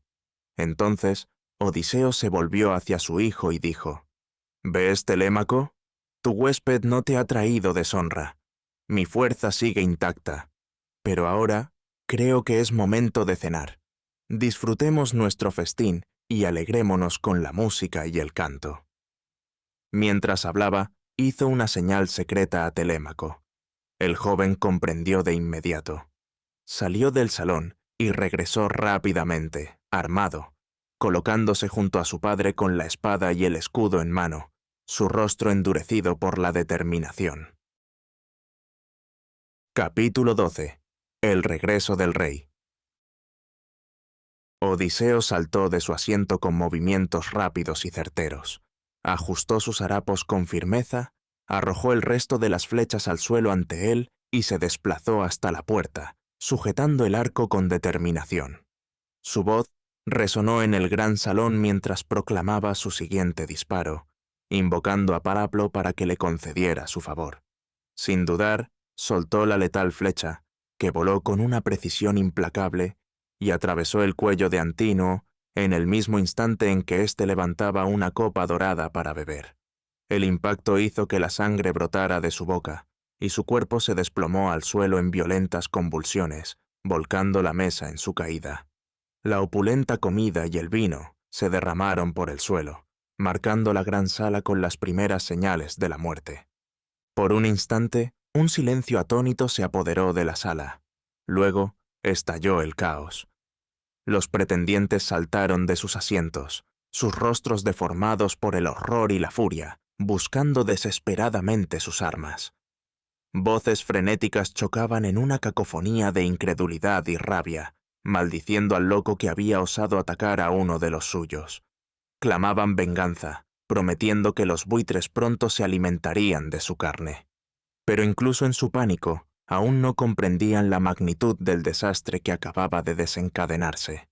Creyeron que el disparo había sido un accidente, pero Odiseo les hizo ver la verdad. Odiseo rugió con un tono que heló la sangre de sus enemigos. «¡Perros! Creísteis que nunca regresaría.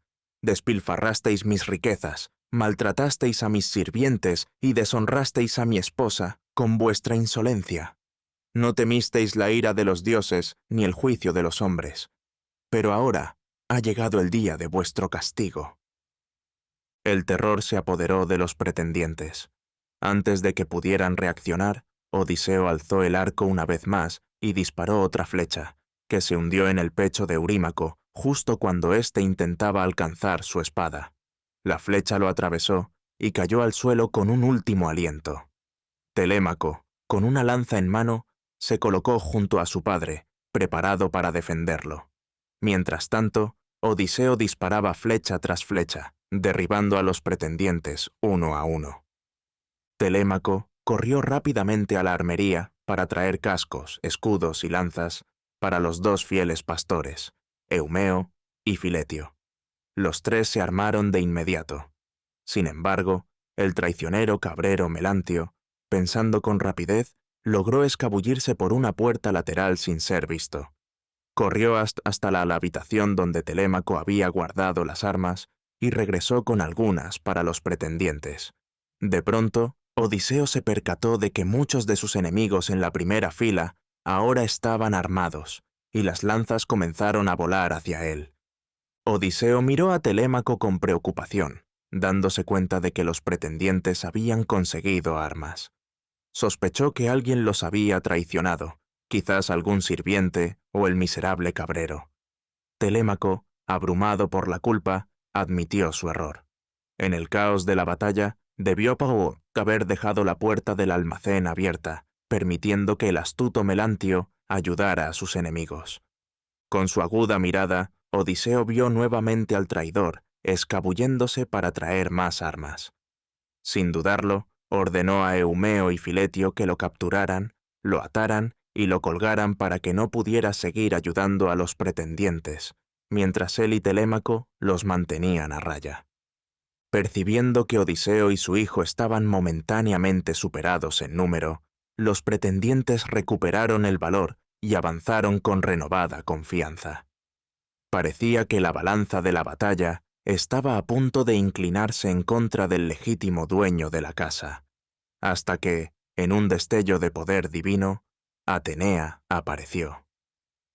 Tomando la forma de mentor, se presentó armada de pies a cabeza y, con un golpe de su escudo, hizo retroceder a los atacantes más cercanos.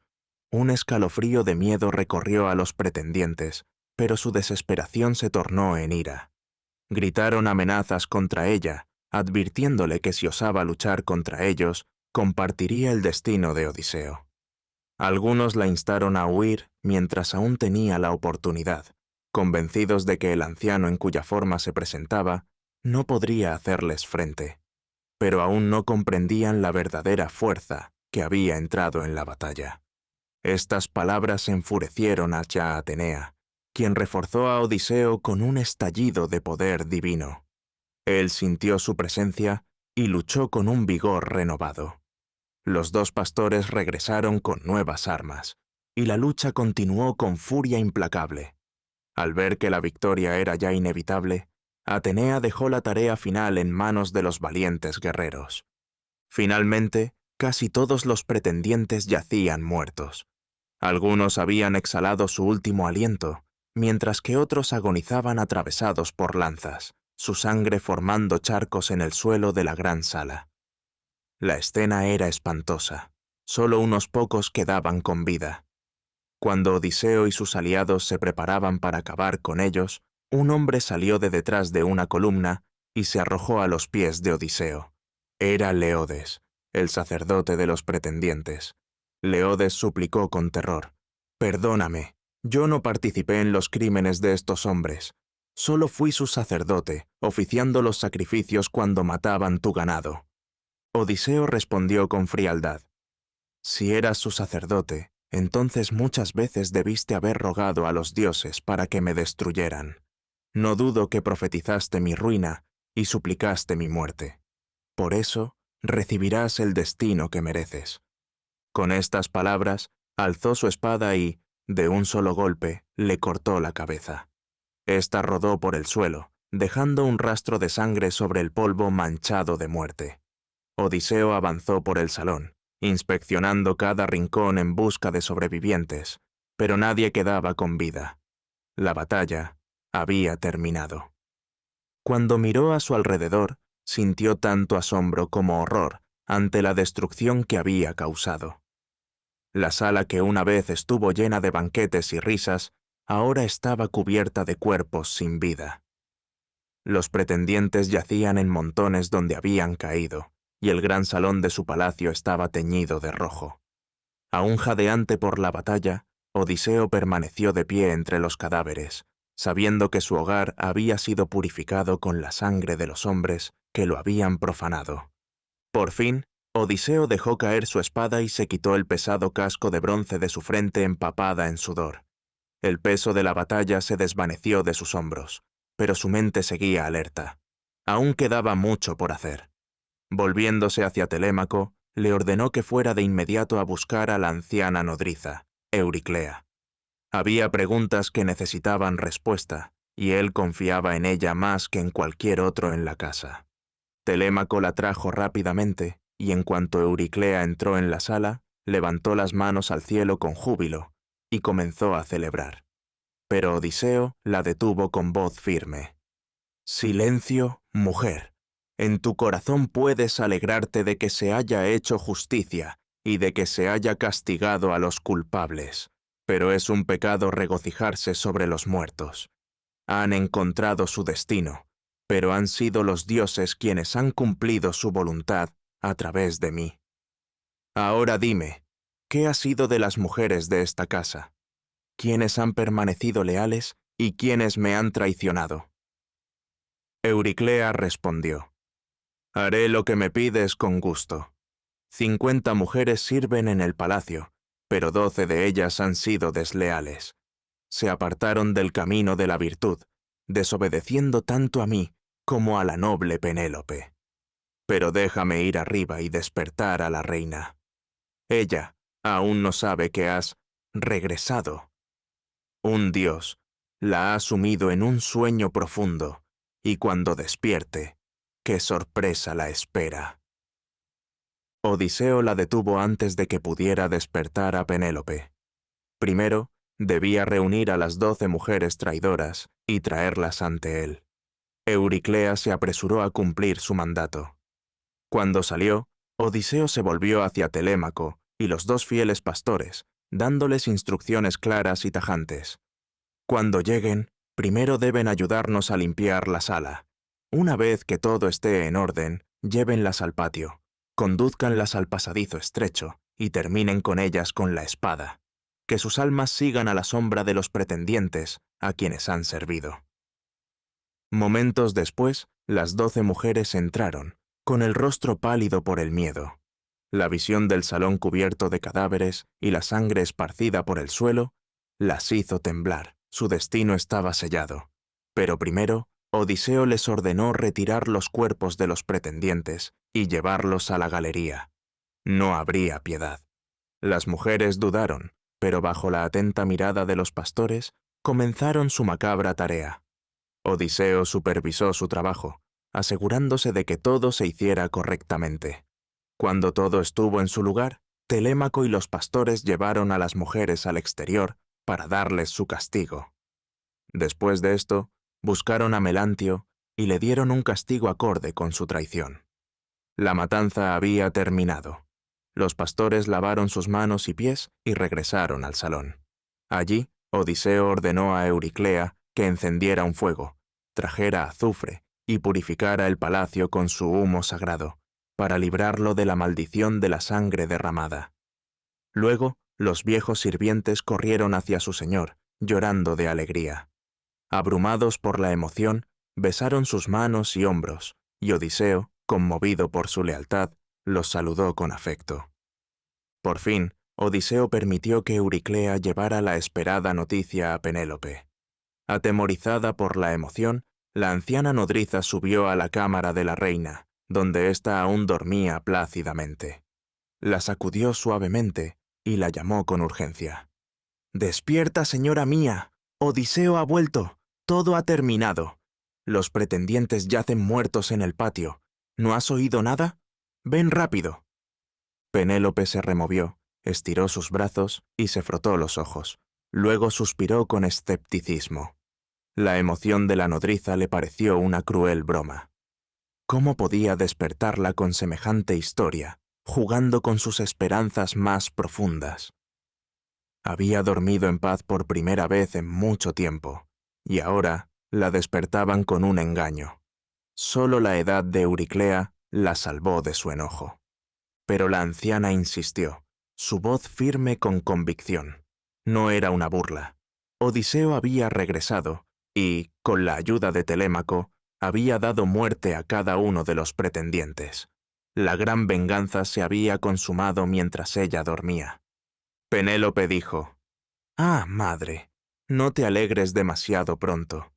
Sabes cuánto anhelo el regreso de Odiseo, pero también conozco los caprichos de los dioses. A menudo recorren la tierra, premiando a los justos, sorprendiendo a los malvados y castigando antiguas ofensas. Si los pretendientes han caído, debe haber sido obra de un dios que se apiadó de mi sufrimiento. ¿Cómo podría un simple mortal, por fuerte y valiente que sea, haber logrado semejante hazaña? Admiré la inteligencia de aquel extranjero, pero no me recordó a Odiseo. No era mi esposo audaz y valeroso. Pero iré a ver con mis propios ojos. Contemplaré lo ocurrido y hablaré con mi hijo. Si ese hombre es realmente mi esposo, lo reconoceré por señales secretas que solo nosotros conocemos. Pero si es un dios como sospecho, haremos sacrificios en su honor y le rendiremos tributo». Descendieron al salón, donde encontraron a Odiseo sentado junto al fuego, recostado contra una columna. No levantó la vista, sino que esperó a que su esposa hablara. Ella se sentó frente a él en silencio durante mucho tiempo. A veces, cuando lo miraba con atención, pensaba que podría ser él. Pero luego, al ver sus ropas andrajosas, no podía creerlo. Telémaco, conmovido hasta el alma, se volvió hacia Psómambi, hacia su madre, con incredulidad. ¿De verdad no podía reconocer a su esposo? ¿Estaba su corazón tan frío? Pero Penélope, aún atrapada en su asombro, respondió con suavidad a sus palabras. Se equivocaba al acusarla de indiferencia. No era falta de amor, sino de comprensión. No podía asimilar tal milagro. No se atrevía a dirigirse al hombre que estaba ante ella ni a sostener su mirada. Si realmente era Odiseo, pronto se reconocerían, pues había signos entre ellos que nadie más conocía. Odiseo, observándola con atención, sonrió con comprensión.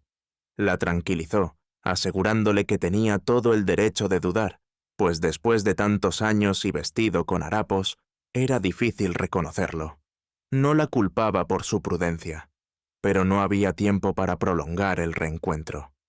Una preocupación mayor pesaba sobre ellos. Los pretendientes estaban muertos, y sus familias pronto exigirían venganza. No habían matado a un solo hombre, sino a más de 100. ¿Cómo podrían protegerse de la furia de la ciudad? La batalla en su hogar había terminado, pero la lucha por recuperar su reino apenas comenzaba. Telémaco, sintiendo el peso de las palabras de su padre, cedió sin dudarlo. Ningún mortal era tan sabio como Odiseo. Lo que él decidiera, ellos lo seguirían. Permanecerían a su lado y lo ayudarían en todo lo que estuviera en sus manos. Odiseo declaró: «Entonces os diré lo que me parece más prudente. Primero, cada uno de nosotros debe ir a bañarse y vestirse con nuestras mejores ropas. Las mujeres también deben ponerse sus vestidos de fiesta, como corresponde al día en que su señor ha regresado. El Aedo tocará su lira para que cualquiera que pase por la casa piense que Penélope está celebrando su boda. Luego, al amanecer, saldremos de la casa y partiremos hacia la finca de Laertes, donde los dioses nos indicarán el camino a seguir». La casa obedeció de inmediato sus órdenes, y pronto el gran salón, que apenas una hora antes había resonado con los golpes mortales de la lanza de Odiseo y lucía como un campo de batalla, se llenó de música y cantos de alegría.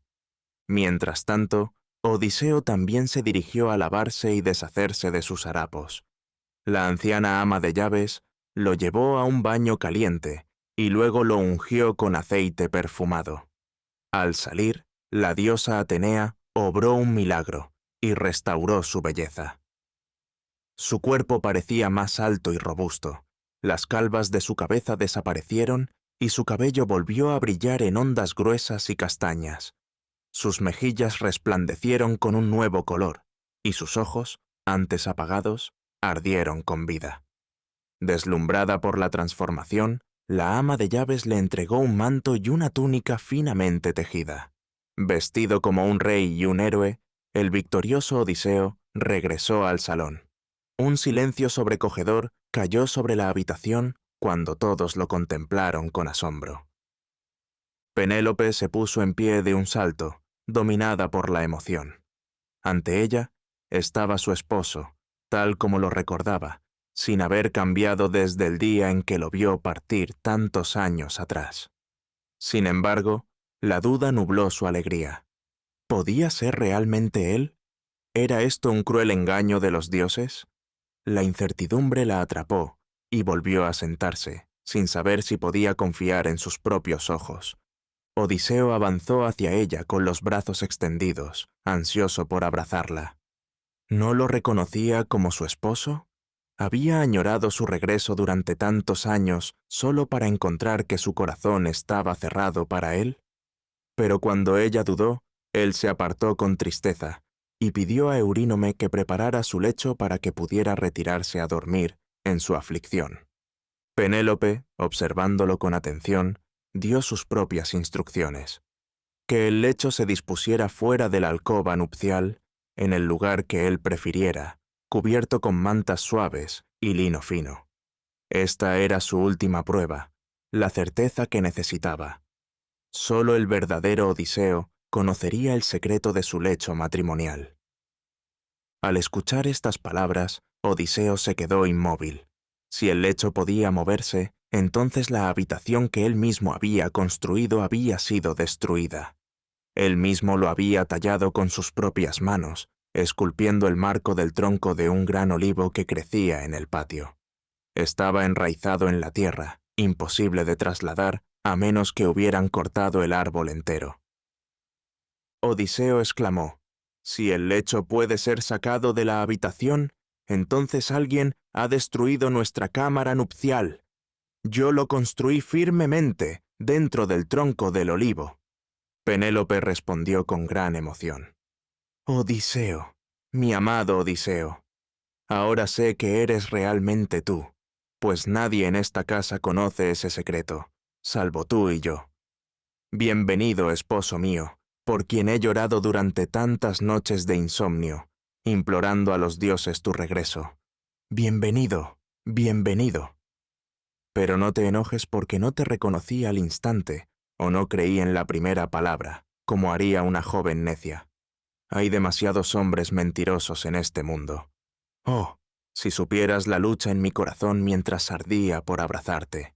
Mi frialdad nunca fue real, solo fue el reflejo del inmenso dolor de mi amor. Lágrimas de felicidad rodaron por sus rostros mientras Penélope se apoyaba en el pecho de su esposo, perdido por tanto tiempo, abrumada por la dicha. No encontraba palabras para expresar sus sentimientos, solo profundos suspiros de alivio y amor. La medianoche ya había pasado cuando Eurínome trajo una antorcha para guiarlos hacia su descanso. Capítulo 13. El último juicio de Odiseo. Antes del amanecer, tras solo unas pocas horas de sueño, Odiseo se levantó y despertó a su esposa, a Telémaco y a los pastores. Odiseo declaró: «Rápido, amigos míos, debemos llegar a la finca de mi padre antes del amanecer. Pronto, la noticia de la muerte de los pretendientes se esparcirá por la isla, y los príncipes cuyos hijos no han regresado a casa vendrán a buscarlos. Si se unen y reúnen a su gente contra nosotros, no podremos resistirlos. Por eso, nos esconderemos en el lejano jardín de Laertes, en el campo. Algún dios nos guiará entonces sobre lo que debemos hacer. Pero tú, Penélope, debes quedarte aquí hasta que te llame. Sube a los aposentos superiores con tus doncellas y permanece allí en silencio. La venganza de sus familias no te alcanzará».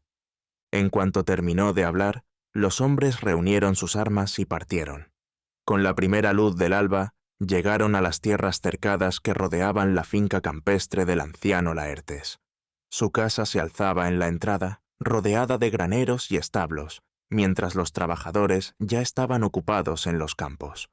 Sin embargo, Laertes estaba en el huerto, cuidando los árboles que tanto apreciaba, como hacía cada día.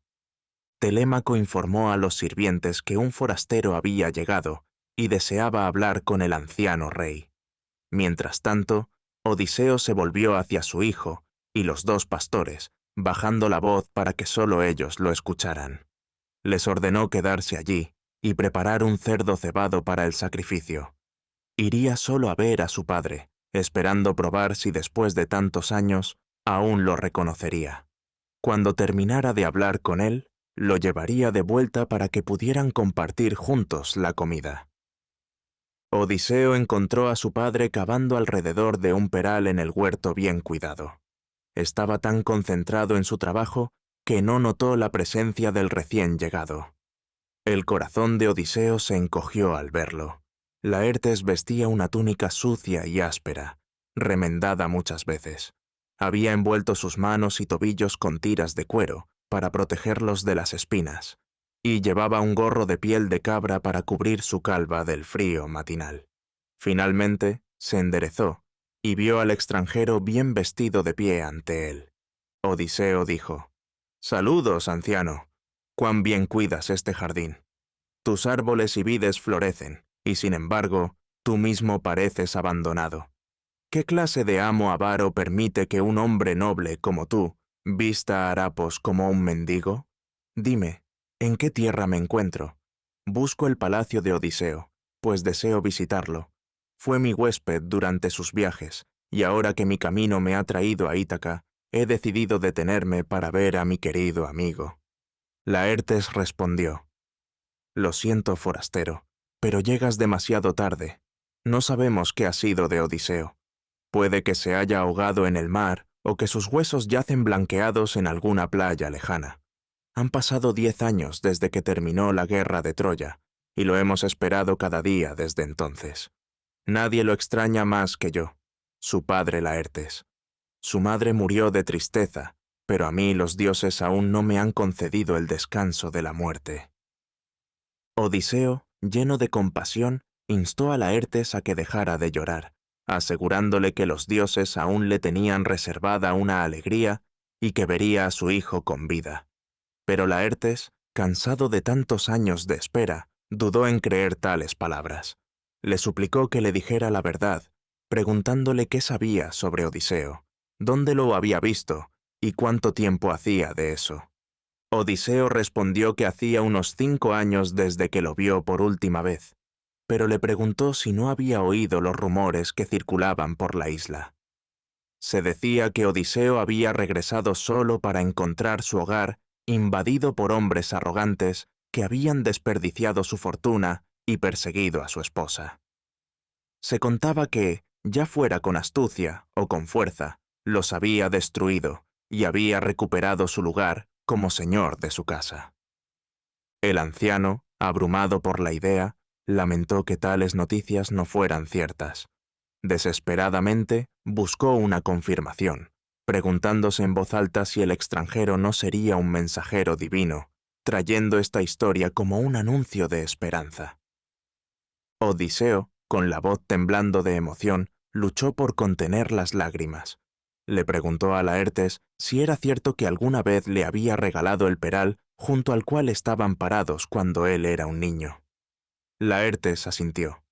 Odiseo continuó, recordándole la hilera de perales que él mismo había plantado, los largos paseos que habían dado juntos entre los setos, y cómo su padre le había enseñado los nombres y usos de cada planta. Con cada recuerdo, el rostro de Laertes cambió, su respiración se agitó. Entonces, abrumado por la certeza, Laertes exclamó, exigiendo una prueba. Su corazón, dividido entre la esperanza y la incredulidad, suplicaba por una señal, algo más allá de las palabras que pudiera confirmar la verdad. Odiseo, con los ojos brillando de alegría, levantó su túnica y mostró la cicatriz en su pierna, la herida causada por el colmillo del jabalí en el monte Parnaso. Le recordó a su padre cómo había sido enviado allí por su madre y su abuelo Autólico para cobrar los regalos que le habían prometido. Por fin, no quedaba duda alguna. El anciano rey, al ver la marca con sus propios ojos, supo la verdad. Su hijo había regresado. Las rodillas de Laertes temblaron cuando reconoció la cicatriz. Sin vacilar, abrazó a su amado hijo, quien cubrió su rostro de besos. Entonces, Odiseo le contó todo, su largo viaje, sus sufrimientos y, finalmente, la matanza de los pretendientes. Laertes dijo, «Ahora veo que los dioses inmortales aún gobiernan. Al fin se ha hecho justicia.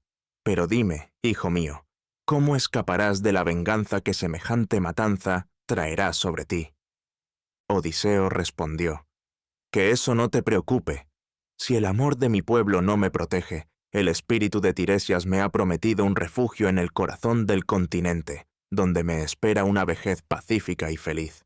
Pero ahora, vayamos a la casa, donde Telémaco y mis fieles servidores nos esperan.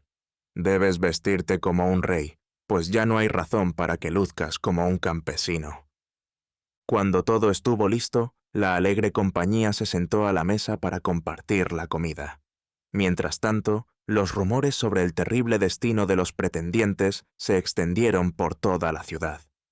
Sus padres y parientes se apresuraron a reunirse en el abarrotado ágora, agitando a la multitud. El líder entre ellos era Eupites, el padre de Antino, quien más que nadie había esperado que su hijo ganara la mano de la hermosa Penélope y gobernara sobre toda Ítaca. Con un discurso encendido, intentó avivar la ira de los presentes, exigiendo venganza contra Odiseo. Sin embargo, no todos estaban dispuestos a seguirlo. Medonte, el heraldo, se adelantó y advirtió con urgencia a sus compatriotas que Odiseo no había logrado su victoria sin la ayuda de los dioses. Él mismo lo había visto con sus propios ojos. La diosa Atenea, disfrazada de mentor, había permanecido a su lado en la batalla, desviando las lanzas y sembrando el terror en sus enemigos. Incluso antes de revelar su poder sacudiendo su escudo, muchos ya habían caído ante él. Instó a los hombres de Ítaca a no alzarse contra Odiseo, advirtiéndoles que hacerlo sería desafiar la voluntad de los dioses. Aliterses, el anciano sabio, agregó su voz a la súplica, aconsejando a los hombres de Ítaca que dejaran sus armas y permitieran que Odiseo gobernara en paz. Les recordó que el castigo que había caído sobre los pretendientes no había sido obra de un mortal, sino el cumplimiento del juicio divino. Muchos entre la multitud estuvieron de acuerdo y regresaron en silencio a sus hogares, reacios a desafiar el destino. Sin embargo, los seguidores de Eupites y los familiares de los pretendientes caídos se negaron a escuchar. Armados y llenos de furia, marcharon hacia los jardines de Laertes, donde Odiseo y sus hombres ya estaban listos para la batalla. Laertes, con el corazón lleno de orgullo y emoción, declaró que ese día sería glorioso, pues tendría el honor de luchar junto a su hijo y su nieto. Mientras hablaba, Atenea, aún con la apariencia de mentor, se acercó a él y llenó su corazón de nuevo vigor. Le susurró al oído, instándolo a tomar la iniciativa y lanzar la primera lanza contra el enemigo. Con una plegaria a Zeus, Laertes lanzó su lanza. Su golpe fue certero. La punta de bronce atravesó la armadura y se hundió en el pecho de Eupites, quien cayó sin vida al suelo. En ese mismo instante, un relámpago ardiente descendió del cielo y se estrelló en la tierra entre los combatientes. El estruendo sacudió el aire y el temor se apoderó de los enemigos de Odiseo. Entonces, la diosa Atenea avanzó y proclamó con voz imponente: «Hombres de Ítaca, escuchadme, y detened este derramamiento de sangre. Deponed vuestras armas, pues esta disputa solo traerá más dolor y sufrimiento a la tierra que amáis. Recordad que sois hermanos, vecinos e hijos de esta isla sagrada. Regresad a vuestros hogares, y que la paz reine nuevamente en Ítaca, como los dioses lo desean». Nadie se atrevió a desafiarla. Incluso los más valientes entre los seguidores de Eupites bajaron sus armas, dándose cuenta de que no podían luchar contra la voluntad de los dioses. Poco a poco, la sed de venganza se desvaneció, incluso entre los padres de los pretendientes caídos. Con el tiempo, el pueblo entero volvió a aceptar a Odiseo como su legítimo rey. Su sabiduría, generosidad y justicia pronto conquistaron los corazones de todos, y hasta sus antiguos enemigos se convirtieron en sus aliados. Odiseo no olvidó la promesa que había hecho en el reino de los muertos: ofrecer un toro joven a los dioses del inframundo y un carnero negro al espíritu de Tiresias al regresar a casa. Los animales destinados al sacrificio fueron llevados ante él. Mientras los heraldos preparaban un festín para el pueblo, Odiseo alzó el cuchillo sagrado y, con un golpe preciso, entregó las ofrendas a los dioses. Mientras los trozos de grasa ardían sobre el altar, Odiseo levantó las manos al cielo y pronunció una solemne oración. «Dioses sagrados del inframundo, aquí en mi reino cumplo con gratitud el voto que os hice en el vuestro. He enfrentado muchas pruebas y he escapado de la muerte en incontables ocasiones, pero nunca dejé de confiar en el destino. Ahora, dioses misericordiosos, puedo mirar atrás y sentir gratitud por todo lo vivido. Seguiré ofreciendo estos sacrificios, pues los muertos deben ser honrados con voluntad y no con miedo. Pero donde quiera que el destino me lleve, os ruego que me concedáis gobernar con sabiduría y paz, para que el nombre del gran Odiseo viva en la memoria de las generaciones futuras».